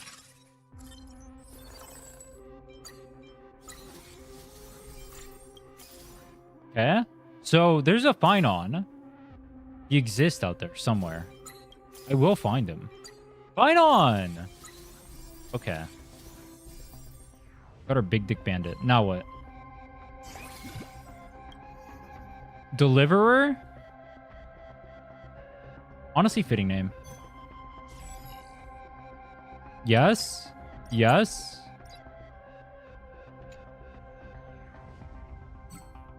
Fuck. This guy goes in, and we get rid of Sampo for now. Wait, what does Sunday do? Just chill? I have no idea what Finon is supposed to do. Let's see.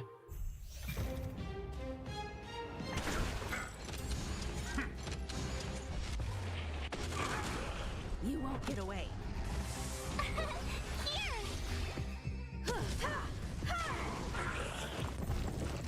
Finon's the only one in the front. You won't get away. Oh, because you want to be hit perma?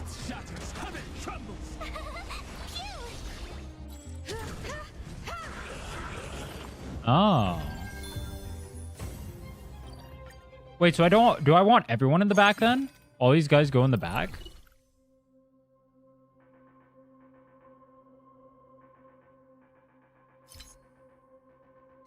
What's his item supposed to be? Is it another one of these? Oh, it is. I have the star. I need this.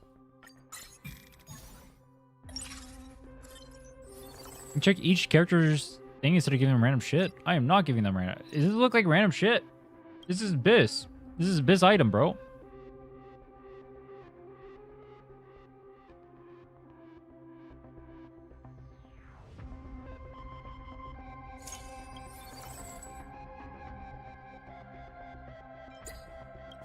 Probably not playing this. Am I upgrading Sunday? Fuck it.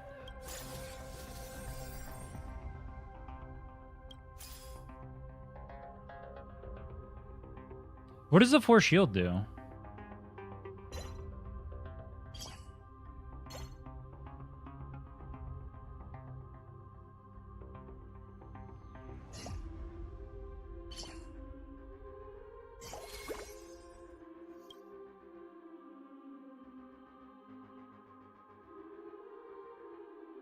I want to lose his Express Consort?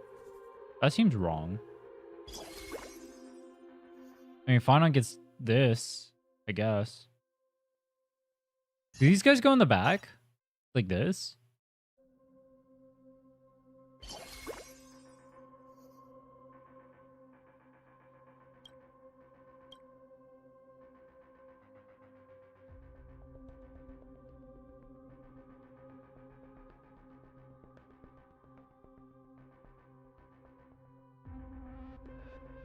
Shields just gives More shield.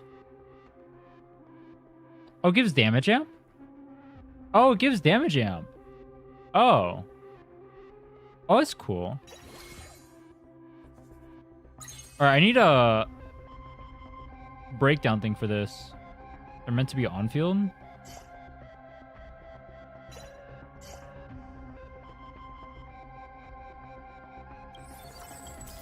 Oh! Whatever, it's fine. I was told there's strategies around like just not on fielding stuff, so you can just have them not axe but still get the effects on their team. Like about Genshin is how many ways to use your characters. I cleared fields from the Rika Ayaka team where Ayaka was the most effective character in the situation, and now even if I'll put for Skirk, I know that there can be a situation where my Ayaka is useful.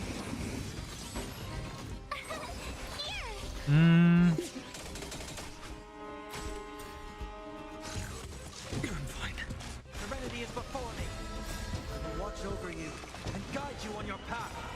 I haven't experienced too much endgame to see how much like older characters get usage. But from what I've heard, like the older characters getting like phased out, specifically like limited characters especially.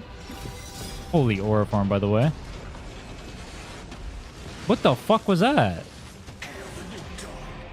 Oh, Bellabog.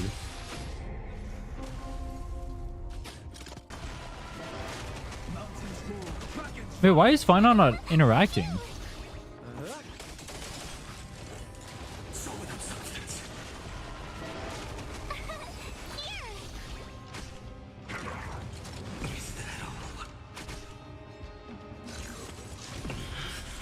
Dude, there has to be, and don't spoil it, there has to be a lore reason behind why Finon looks so badass. Literally quadruple S tier animations.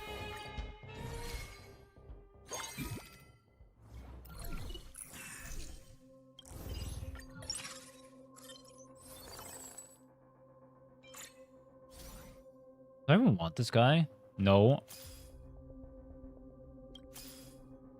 RMC. Okay, you go in and we get rid of Sunday, I guess.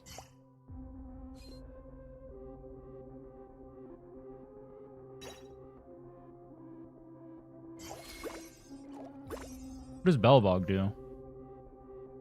Damage amp. Okay. Then Himiko went bye-bye. Do I not use Himiko in this comp? Is no express consort? What am I going for? 2, 4 shields. It's not part of the comp. Okay.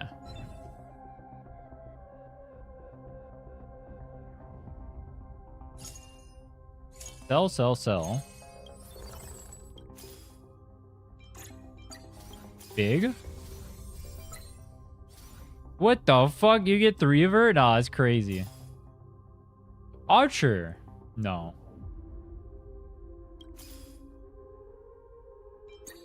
Oh, Robin. Put her in. But she doesn't do... Wait, what's her... Kind of the festivities?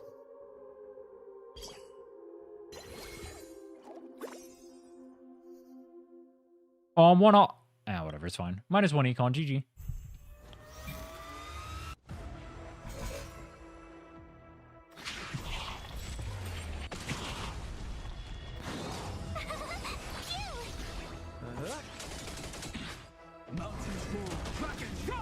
I choose you.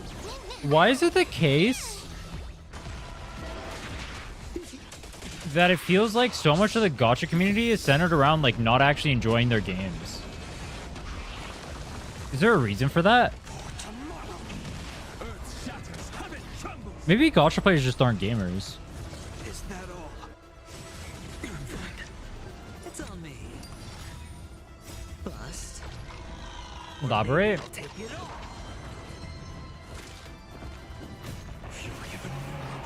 It feels like so much of the gacha scene legitimately doesn't give a fuck about any of the games they play, or like enjoying whatever different aspects each game has to offer. Best example would be like trying to get better at games, right? the thing EO was complaining about. There's that. There's the fact that they don't even understand like a lot of what they're talking about inside of their games.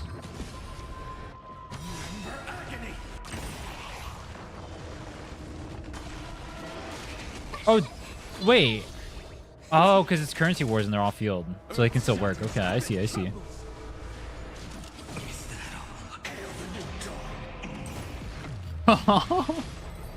This guy gets hit and launches an entire fucking meteor at people. Nah, dude, you guys are telling me not to pull final? That's crazy. You guys are sick. And not in a good way. How are you guys telling me not to pull final on?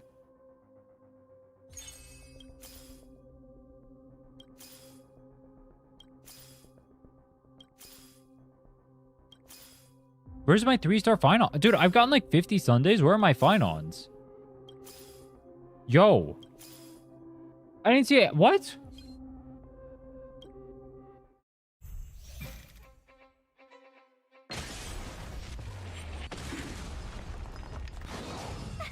I enjoy doing a 5-hour quest chain to craft a sword in Genshin, but when I told my friend that, he said, wow, they really want you to pull SIGs, but he never talked like that in a normal game. Yeah, that's what I mean. One of the biggest things that I've noticed, think about open world, for example, and Wuthering Waves. People will say Wuthering Waves has good open world because you can move around faster. But when they talk about that, they're only talking about open world as a method of like acquiring astrite or pulls. They don't talk about the open world as like the open world itself or what it has to offer. They only view it as a method to get more characters to gamble. That is the only thing that, like, how many people do you see that complain about having to do open world? Myself included, fuck open world. But how many people do you see that will complain about doing open world in an open world based game and don't want to interact with it?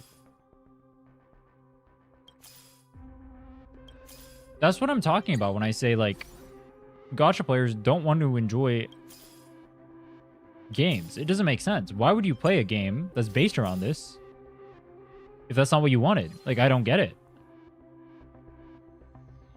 Wait, what am I building? Wait, what else do you build in this comp?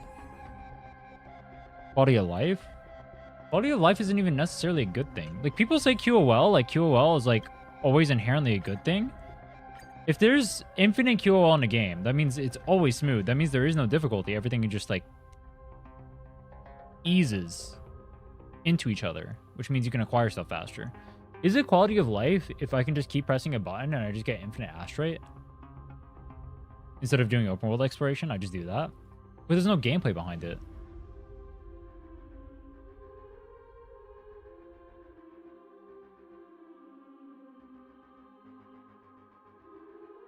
Traversing is different than exploration. Well, traversing can be part of exploration. Part of the way you explore the open world in Genshin Impact is from the traversal, right? Like in that land, you use the Saurians.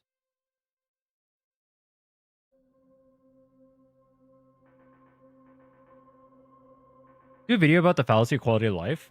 Dude, so there's like high key, there's a lot of topics I'm cool with talking about. But I think I need to figure out a way. Maybe I'll just like not edit them. Because like I want to talk about like the topics or whatever, but I don't want to edit them because I just don't care. Editing is annoying. It's like the #1 gate to me making content. So maybe I just don't make edited videos. Hey, where's Dan? But I can't make any of these? Wait, I suck? Wait, I suck. Wait, how do I...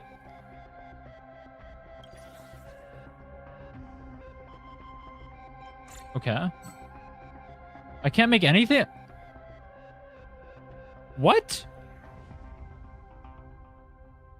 What? Did I just fuck myself? No, I fucked myself. I picked the wrong one.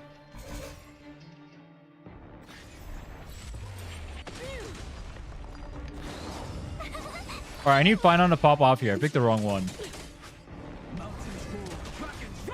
I choose you. After that, I want to pull Final, but I'm broke. Let's go do some currency wars, bro.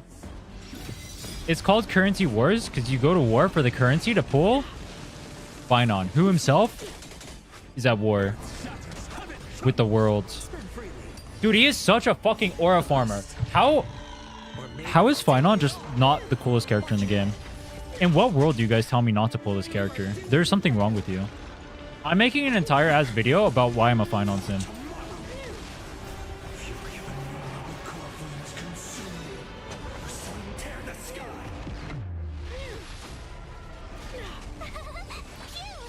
Final work with Dan, Ron May, Bronya?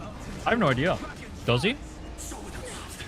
I heard Finon can like sleep around with like different supports.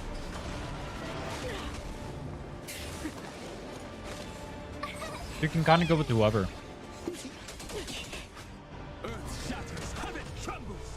Tremble before my power. Freeze to death.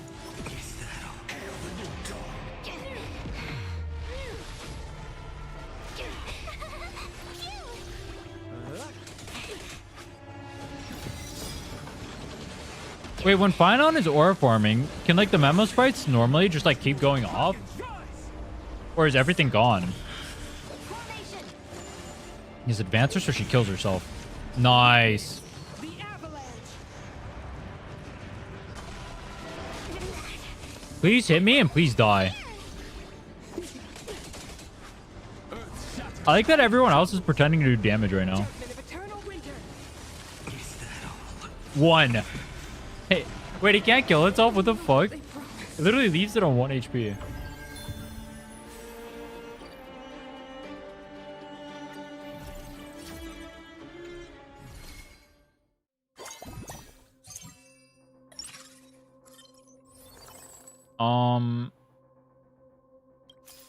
Fine on. So, okay. I need one more. Come on. Come on. One more. Fine on? Wait. Sorry, we have a long time. It gave me the same exact thing I already had. You're such a douche. You're such a douche game. This doesn't even do anything.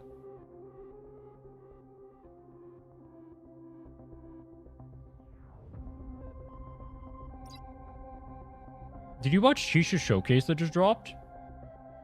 No. Should I?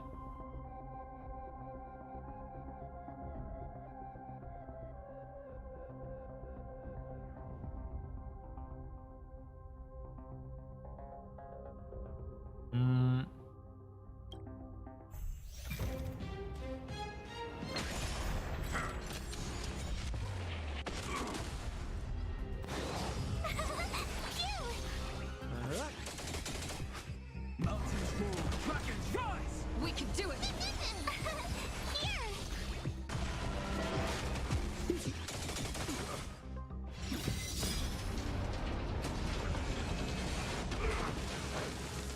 Future will come. You should. It's on me. Bust. Or maybe I'll take it all. I watch it. Do I want to watch it? Forged in ice. Never falters.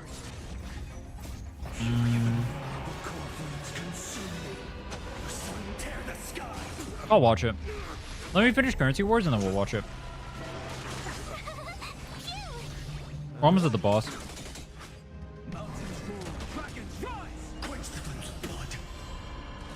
Dude, this Finon guy is literally just too cool. He's actually just too cool.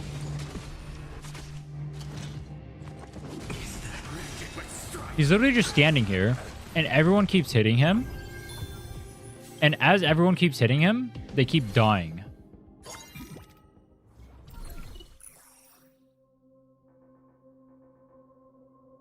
Employment contract 5 cost and 12 good coins.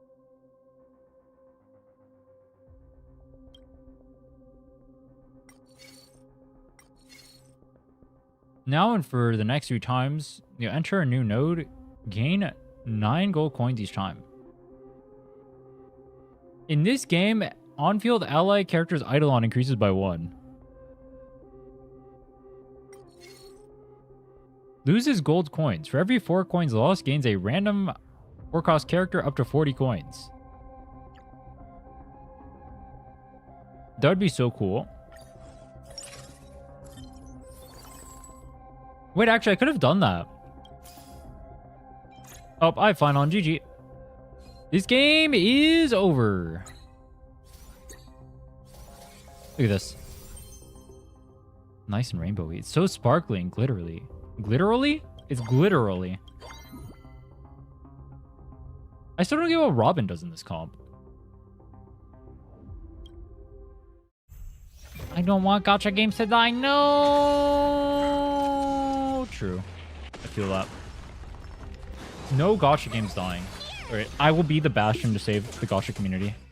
I will usher a new age of proper discussion, of intellectualism, of fine on glazing, of knowing that you can both simp for the mommies and the daddies, of understanding just why there is no greater pleasure in the world than the pursuit of having Finon plunge a sword into you. I will bring upon that age. I will be that guy. Or maybe I'll take it all. Dude, I was thinking about it. So the reason why I was thinking of like shifting into making like multiple styles of content,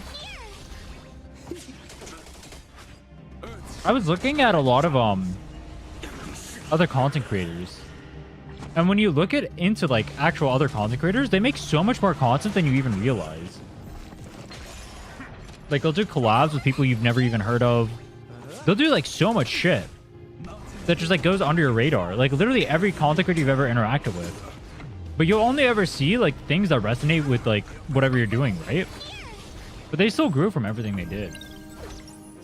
It's kind of interesting. Wait, I lost? Wait, what?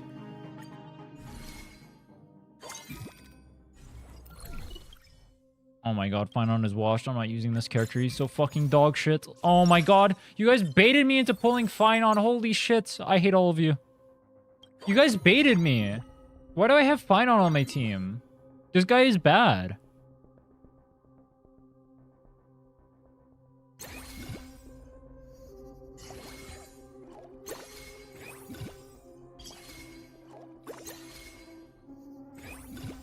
Who do I get rid of?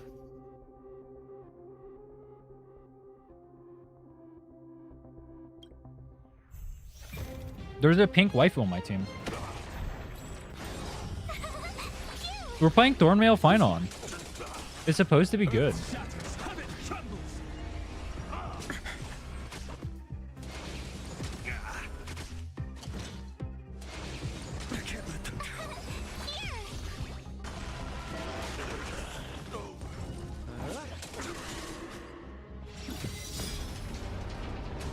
Caster's team is really fun and breaks your PC. There is no shot your PC gets bricked by HSR. This game is not that intensive, is it?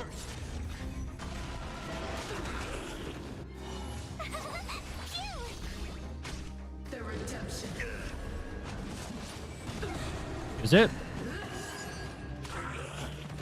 Wait, they revamped Gepard's skill. Did you see that? It's literally his boss skill. The one where he does the AoE slam.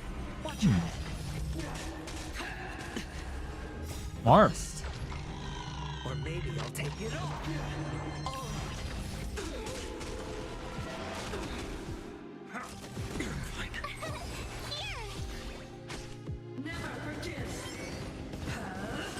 Is that all? Watch your head.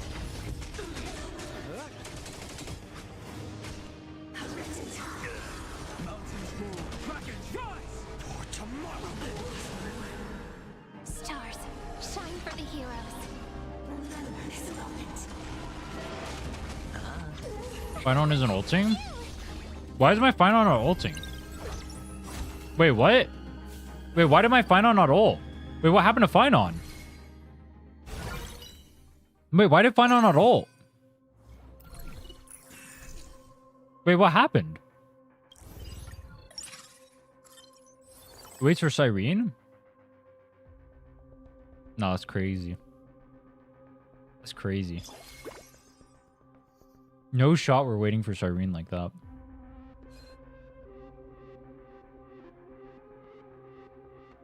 Do I have to manual it? Wait. Oh. Easy. Why did I play Bramble Vest on this guy?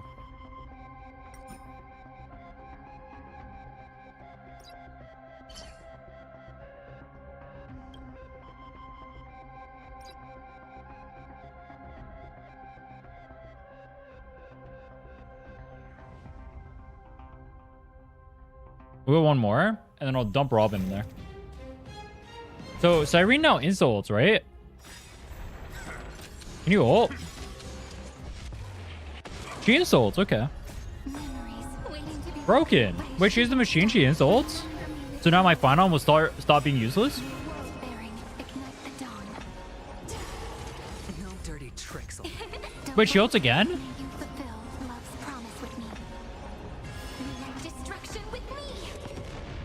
Bust. Or maybe I'll take it all. How does the community feel about Cyrene's waifu baiting? We can do anything.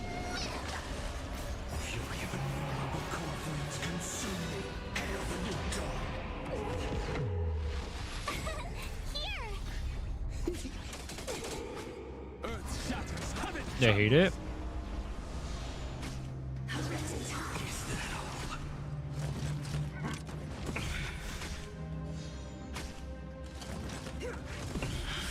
Is she not just gonna be the most sold character ever?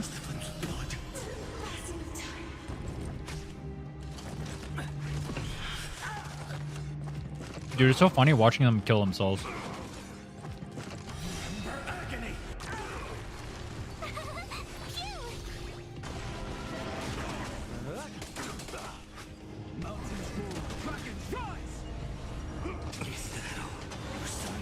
Goodbye.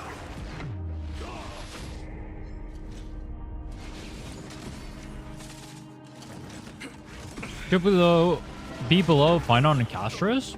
Wait, why? Isn't she like the ultimate waifu deluxe?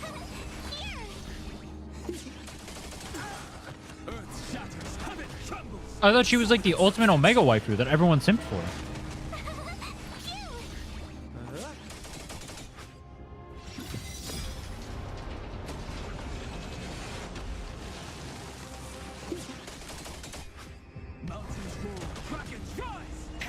Her placement is unfortunate.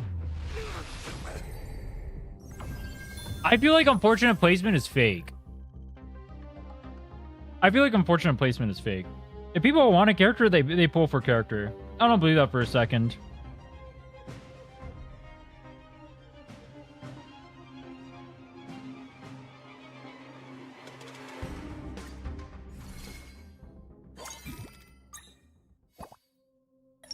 What is this? Obtain a staff projector. Okay. Oh, it's only for 3 Aww. F.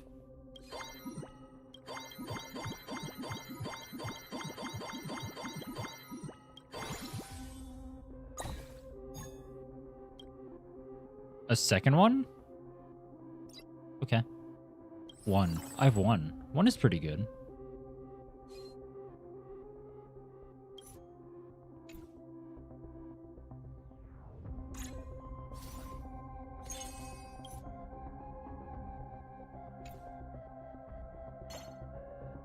Cool.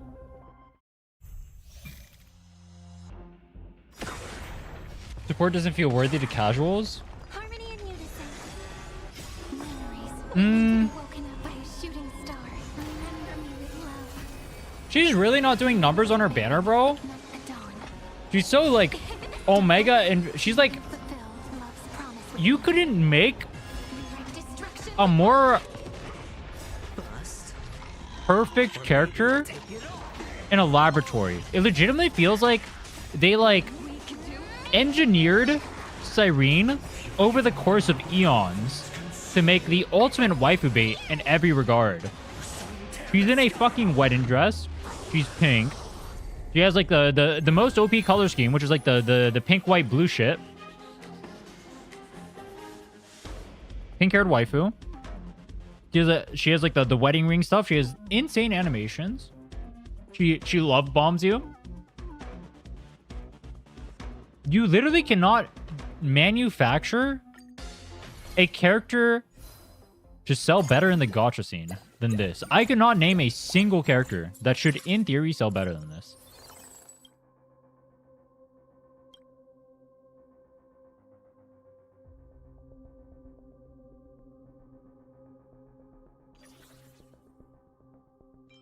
I don't even know what this does. Go nuts, bro. I don't know what this does either. Go nuts, bro. Okay. What does this do? Oh, nothing. Wait, what? Wait, what?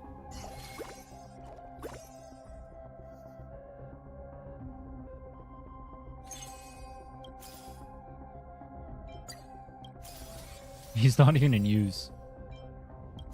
That's crazy.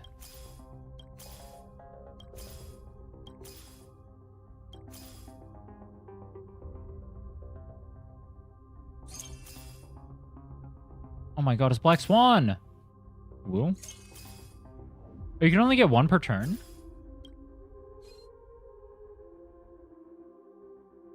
Or surely I don't lose. That would be embarrassing.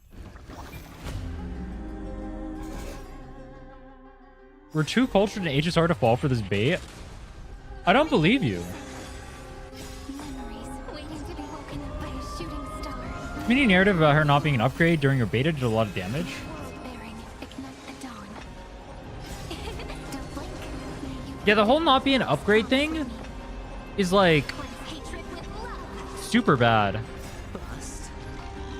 Or maybe I'll take it all. Yeah, I guess if you're like a new, or you're like in my position, right? Newer characters have like a different pull value for me than they would for other players who are already invested in the cycle, right? Whereas like I don't even have a character or a team yet that's like good. So the value for me increases. Whereas other people don't even have that. So there is no value for them to get. But I get value.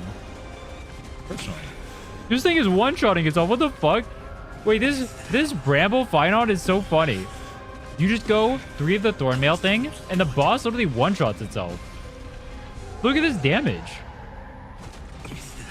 Every single hit is 63 mil. That is crazy. It's literally just killing itself. Look at this. Hit. 30% of its HP instantly. This is so stupid. Stars echo.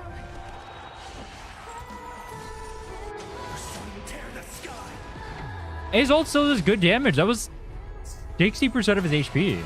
Damn. Okay, fine on. And then it ends with the Robin music. That's funny.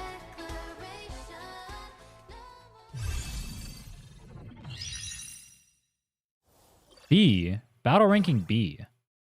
Wait, what? How did I get it? Oh, because my health bar. Oh.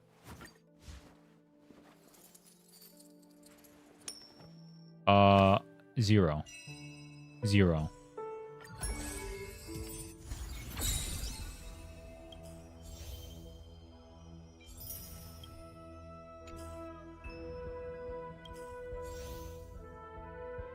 Do dot team with Acheron? Wait, is Acheron viable with dots? It technically procs are passive, right? Seasonal advantage.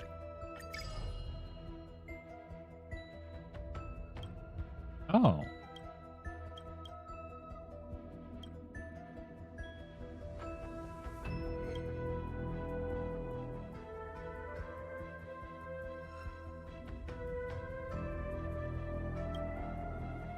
Gain 1 gold coin on winning streak. Enemies in encounter nodes will appear at difficulty 4.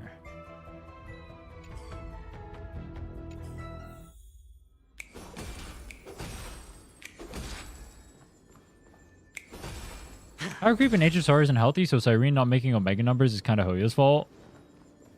Yeah, this is the problem with power creep, is you can't sell banners without like giga power creep. But Final wasn't power creep, was he?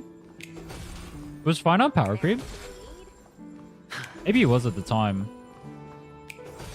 No, wasn't he Doom posted to fuck? How did that character get Doom posted to fuck, but then everyone pulled him anyway?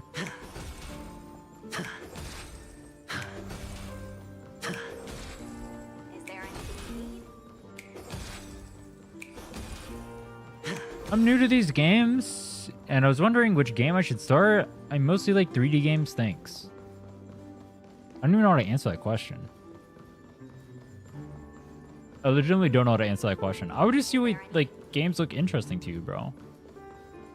Just go look at some gameplay, go look at some animations, go look at some waifus, whatever you're into. See if any are interesting to you and start there. There's not really a good answer, honestly.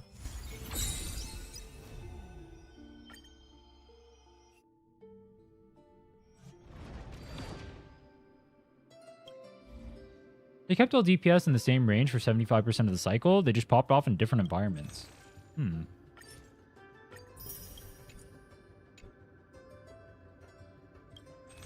People pulled because the animation is Ceredra? Wait, why would people pull because of Ceredra? Other people didn't like Ceredra.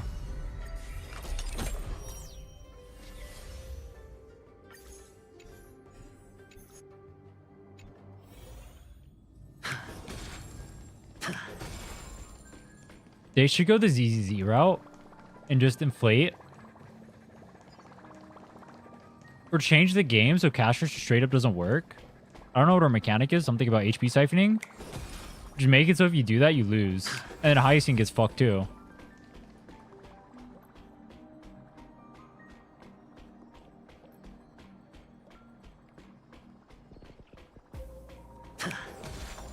Genshin Impact or Wuthering Waves, I meant? Sorry if it was unclear. Play whichever looks more interesting to you, bro.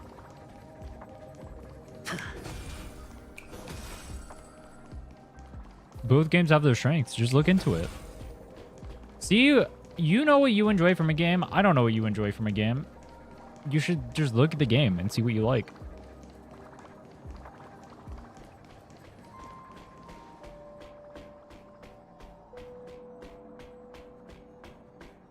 They're doing exo HP so she can't gain charge for her ults? Wait, what does that mean? That's also high-key hilarious. They're anti-shilling castress? That's crazy.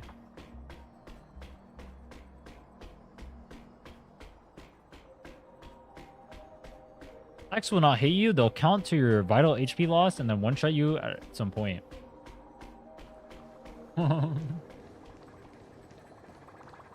This is crazy.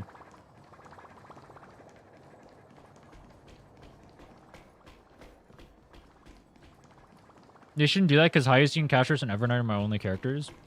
I want them to do it so I can laugh when I didn't pull Castress. I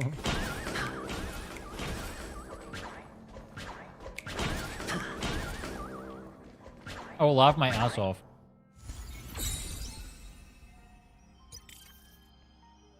Fuck it, we go full shill. Love to see it, bro.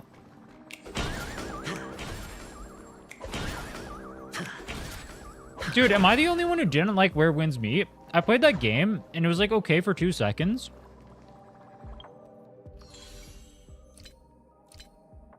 I don't know. Dude, Hyacinth does not look like Hyacinth here. You know what I mean? She looks like someone else.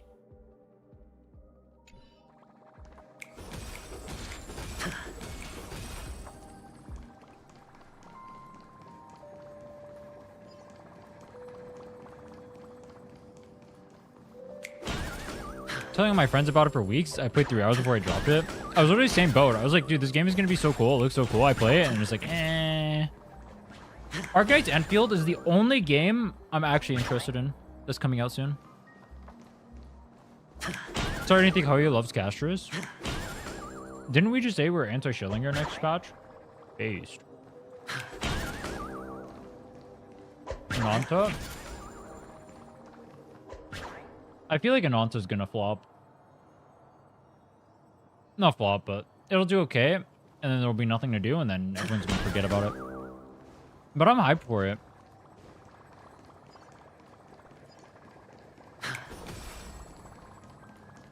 Plus. That is so fucking funny. If they make it so the 4.0 mechanic is specifically just anti-castress, that is so based. Wait, what archetype of character right now does best against a mechanic? Finon? Big.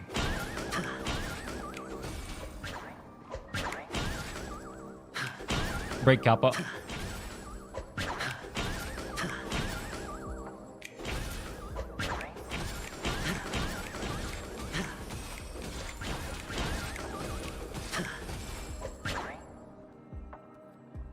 Finon will be anti-shield too?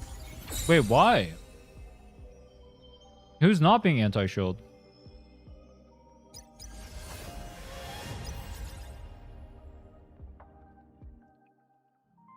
You do not consume skill points in his ult and all his damage is bounce. So Finon is fuck next patch? So who's not fuck next patch?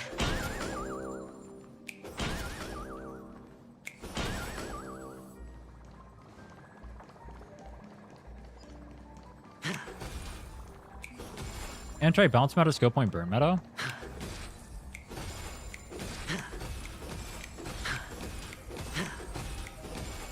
Archer? Dude, I don't want to pull Sparkle. Oh, that'd be so cringe.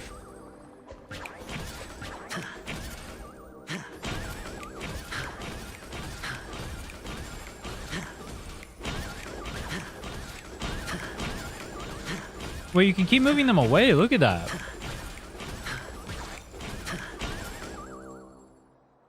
Look how far away they are.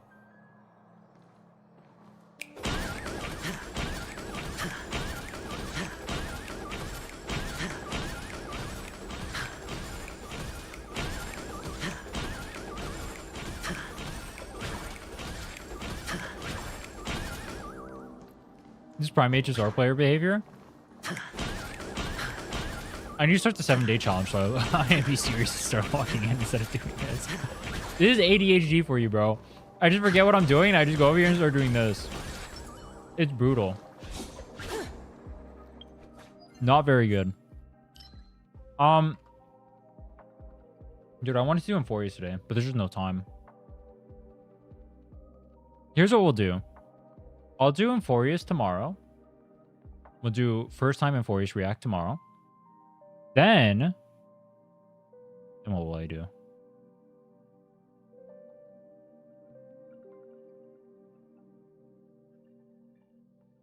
I don't know. I'll go work on uploading videos to YouTube. Stuff like that. I need to get better at clip farming too. Alright, anyway.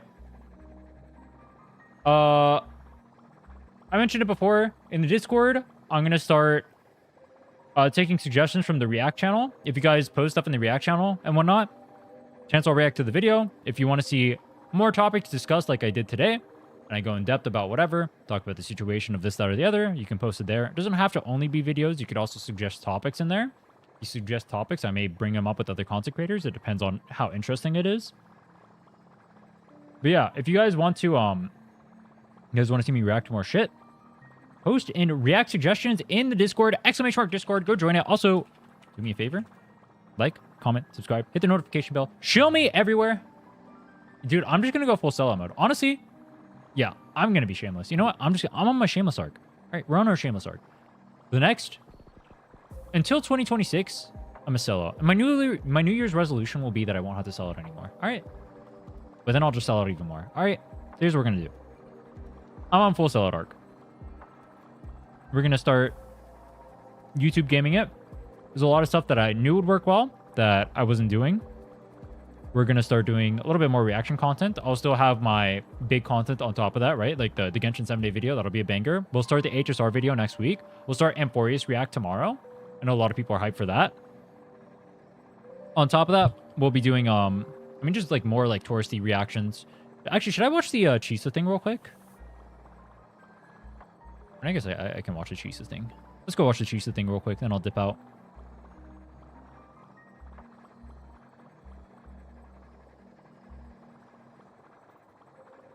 And pull it up.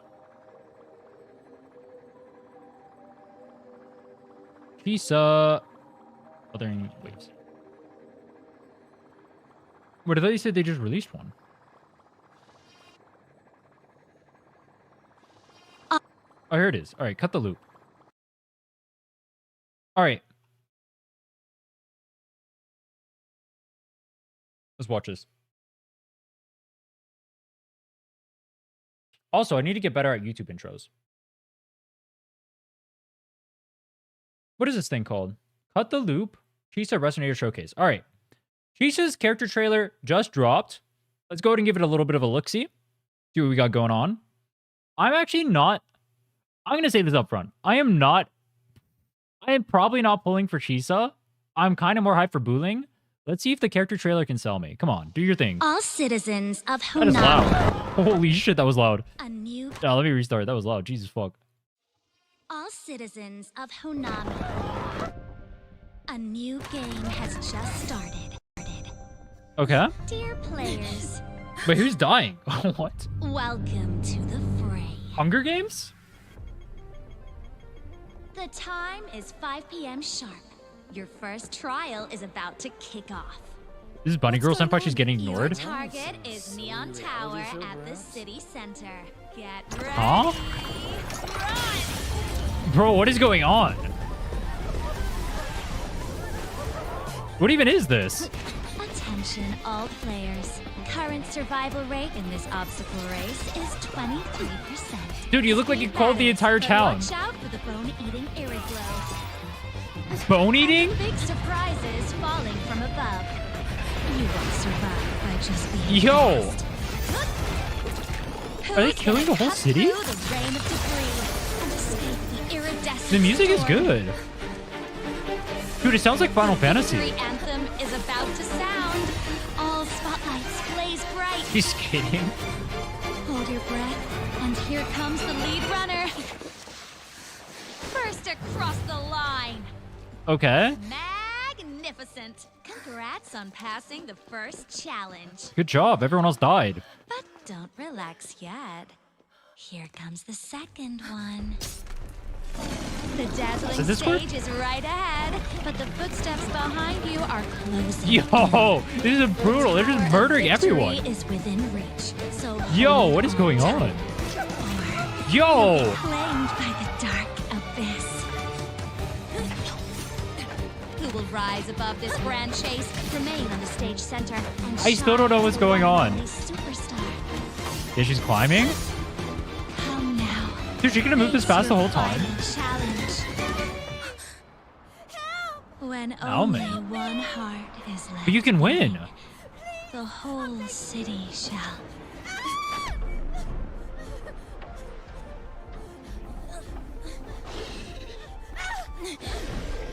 Wait. Don't let go, please. Is she gonna let go? Wait. Don't lose your grip. And save Wait, what the? Yo! Wait, oh, she ported to Zenless Zone Zero. Changed. Still weak, still sentimental, still vulnerable. To Oh. win in this pitiful state, how could you ever break this cage and return to? Wait, Easy there, dear player. this is literally Zenless Zone Zero. Oh, she was calling for you. Blue Chisa? What the fuck? Herald of Justice. Let's put So what is this Blue on. Chisa? You called your game towards the power Okay. of Well, she's getting gapped by herself. desperate to end this The music goes hard. But tell me, how far are you willing to go? What if the ones who saved Dude, what is going on? I don't even know what's going on right now.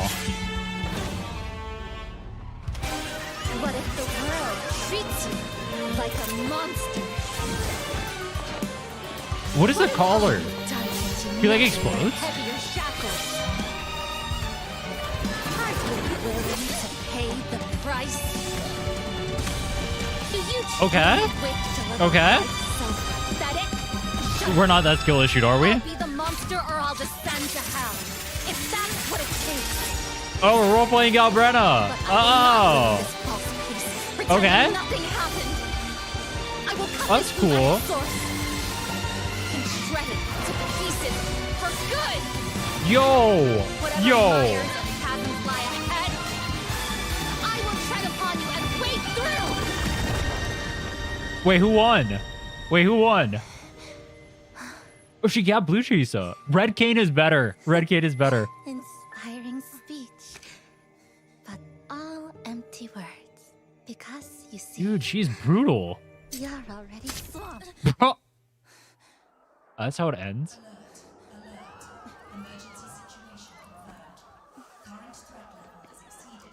What's the collar on her? I mean, obviously, like, probably blows up if she doesn't follow something. Reality. Not a game. Only the endlessly looping lament. Just So- as it has always been. Yeah. So we already knew this from or I think we kind of learned this from the live stream. She's actually like, or I think this area is like stuck in like some sort of time loop, right? So she's living out this event over and over again. So even though she knew that this was going to repeat itself again and again and again, she still chose to save the, I guess like the random person who was just going to like survive later on. And she's sentimental about that. That's interesting. Who's the blue girl though? I mean, she was mocking her the whole time. She was kind of brutal too. That was pretty cool. An interesting prelude to the story. I like the artwork they showed, especially with like the manga stuff. I think I'm still more hyped for Booling, but the story looks interesting. I wonder what they're gonna do for it. So what I can gather, she's like stuck here for some reason. It's permanently looping, and there's like someone trying to like raise her to be like stronger or something like that. Maybe like unlock her inner ability. Maybe the blue Chisa is her inner ability. Ooh. Maybe I don't know what I'm talking about.